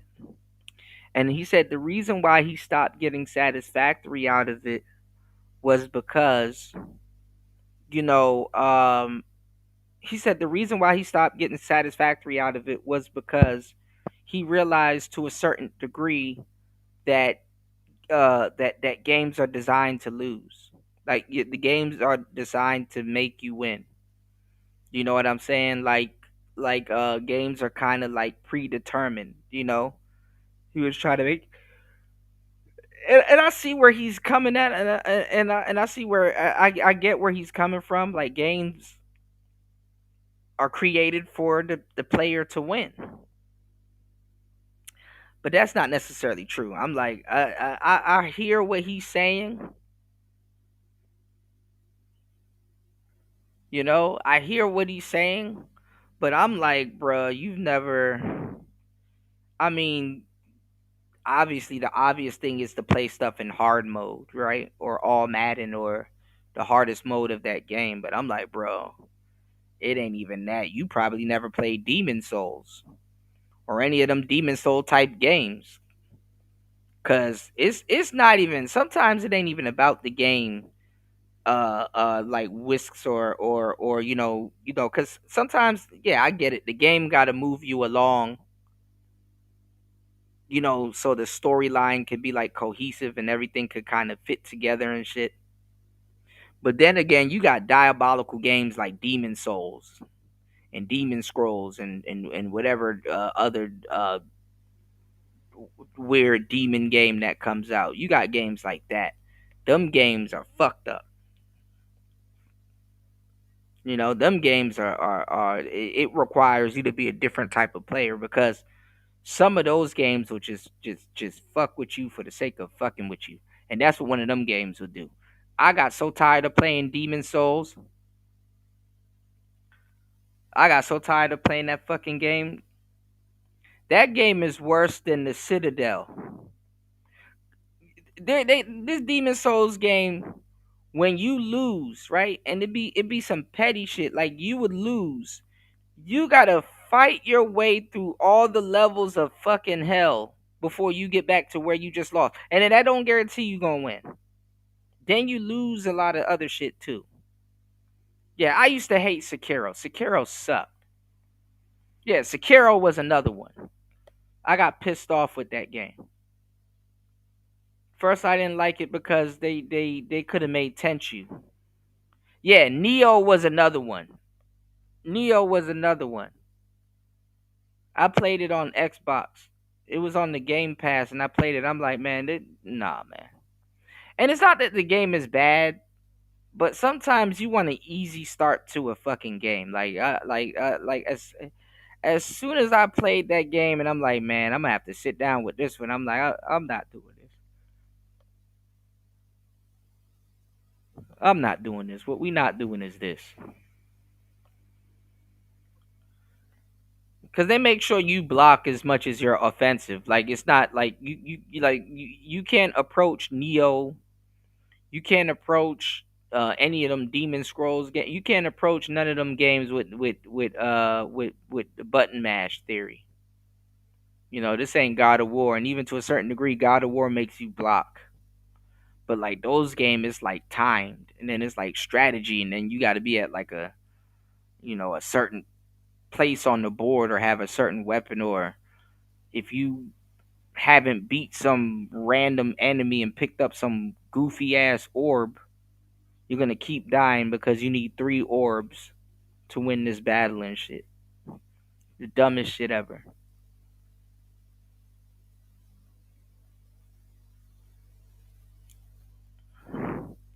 You said I couldn't even get past that first boss when I was young on that one. Man, there's this samurai nigga on Sekiro that's sitting in front of this building you got to get into, guarding this door. And he's like meditating, and as soon as you walk past the steps, he gets up and just start fucking everything up. I couldn't get past him for like 3 days. Imagine being stuck on a game for 3 days. I only told y'all about one. But nigga, I was stuck on that game for 3 days. Mad as hell. I just stopped playing the game. Fucking nigga sat my ass down for 3 days. And I went on YouTube to try to figure out how to beat him, and it wasn't working. And then there was another game that pissed me off before I stopped playing it also, but it did remind me of Devil May Cry 1. There was another game that's affiliated with those games that was out called The Life of P, or The Lies of P, or some shit like that, where you're supposed to be some weird demon scroll Pinocchio. Once I found out how that gameplay played, I said, these the same maker? Nah, I'm out. Going back to Starfield or Fallout. Nope. And then Lord knows Starfield and Fallout got their own problems too, because if you quick save in a boot loop, you're cooked. You are cooked. I was cooked. War Master said, "The fuck, my backlog of games is years long." SMH. Halo has a start so easy, even on even gamers like Kuda can have fun. I will get into Halo. I'm really trying hard not to go down the Halo rabbit hole on YouTube. You know, because I really don't want to mess it up or find out something. I kind of do want to have I'm starting to treat games like an honest reaction. You know.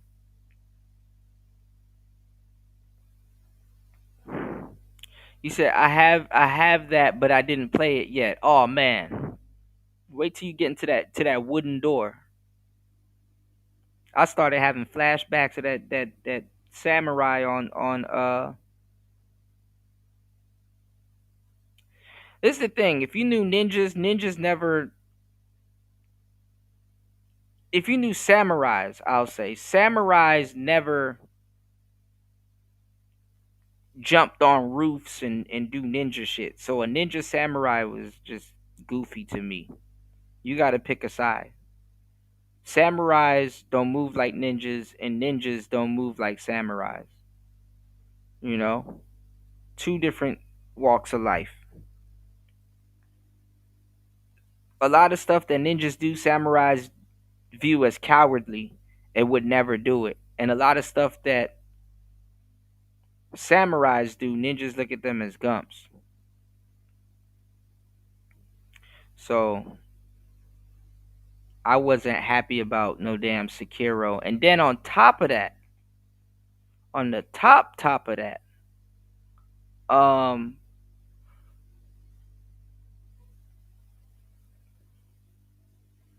they gave, what's going on, Anthony? Good to see you, bro. They gave that shit up. They gave up Tenchu for that bullshit. And I wanted a Tenchu game so bad with Rikimaru and stuff like that. They gave up Tenchu for that shit. I'm not even gonna lie. I would get fucking mad if Tenchu came out and it had a Demon Scrolls engine. That would have pissed me the fuck off. I would have got pissed off.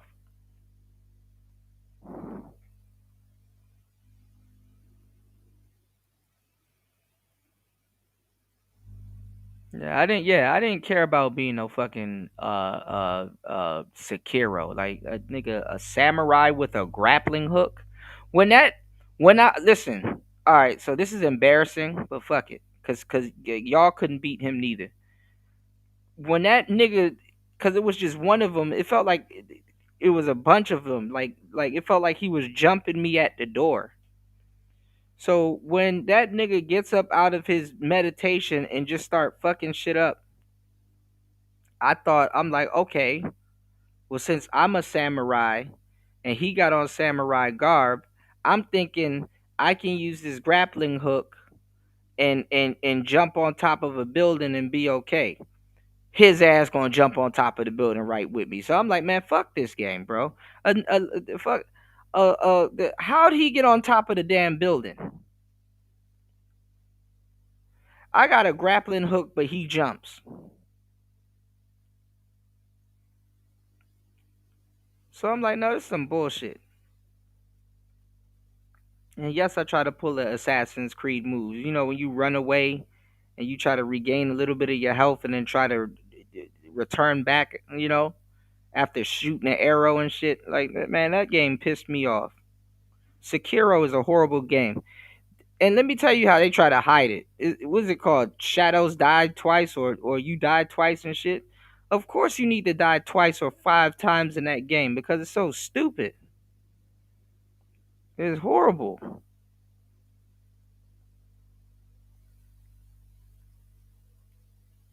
They gotta cover up the horrible gameplay with fake death.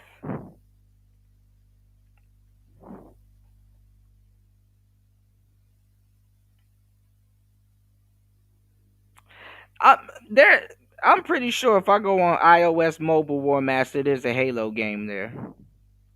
I just wasn't into the futuristic. Shooters, you know.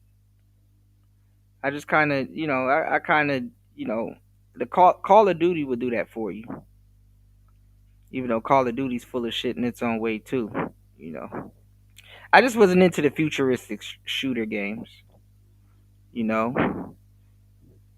And I'm pretty sure this is probably the gun. I've never told you this, right? But there's this gun in Halo, and y'all probably know the name of it. I used to every so often I used to play Halo. I just didn't get the big idea of it, but every so often I used to play Halo with my brother, you know. But he was like a Nintendo type of guy, but we all would bring his, you know, he lived around the corner, so we all would bring our consoles to his house, you know, Xbox, PlayStation, Nintendo, and stuff like that, and we all would borrow each other's game systems. I mean, we were, you know, down the street from each other, right? And I remember them playing Halo, and there's this gun that got like these purple crystals coming out of it that he was shooting with. I'm like, this game is horrible. I don't know why, and I just never played it. I was like, man, this game is this is bad. Like, this nigga got a pet gun. The gun is like a pet gun, and some of y'all might know the name of the gun. What's the gun that got those crystals hanging out of it?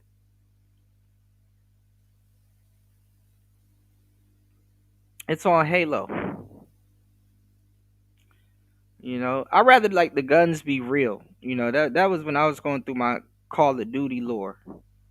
You know, I'm shooting a bar and all these other Thompson and all these other advanced guns. I'm like, man, these guns are fucking real. You said it's called the Needler. I think it is called the Needler. Yes, it would like send out like shards at people and shit.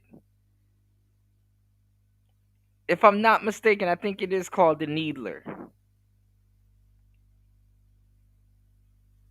I used to hate playing Call of Duty with them also. I just learned to sneak up on people and use the knife. Cause my friend would have like that thing where when he gets shot down, a grenade goes off. So you sitting up there running by him after shooting him, trying to loot him, and then boom, Oh, War Master, don't say that. You're a gunaholic. How you don't like machine gun in games? I mean, some games they overdo it with the recoil. I can see if you're like, well, the recoil that they be having don't even be real for real. But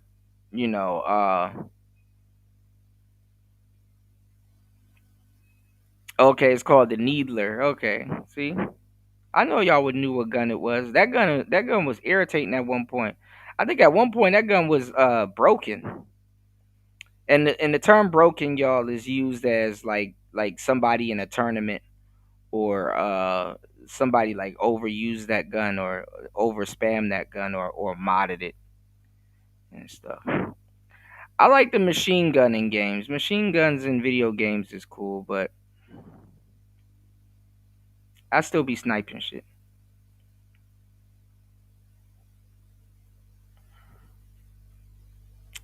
I don't know. We might have to look.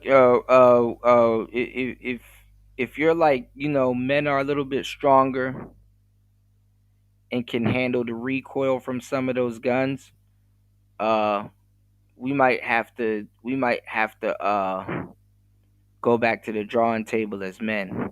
Because if you go look at all of these mass school shootings and stuff like that, and these dudes committing those crimes, bro, they puny. These are some little niggas. And I think that's one of the problems that people was having back in the day when it comes to firearms. It's like, yeah, you want guns to be easy to use when you need to use them, at a pinch. But now you got these little scrawny niggas. Shooting shit up and not playing around.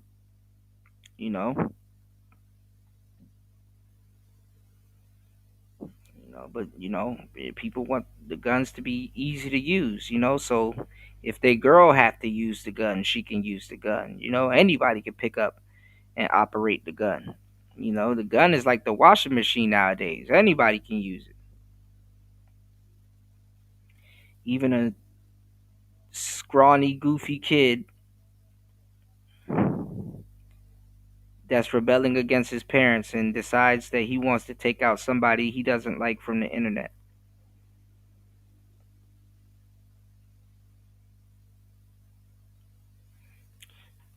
So what guns do you choose? Because you play Call of Duty. What guns do you pick in Call of Duty? Do you use?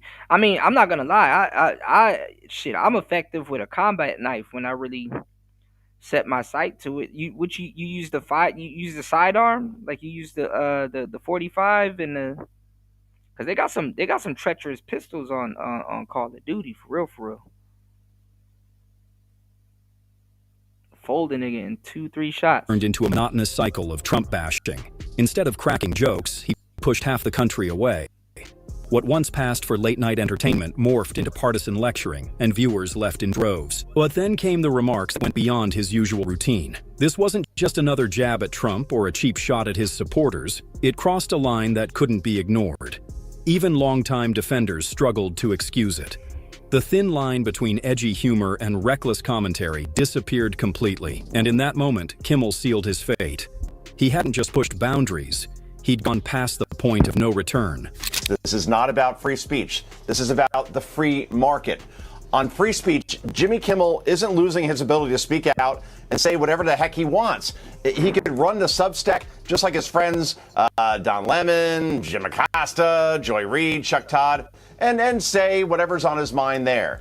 The difference is he's not going to get paid $15, $16 million a year from Disney and ABC to do it. I mean, here's the thing. This was a last straw moment for Disney, ABC, the affiliates Nexstar, and Sinclair. Jimmy Kimmel just wasn't delivering the kind of return ABC expected from such a heavy investment. Like several of his late-night peers, he went all in on politics, transforming his show into a nightly lecture aimed at Trump and the MAGA crowd. The issue with that approach is simple. Once you deliberately alienate millions of potential viewers, they're gone for good. No punchline or apology is going to bring them back. What remains is the same shrinking pool of like-minded viewers that every other politically driven comedian is already competing for. Instead of expanding the audience, Kimmel and his peers ended up slicing the same pie into thinner and thinner pieces. His downfall wasn't random misfortune. It was the inevitable outcome of... Right, War Master would be around a bunch of kids. And it'd be these scrawny, puny dudes with a big-ass rifle. What Tay-K said? I don't tote the chopper, boy, that chopper tote me.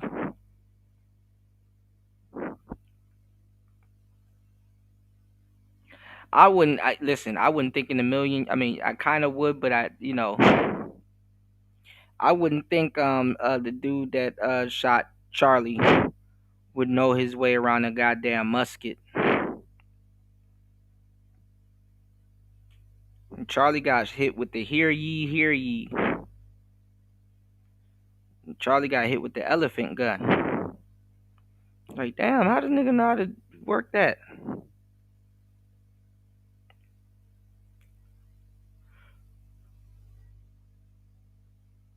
Like, that recoil didn't dislocate his shoulder? Like, shit. Well, damn. It must be two sides. Burning bridges and boxing himself into a corner with an audience too narrow to sustain him. All of this screaming about the First Amendment and free speech. Yeah, but see, you probably pick where you stand and then just boop boop knock people off one by one. And all of those guns, even though they kind of, so I think they turn off the features on some games. All of those guns, like the AK and the M16s and the Scorpions and the Thompsons and stuff like that, they can do single shot. Or you could pick up a mod at least. Speech is driving me crazy. People seem to think that the First Amendment allows every individual to say whatever they want, wherever they want, whenever they want. That's not what the First I'm not gonna lie. Where guns start really getting fun is shotguns. Amendment does. What the First Amendment does is provides that Congress can make no law to prohibit you from speaking. Mm-hmm. It does not say that you can't get fired for saying some stupid stuff. Yeah. Right? It does not say that. And so Jimmy Kimmel, as you've said, has not been silenced. This is not chilling. This woman tears apart Trump's critics and lays bare just how flimsy many of their arguments are. Too often, people wave around the First Amendment without even grasping what it actually means. The amendment limits government interference with speech. It doesn't apply to what private employers demand of their workers. If a sponsor, network, or company decides someone's words or actions are damaging to their brand, they're free to act. That's not censorship, it's business. In Jimmy Kimmel's case, hiding behind the First Amendment is not only weak, it's irrelevant. The government didn't silence him. The very industry that once elevated him simply held him accountable. And the reality is straightforward. If you can't bring in ratings, revenue, or respect, a network has every right to cut you loose. Kimmel's downfall wasn't about one ill-timed joke or a single political rant. It was the accumulation of years spent alienating half the country, leaning too heavily on woke politics, and delivering fewer laughs season after season. Critics can frame it however they like, but the truth is simple. He stopped being funny, and he stopped being profitable. Networks don't prioritize loyalty. They prioritize numbers. And once those numbers collapsed, so did Kimmel's safety net. Whether it was Bill Burr calling him out, critics dissecting his failures, or viewers walking away, the message was clear. Kimmel's moment is over. Hollywood has already moved forward, leaving little room for him to stage a comeback. And that wraps things up for today's video. If you enjoyed it, be sure to hit the like button and subscribe to the channel. Yeah, you're gonna get phased out. They're gonna make you train your replacement, y'all. Yeah. Shotguns are fun, especially with the bird bullets. The bird bullet. They're powerful though. I've seen somebody try to hold a shotgun like he aiming a rifle. I'm like, bro, you gotta be dumb as hell. Your eyeball about to be gone when that kickback hit. Eyebrow about to be Jadunsky. All right, before I get up out of here, I wanted to play this. Charlie Kirk did say this if he was murdered. Let's go. If someone were to murder Alex or murder me, they are themselves in that action. They already bestowed the punishment upon themselves. We are simply completing the task. When you take another person's life, you already took your own life. I have concerns over things like the death penalty. Is it it's one of the 10 Commandments. You said no murder. So is it somehow justified because they're such a horrible criminal, or are they eliminating or changing the trajectory of God's plan for what it was supposed to be because they murdered somebody and they didn't go when God was ready for them? Great question. So I get this question a lot. So it does say do not murder. It does not say do not kill. So those are two different Hebrew words, right? So to murder is a completely different thing than to kill. For example, you're allowed to kill in self-defense. Somebody comes into your house, you are allowed to take that life if your life is being put into jeopardy. In fact, to go a step further, the reason why it made sense to ancient Israel, did you know that a life for a life, otherwise known as the death penalty, is the only law that is in all 5 books of the Torah? It's the only law. Not even the Sabbath is in all 5 books of the Torah. Now, the Sabbath exists in Genesis, but it's not in all 5 books. So this idea of taking a life if you take a life, what is it rooted in? Why does it matter? Well, first of all, God is communicating to us the first thing. Taking human life is a major deal. That's God's first moral teaching in the Torah. That is not to be trivialized. Let me give you another example.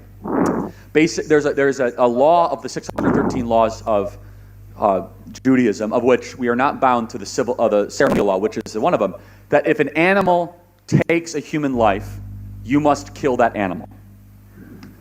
So it's like, okay, that's like, why do that? Well, what are you going to have, oh yeah, that's Lenny, he killed my uncle, and say hi.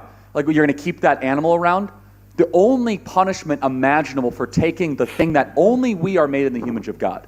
So if you take another image bearer's life, what could possibly be a just punishment for that? Well, yeah, and then all the degrees, premeditated, first degree, shit. According to the economy of God, it's that your life must also be taken. And according to scriptural theology, we are not taking that person's life. When you take another person's life, you already took your own life. I want you to think about that. If someone were to murder Alex or murder me, they already murdered themselves in that action. They already bestowed the punishment upon themselves. We are simply completing the task. And think about it. Some people will say, but Charlie, it's not fair because of whatever sob story liberal reason. How is it, and honestly, no, and I'll just close with it. I'll kind of finish with this. But you know who it's not fair to? It's not fair to the victims. You are cheapening the... This is the thing. And in that video, Asmongold said the same thing. And it was said in the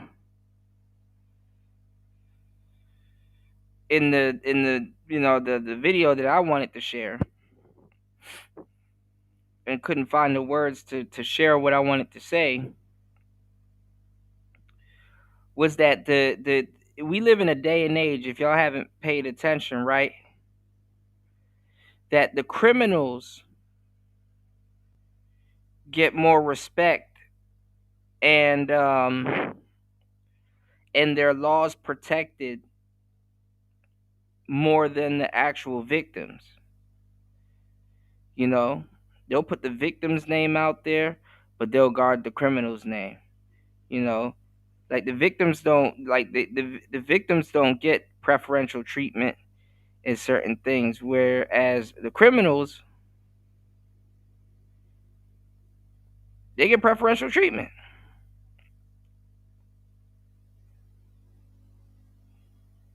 And to a certain degree, nobody cares about the victims. Or at least their family, at least the people that they care about. You know, so they'll throw y'all name out there. They'll throw your livelihood out there and shit like that. Shit, you might as well go with the person that you crying over.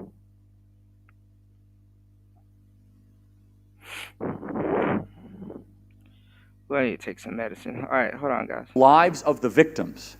You are basically saying the victims die and you get to live.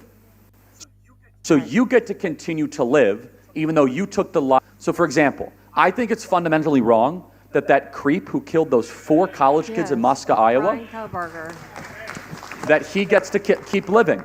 So he kills 4 college. Damn. If he only knew what was going to happen to himself after this. Damn. Kids, and he keeps on getting to have life, and those people don't. In order to say that those people's lives mattered, the only just thing that we do is to take that person's life. And that is not murder, that is killing, and it's societal self-defense.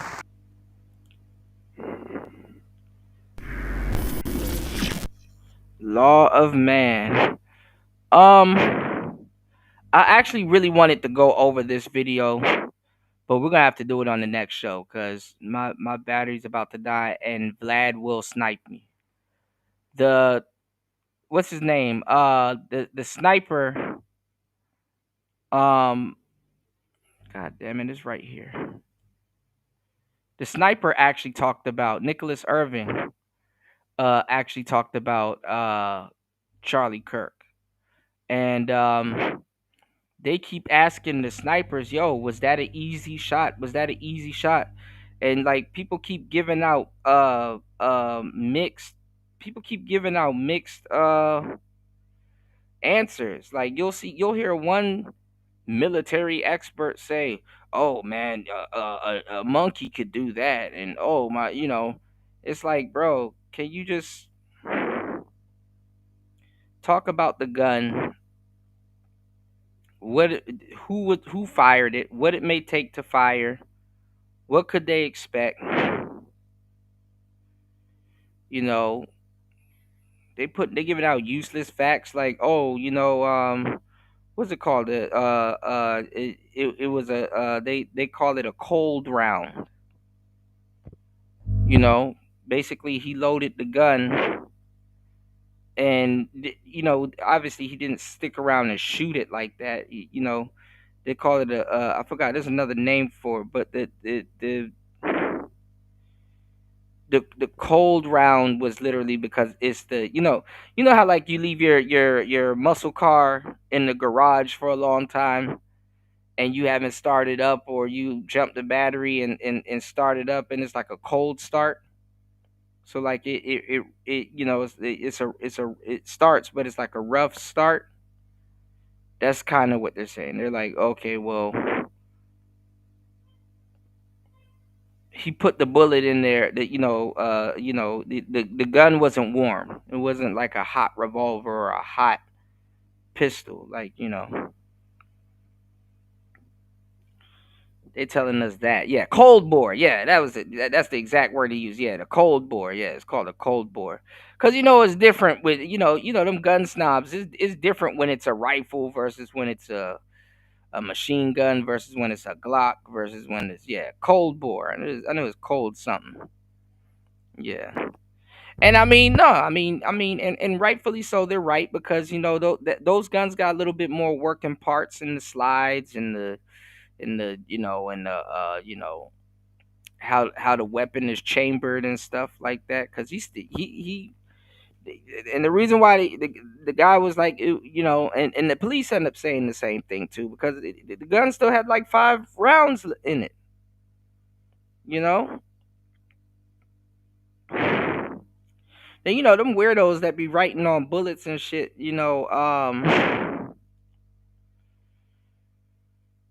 they'll be manually loading the bullets into the. I was just going over how AR-15's got that push. Damn, I'm lapsing on all these guns now. That push thing. Anyway,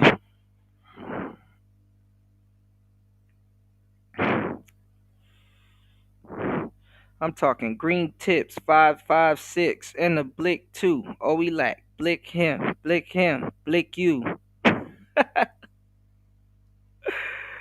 Ah. Oh, we on that shit too. I used to hit licks too. Heard a nigga shot at me. Okay, but he missed too. Or whatever he said.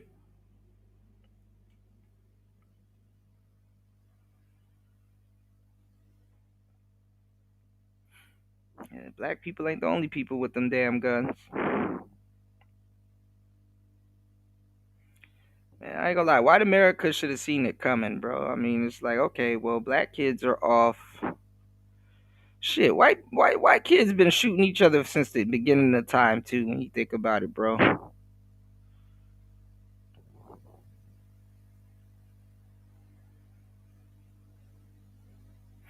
It gotta be scary.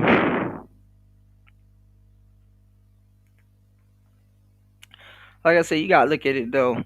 The young black kids, they off in these neighborhoods, taking each other's head off.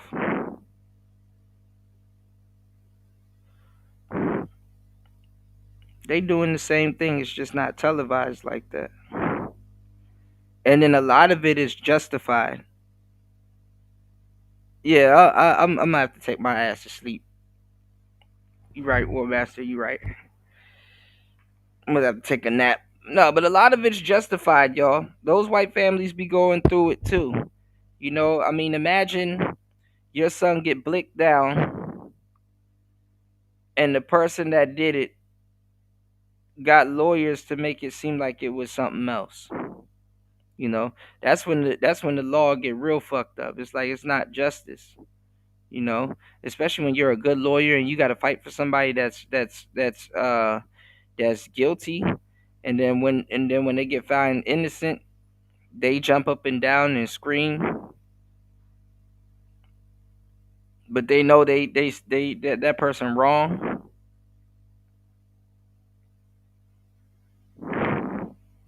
Like I said, y'all, and I'll close with this. Thank you everybody for hitting the like button. Thank you everybody for definitely supporting the show. But I'm gonna close saying this, and I've said this before. A good lawyer knows the law,